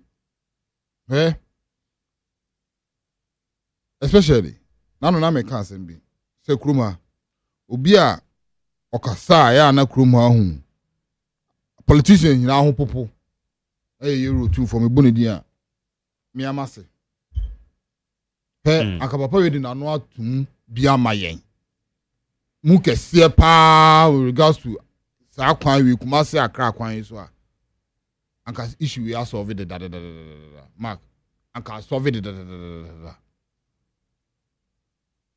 amanyofo eba ye ni say we na no ya minister beka o say no munim say wo ba beto aso ma bibia ko smooth that's Kumasi Accra highway eko hwe ka egu o 1.7 billion dollars on roads in Kwa. And the funny thing is that duplicate of invoices and certificates. Motuya no masande akọ no masan kwakoje no motuya. Abanda da animu. As how they no agree. It is true. It is true. I remember every so na contract na ya end there. That is why you're inflating. So that is why I'm challenging. That's why I'm challenging the minister. Yeah. The minister of finance, minister of roads and highway, and all those in authority to make sure say or more effort. Me on until na no better can be say. And as a sister station I'm cause asem no. So more na back door no mutuano. They should stop. They should bring them more me who say ngofo when they do money dream. They should name and shame. Yes, one by auditing. Ngofo ni na mase no mutua omutua ya to man mu na Cocoa Road. You hold you put two hood on it, say you put two hold on it. Say you're auditing. At the end of the day, I don't know. Contractor Ben you will say. That is what I'm saying, sir. You see, our the 2024 election I call no election actually politician bia Ghana ha nyansa. Actually one fa adwen won ho a you are doomed. One so nyansa won ho you are doomed because mark I don't know. Oba ka kire me say asumasi diska anase asumasi we say ka bi fa na se e fa ni sase na wo ba ye no katakata asem no so ana aye panyi bi frɛ na those things those calls they shouldn't pick them. They shouldn't pick them. Se panyi bi frɛ wa ma panyi ni frɛ o respect to yempuntio na no mete say ye chi obi na anu na obi na afrɛ free baby ina na yembeli no. What are we talking about here in this country? We should think about ourselves. Ngofo ewu okwa me ka say was it the campaign time was a visa na me fi Accra Kumasi. Accident am koko pie so no hu. Me se me ye me ntumi nipa no ngofo me no not when you cry say na lady ba ko me madam lady a oka hu no kra no na madam for be ex. No kwani nyame anim say o mo bo ho no bra Kumasi kwa no so o man kan eje. Man can je na nu nipa nkran man akuma go 16 or 15 me hwe o mu age no hu obi na no no di 25 wo mu aden bone ben yaye me we no a collective thing President Mahama ye ne de but obi fa na no ntumu bi ni ye make sure say baby eska kodi bia no enye say ye kofa underground baby atuatua ye nchi omo ni you make sure say sika no be de bem ebeba me ye de be de ye adwuma e wo kwan so because it's so painful obe fa Kumasi Accra kwan so na yem hyehyew ye no ye ni sika de be fa no ye be den ye ni ma ye ni sika de be fa no ye be den onnam Accra kwan so wo yem hyehyew obi nya kokoduru ya o si wo ye de nyame ase ebo ni issue si ye na sako de bebo nyum bi anaso o make interview interview me no say o sunyane Kumasi kwan ehia double roads na ye kwan ehia double roads o ka asa no anu no but at least aka musicians e Ghana ha mo ka mo hubo mu na ka mo move from fnsen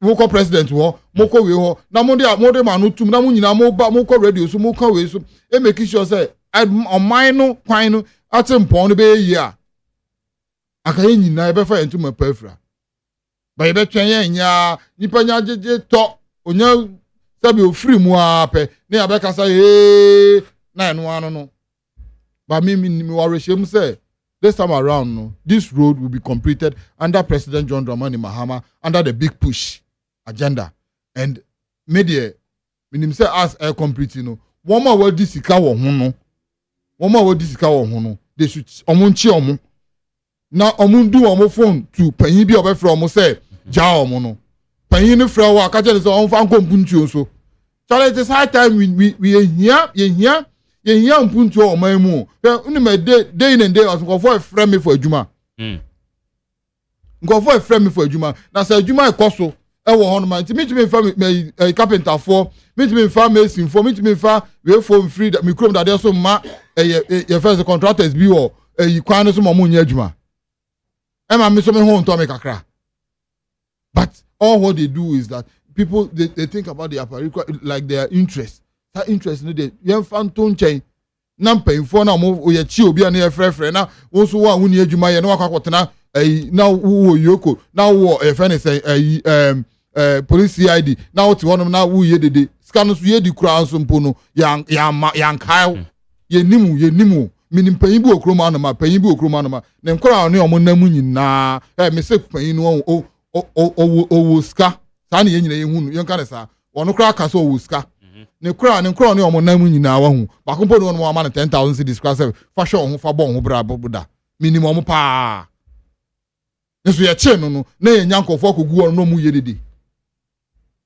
yedede wa bra se ska no so oje ye na o de to cars ankese o de damu no wa ma obi obusu ani bia no ma o ma ni bi na wa kwakoda ho na o ye sa dede no fa so be na e wo so yes sir me dem ka say sabe ye wo opposition no those times say opposition no ye chipan bia me ko den ho me ko den ho mark we o man be adru no hu we need to put certain interests aside and fight for a collective interest say o man be fa no to my perfra akra kuma so kwan aka just about 4 hours journey yeah na ka wadu ubetumi de day akwakoye wo niema by 9:10 waba be dru ba kwan ase na obe free nsawam mi se nsawam amasa man na obe dru efe ne nsawam kura ampo no na wasa kodu chebi nkwanta ho no no it's so painful wow it's immediate mesre amamu painful area road minister in himself o man no eda wakoma so roads are war under the big push, the last minister of finance minister, let's say about 8 or 10 major roads. Yeah. Say the Omo Babe within a short possible time. And even we asked about duration, like how our roads in Ebeye Buama, say Ebeye say Sapiti be and I say within a short time, no, we are not going to, it's not going to happen like that again. Yeah, Omo ye durable roads. A correct rules are ebe buama ye nyina unam so a ebe che na abuama omana fa no tuma perfra so we should hope for the best and very soon God willing we will get better rules in Ghana under President John Dramani Mahama why be that and he himself obey enso yeah right now ya kwan a MPC womo asori ka Accra Kumasi stretch road accidents are ACC was Mark and somehow on my former abwing if you parliament na your independence 68 years before independence and during independence now some fancy from 1957 about basic time NPP for a PAM Kwame Nkrumah na yes UP say NPP Dombo Bunzi Adankwa na nado ka ho bi enti omo PAM Kwame Nkrumah within that period na yewo Tema expressway your friend motorway we are no free ho not yewo effective railway effective and efficient, I should say. And running Ghana. Now, within that period, so now introduce be a friend blue train. Now, blue train, now be intercity. I just say, if a friend is saying short distances, now and also air running. Kofi Antoata ɛna abusuafo yi ɛde pam Kwame Nkrumah efi oman mu. Now, abedu some pempenso way if you are asked to calculate the number of people who have died on our highways. Mark one here your population of Ghana. Na yegusunso yehwe han amankrofo ewu. Dia nwanwa kurapo ni say up to date aban bia ma ya why not just say the rail system which was so efficient and effective in the days of old and a freebie sleeper and now just say amanfo ekofa e de kokumase anajo ahomache no moko du takurade. All these things were running in this country in the 1960s to the point to say a bus say ya kwan so ayefia Kwame Nkrumah bro so no ye sweeper afidia a prepara kwan so nipa trim te say sebe tractor no na otwi na opra e kwan so na me no ka se ko hwe kwase interchange ko hwe new interchange wo aboso kan ko hwe circle interchange everywhere esro no aboma se be efinku a eye adwuma esesa nko bi ye na aban abako aban otehu ebetu omoka. As you know, the foresight is not there to see that as job creation for the youth.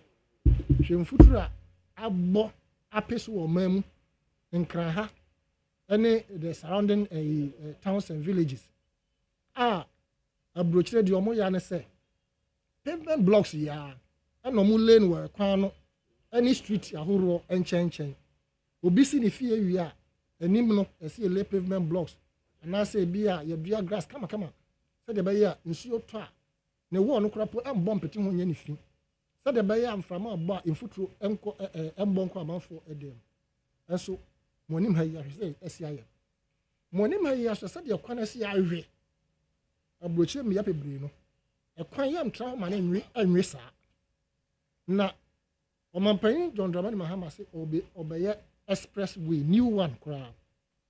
That is good, but I was also looking forward to hear say taking rail system as one of the most priorities in every government. Shadia omodeko ye fita makosu mpaka down and na me no ka say bicycle crop fast and that's that because the vision that was realized for that project now will be fulfilled the best into a best more we and as all one putting measures in place to get the necessary coaches to come and apply on it.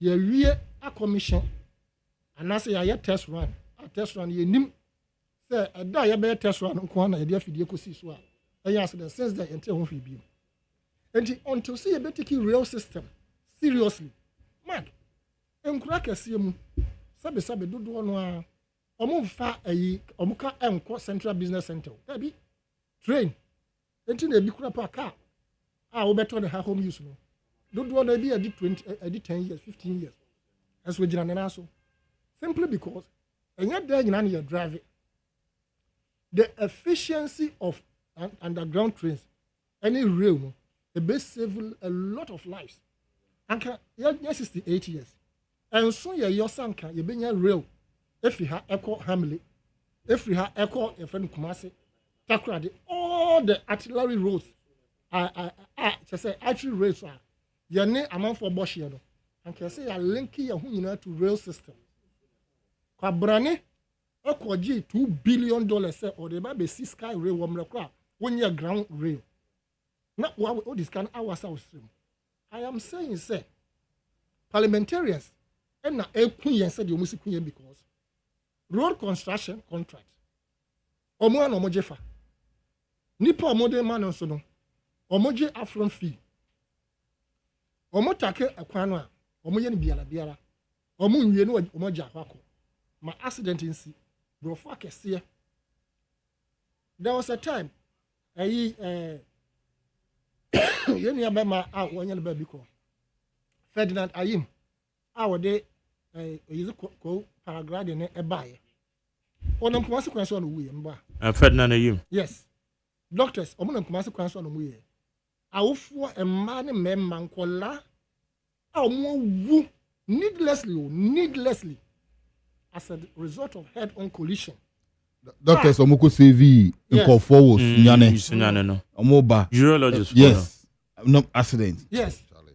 Opinta bo ebon idea so. These people wodi omo wodi nti na yetumi e kai boss wo. Na sabe omo ni din. A omo day in day out. Meko pe bibia bedi. Ene mbe de na nam. Ekwanya tutu. Enu achi mo regular caller and tester. Oshia mo from her. Eno ma me run down. Ewo the AC wo. Eyi ofanko kwan no so. Railings na yede awawa ekwana no se be prevent accident no. Cancer pimpim ni nyina ama na momo obi amfa obi aho. Enti scrap dealers so take advantage eno mututu. Emfa obi aho. Ye kwan depo nim ha. Hwensu etumi beta ho. Emfa obi aho. Enso engineers e wo mu gu omem ha. Many bi kura studio ha. Emfa obi aho. Mark say you bet me stem down accident ekum nipa needless no. We must invest heavily in rail system on all our major highways.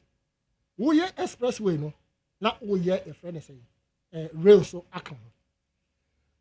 Within Accra, Mark, it is not difficult for us to have the so-called sky train, the friend monorails. I obey your basic pillars na trace in nam so any normal. A common technology. Train no, and ya fe na ye be ko compressor omunyama yen. Concrete, cement ni normal. Artisans wo memu. Just bring the engineers. Yes, see post no. Yes, see ya. Taxpayer ne sika no. Fakoto rail never for best sense so. Madam will be of far from call Israel through Libya ne ho normal. Me nim no. Through radio communication yana utie me e no be fa madam for nti o sa no atoso me best $100 and $50. Na Mark won see classroom da. He is in charge of one of their schools school feeding. E wo school bi mu. Na aduane a no obi gu me phone so bebre am post wo me take me yikra. Aduane obe ya ma nkola no school for no. Mark oye fish stew. No oye chicken. Oye other sources. No more fine say by renso a nkosua every week nkosua den say di 1 week say di 1 week a omo koto ni nyina agu okay kire me say okotra Israel in fact ya kire tum be 7 years asa na onya ne ho adidim ofi Libya omo che no hye musa eja no okofa other area hosi ya che no okodu Israel no so ya che no nto the prison saa na odi akonya ba bia sisi a oye adwuma na o say o Israel no sometimes onam kwa so na oyi a kire me o say oba Israel no na so kodu Israel no after some time and o ka say oh me wa Ghana no na ye kotra ka mu na ye betu kwan a na so fofo abeginam so bombo paye say yankopon fa yanko yankasa so ye traka ni mu a na ye bombo paye say yankopon fa yanko.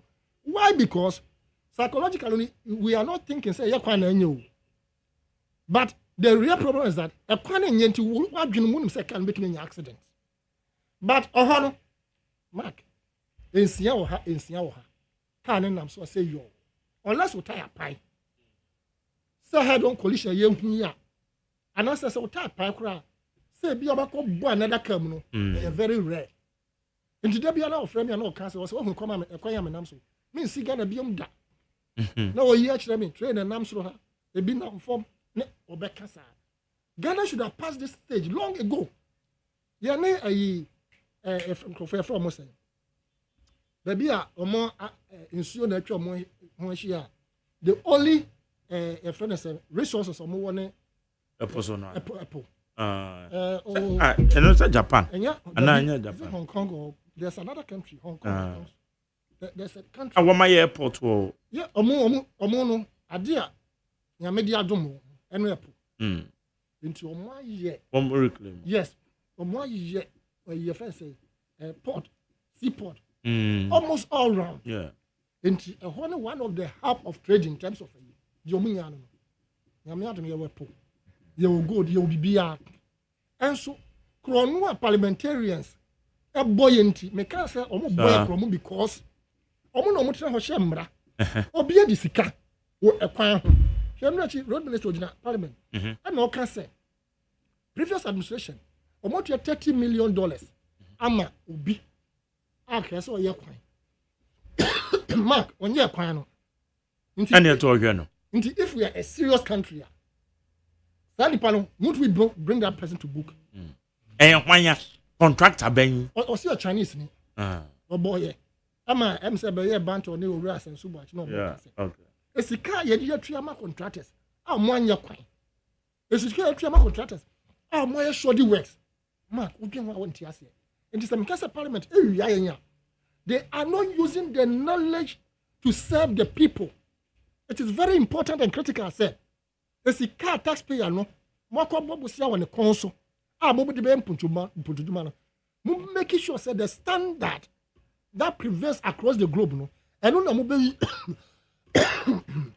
sorry, mo be yusu na ma ye. Inti ye betra ho. Ama Burkina Faso. Abe try ye. We akwan ye. Burkina Faso say your government no.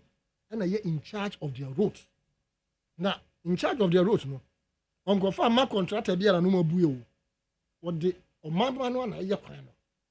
So the standards are there and they are applying it. And next Ghana ha say obi patch kwan ya.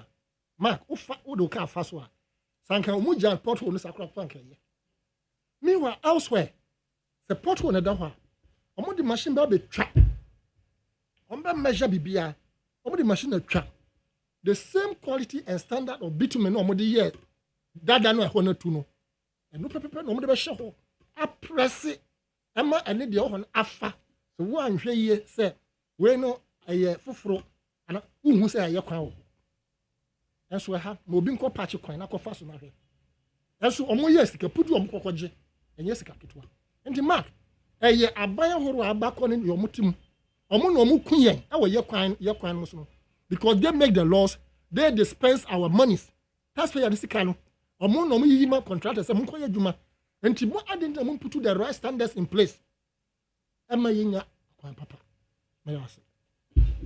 Monso me dan say eti atefo monso mo bebembi Mark na ya aha wo bibia kan na me Efa DSTV sense me and Sam Jot Minister for Communication me bona baso e wo ne a oye amayen say odwen first of all was data ya me adom data ababa form auto data o price na first na auto no and this EBM na your friend is saying data na wunya no enso edo so kakra fine and this NA na DSTV one person mo prove stubborn na unim ade bia ewo ho a mesere I don't know say minority ni hu say government no e di gidin papa into as some person mo de mo be nante ho as if say say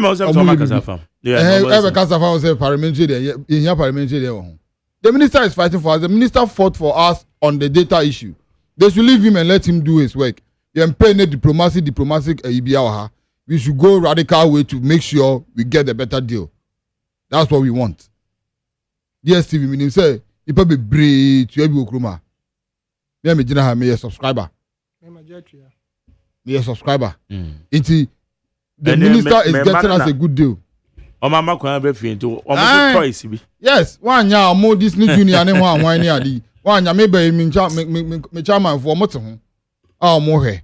What I say? Nti eno na ebo mo so enko ba bia nkonante rough ne those things. But they should give us a better deal.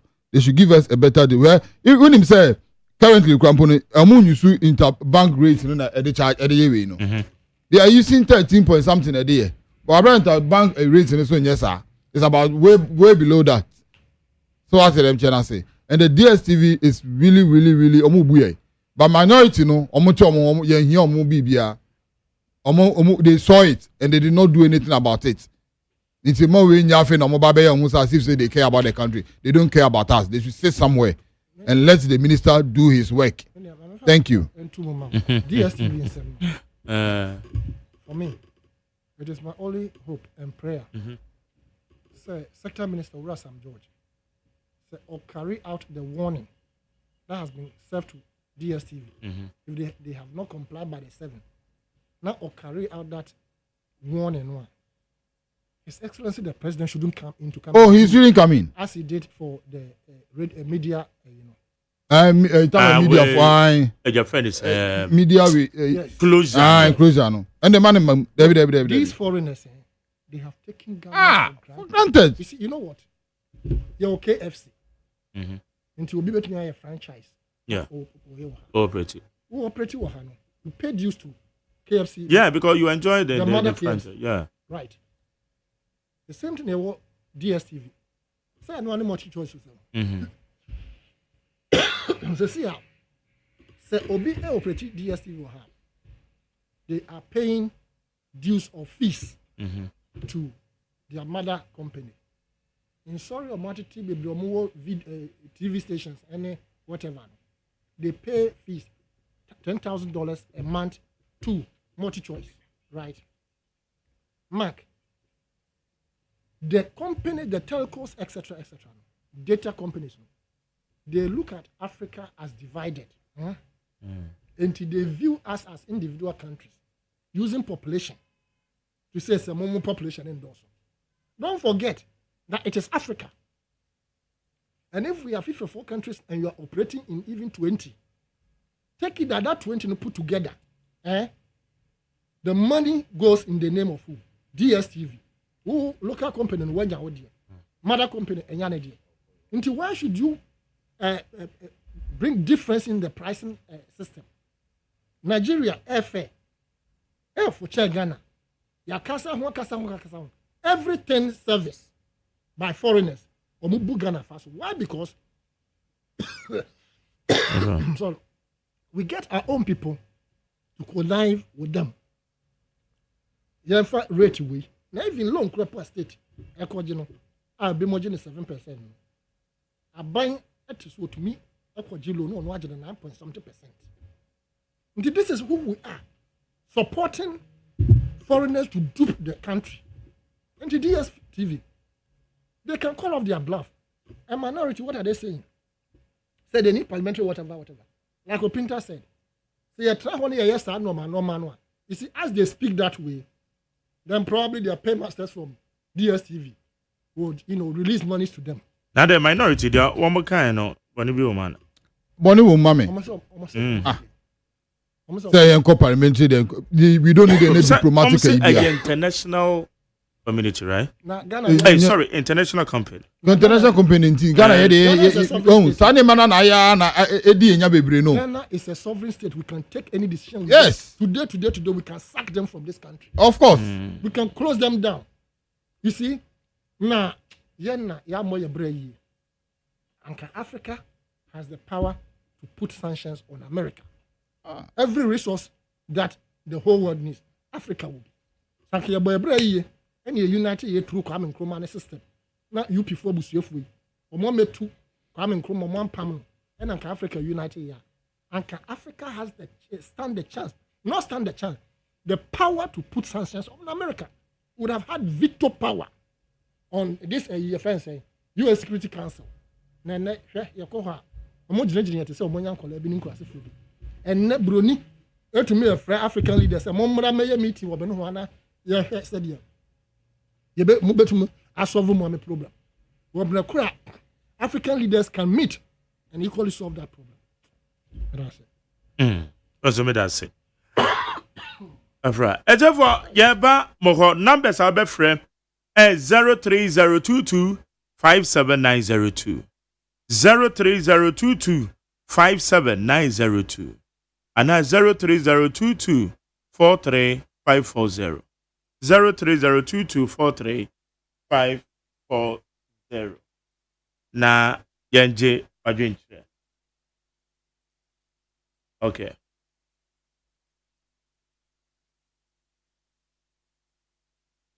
Mame ko na me eno adwentre mate. But Jerry. Yes, I tell. His Hannah, doctor, cover by one. What's that coming? That's fine. What do you want to say? Nyame adom ko wo mo ho ye pa.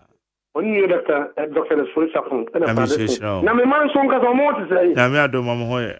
Mesem nye samijansi. Same ye nyina ye gana for ma adaroma ma ke baro muni muma that on be sewo nti scholarship no woman bi no na so ka mu incoming national chairman the Kete Dombodo national woman organizer around with our council Justin Kodia you be meeting no Dr. Mahmoud Mawumia kunja ni dia dada police association kakra American so hineba media for a bomber baso Ghana for nyina wo hwe ena Dr. Kansembi o say that rumba obeye bia ko na munya musumo tanachi na yaman state barrier ni Dr. ya adwene lumba na meka no fi se wo kwa ko show ho akonfo na utie David Lumba enyomu a obeji akonfo che penifo si bema be ye bi no amre ni nyina e se meso man konkro Ghana wo menya mfa mpabo na asundie wo man nu no yentimi efekwa be foso asundie ndeba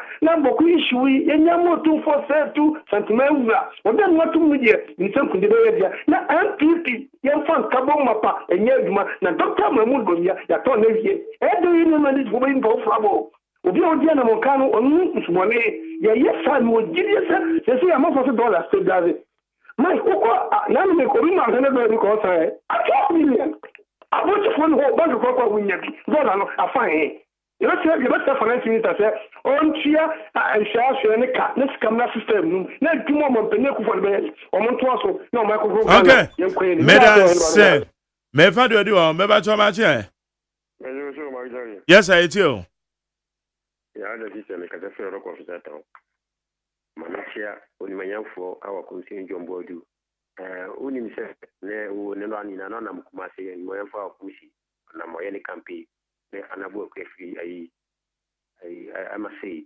akotia MP kanu na che umunya na no ye bebo Ghana fodo do nyina ba so se eye ye legend yankopon to ne safre no ipani nyina kogu wo papa ne nyoma de de bia e ka se ye nyum bia ni ho a se ene wuye na me mo ko na mafo abaso se o tine nyuma si papa ne nyumbu ho no ma ya de fat ni se na me tieni keke akora mafo ma tine nyuma si papa akora mafo ka se bi se se ye party ana bi bisa no ke ye sabi papa na ka se say yes celebrating no yes yes celebrating no akora mafo ya de papa because amadu do na tine nyuma na se na ya ti ase nti anopo bi ya se mbetima e be fremo mama ne cheche kaka na ambesre mi nua ndi sufo na ote woni se asema ba e parliament ya mpo info do mo na tuma omo ka se MPP fo nyi o manu fi ni mese se eye ade a omo ka nyina no omo ka ne se ne be ya enkoye bone ma aman no ye hwe ne se na anu ada ya ka kire Ghana fo na omo America se ye momo visa in the 5 years no ayubi sebi sene media form ko kan se sa na tie dia ayubi ni niam bi a wanye yi sebi ana ba ne sa etie besre se 2 minutes ya mamu mu ye ni ya e be bo Ghana fo ni mo se mo ye ni ya e ba Ghana ni bia etie besre hwe galanse hu asema ye kan ye ka kire MPP fo no ene mo se wo ye no foforo at eye we adwuma o mompani na kufa do baye no ono ana ma change gini no ena mo ye enye boni o ni mo se na mo baye ni ye keke ye besere na no na wi ka se Ghana aha ka ye ho se uye ba enjinsi sankwa na ye se kwanya ye flipu kwasi tukumasi ye nye no wie yu ye si ye be ye foforo amaderi mo me nka no kore se catrice mo di se 6 months 1 month required ye kakra ma ya we ho na no me ko je minua ajana wandi sini communicate ba ko ne papa yi o usuru ye praye we ho ibesere se ye ye nuafo ya me kire ona adwuma pa oye meda se mefa yodi ho me ba to mache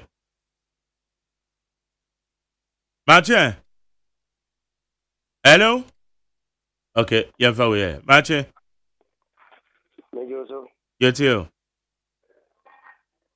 tell me mini to pachi ashima suba kanable masumo da me kwabenya okay sai kwa na mibutio mamenchia miame ofa na na ya asanita no papa nyanko ponchirawo amenka ho na menchia misinya komeda wa be chire nsemi me pacho ni dini uze ni dini ede ya fa no opintan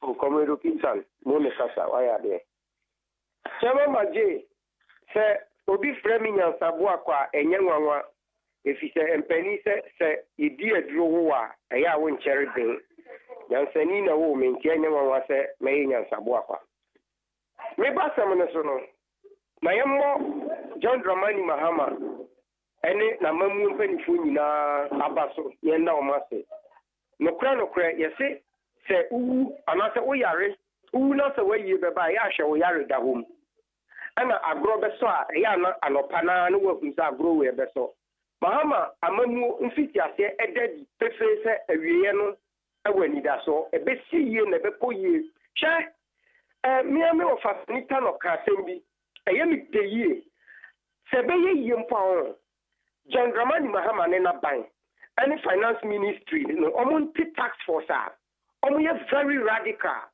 na omuntinsim abotifo ne alagifo a omuni commercial banks any other smaller banks no akonivia dollar Bank of Ghana rate aye 10 point something na omuno kofa ho a no mo dia ko black market turn 12 point something 13 point something no yanchi won inform kwapiase na yansizi empo sa adwuma no na at least chawamaje democracy me pacho enye democracy o at least I was say this Kenyan some backing. See, I said democracy in tea. Yeah, nyina just like that. Into this a soldier buying a casadi way as a buying in Tiashan Yaya. Still, will be to make what baby. I say, oh yeah, I'm a buying a morning, and now I am on my man and ya sitting a bonnie. There be young far a Kenyan some backing. Your friend is saying, democracy no, na more on my gun on. Nay, at least. Think a 9-day wonder. 6 months near. $50 say depreciate. Poor prices echo from. She say gas and many wife here coffee gas. And they are feeling 160, 170, and 110 CDs. It's a cylinder cocoa one. So, indeed, I hear in your go through. Mama and fat a company devoid of politics. We are no more politics in India. In the echo years, my young car now on cracker ship, anti-tax force, and find chases our one, and my dollar. FSA, some relevance. Okay. Mesdames, c'est. Mais Mathieu. Oh, all right. Okay. Mathieu, yes, I hear you. Mesdames, c'est ma part. On est me pound for more year boy or my Ghana. Yankopon Kano. One mammy a queen, and then the mammy and then the my wife, Doris, requires Yankopon Dome, and no, this year by one can you feel. You make a share, say, Yankopon Shram. Or money you see a domo, about Papa Bay, no, Winter Swaba. It's an about Bonimo for the past 8 years, bad 8 years. About Papa Bay, in the same Yankopon Beshram, Emma will near Fiadomo, Aqua Adomo, Doris, now happy baby. Now, then can't you Ghana force it? I'm buying Papa, I'm buying. My Jerry, she's senior state institutions, bomb who are here, Jumapa, compared to what we witnessed under the bad over 8 years under Omampeni, Ekupuado, Dr. Baumia. I'm a more bonny on the Mukromo. And let your senior don't let me the upper family and a moment to do the air casse. Ampa, a cash a mamma papa, nay, NDC, nay, who yellow. So I say, intermediate message Ghana for you so whatsoever. Now, a moment at the year to the sense of being a solid year. Now, the assembly number one say, you can't say, MPP and there's a big difference. The NDC about Momo, almost perform Puntu, Ghana for the Benny Jumai, anything will go be a Juma. And found so your way, and this to buy Ghana, the Navy. The senior your man, John Mahama, why not so, or best a good legacy. A bit poor Ghana for the I'm maintaining and this bed, a better of power. On a while, guys, and Michelle and a pen at TDC board, carriage, Macafu in the Kuku. Okay. Mefa do abache. Yes, I do. Rama Kumbata and Pomu to say, Yamia Domoko, bra. And then Yamias. Yamini Ukraine. I find a yarn a twaba, a man. Name woman, this is a kidney system. Many young this before, Yan, ye could lie a twaba, my buying. Name woman, dollar no opa wunya bi so brama yɛn fa no korɛ emu wɔ man no se ya no se dollar no sa fan hiyo yɛn hu yɛn businessmen yi se yɛse ka no korɛ akyerɛ wo paa se ya wo kɔsɛ ɔkɔpɛ dollar na 12.7 12.5 ebi kora 13 so it's almost $1 no yes yenya bi mfa nya adwuma ebe saa o man na ye wo mu no obi a so wo beto no so Bramak yes sir yo madam same beba to mache yeah ni ama yes I it you yes saying please ni it would do amamole okay no Mamintia, MC Papa, and of municipal executive, Akweti Agbo, fantastic man. Share, maybe a day behind a car, and back okay. At any party for, and any party penny for say, near your fool, shiny obey. Share, more mistake. Maybe America, or Rano, a idea Ghana for any dear Papa. Mike, what do we say training? You making who go take a stamp because Ghana for Shesep your President Mahama, Ekaino, obey so, yes, obey so. Attorney General, Ukasano Dosu do actions speak louder than West. She, my mistake say 2027 to 28. We are watching Pabakum Yerubi. Aha, the Jelino, when I cano, President Mahama is in the right direction. Massa, Ghana for, who befuye, Papa. Woman action, no shots here in the cases in that one, every day's paper. Ghana for share action speak louder than West, now make cano, the Dino.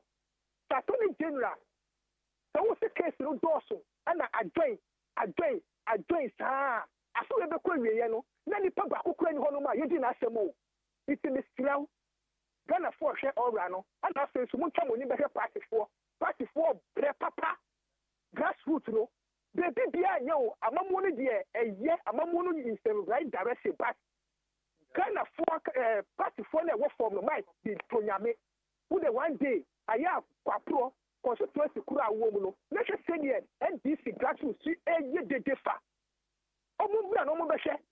Yeah, na nyese campaign be do na mo the 100 cedi 500 cedi masa ya Jesus kano ya jiko e be sa 20 awo me da se yakopon masa ya Jesus kano ya jiko e be sa 20 awo me da se yakopon kan madam same mamefa dia odi hana yento aso okay went me nyina so next one na ya go back to mache Yetio. Nyame adomoko ala. Nyankopo inshallah. Na mi se nyampam fama honorable Abubakar Sade Boniface. Na ma se nyampa so da my chief Alan Kojo chairman movement for change. Ene me boy nyina ya ba so aduma pa. Afafanto aduma kuo ni nyina ya bo na me dami nyanum NDC for me sro mo a o hwe eniam papa.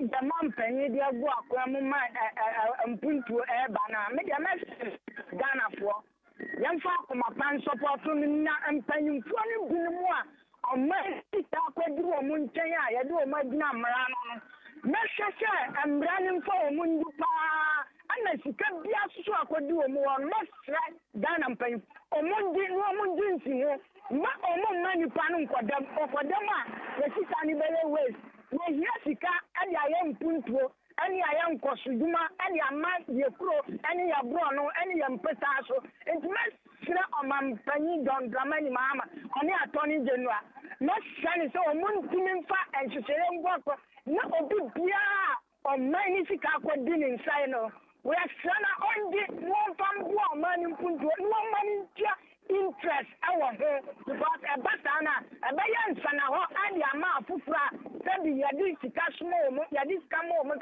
fan ko ye ampuntuduma no man adi afam kwantano e be ba Ghana mpuntu akoso me date oni nyame nya aduma Medans me for last one match. Yes, I do. Magda, your family guest here. You don't know more than Fabim call. Yo, Magda, did you kind Mammy come here? I have friendly. Do you rather spark here? He didn't friend a number. Magda, Kaka, I can say, you know, Bokufuya or Mokunto Quay. Yes, you're the money, Mahama, and to be free. Tibet Muka, when you are Monaco Munku. Sabu, no Kumum, Nasta, Nakuna, Dana, Kuna, Kunku, so, the Pia to quanto Kobo, the Pia Bokunto, the Bokunto, as they say, as I'm here to Nessim, and I'm to Nessim, Kwamuka, Mephiza Mukwa, and for some years, because I'm quite a bit. The Pia Mukuntoka. So, the man said, William Comuna or Munomukuntokano, Namukuntokana, Sabumuna Musa, and Sibu. But I say, Masamano. Medans okay. Ha any idea afraid in the SC. Obi be our free be I that's it. Yame and count. Obi done. Final comment. Here go. Yeah, that it's you for. They say Aquatia by election, so some more lazy boots. Oh, Yami Aduman. That's Aquatia no home. A simple thing. Oza. Na, how?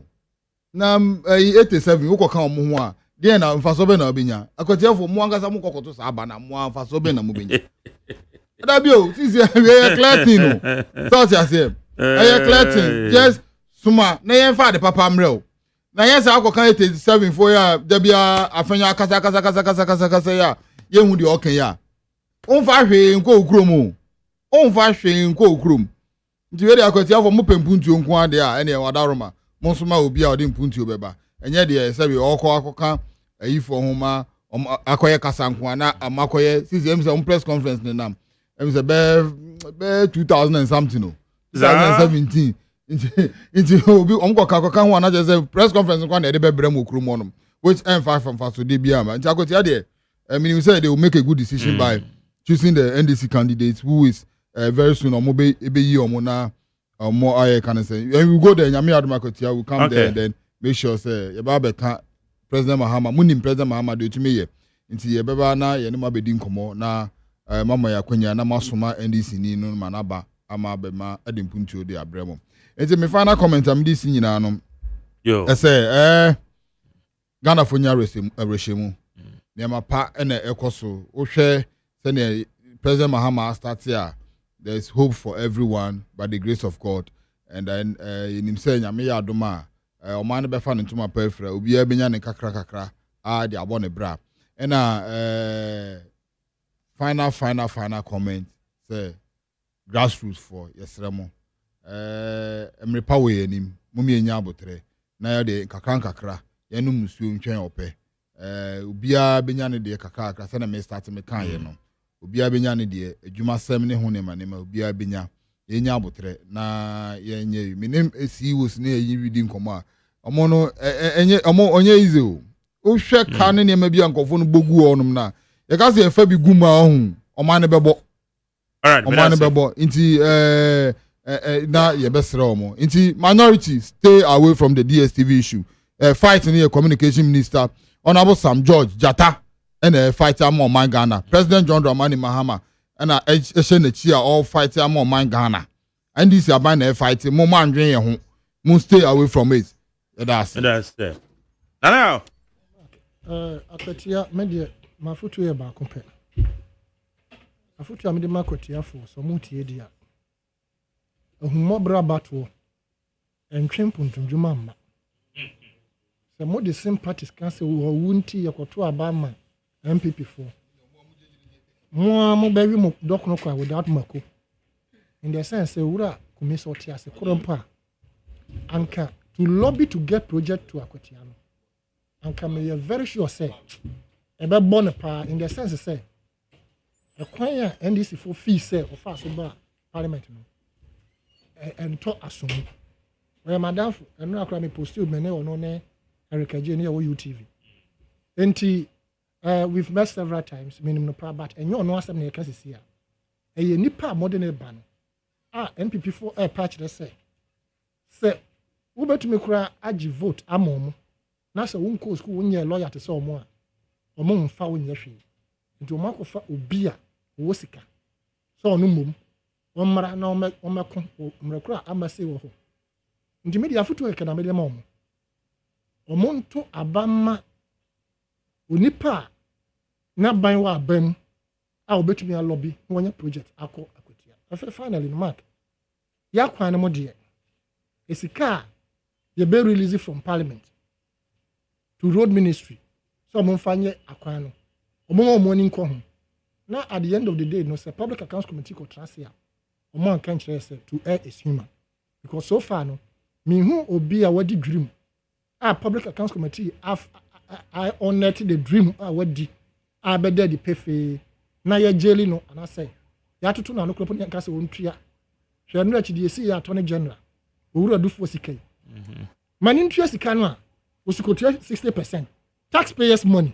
ontua 60% na on de nkae de onfa nkodi na yɛ de yɛmfa ya no mpem ɛboɔ ɛno nti ɛna nipa ewu wɔ yakwan so no enti sɛ obi agye atum anasa bɛda di sɛ ɔpanyin no ne yɛ bi ɔyɛ amesika hwere Ghana na wagye atum sɛ obetua ade ne de sɛ yɛtwa bi gu na ɔno de onkodi na ontua ketewosi without interest in krampo ɔman foforo bi so a anke yɛbɛgye agye interest aka ho enti na meka sɛ ɛyɛ parliamentarians ɛne yɛ system ɛna ɛkɔ nipa bi yes bedas abusia ha na yɛde dwumadie no yɛde si Ghana Montie so ne wodi 100.9 me baba be sorry another but tie wei ɛma me ho Hey, catch it. List ni nie. And you ma beto to dia me baba no ho de no. Hwem so betumi a. Hey, now beka. Ya John to ma me ensa duku portmanteau. This way chocolate drink. Na kan wo hwe afibian so beri ni waware ni a. This way chocolate drink. Na kan sia.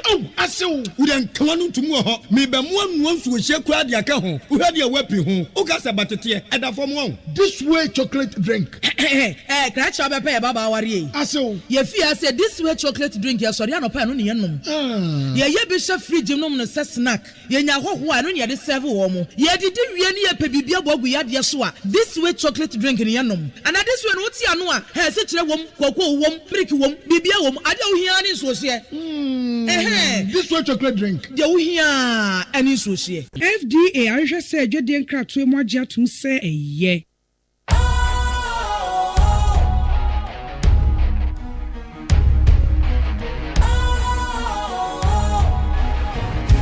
Cool, fresh and trendy with a new look.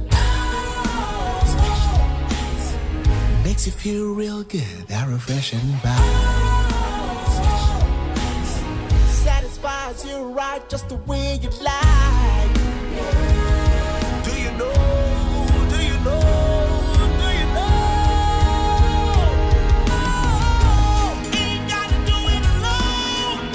Specialized makes you flow. Anytime.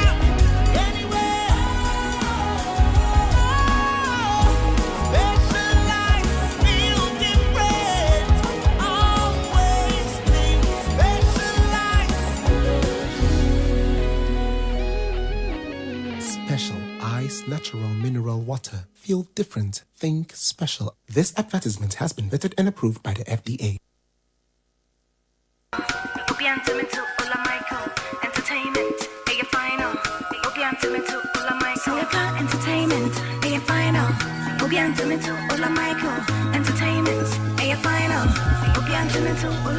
Massacre Ola. Yeah.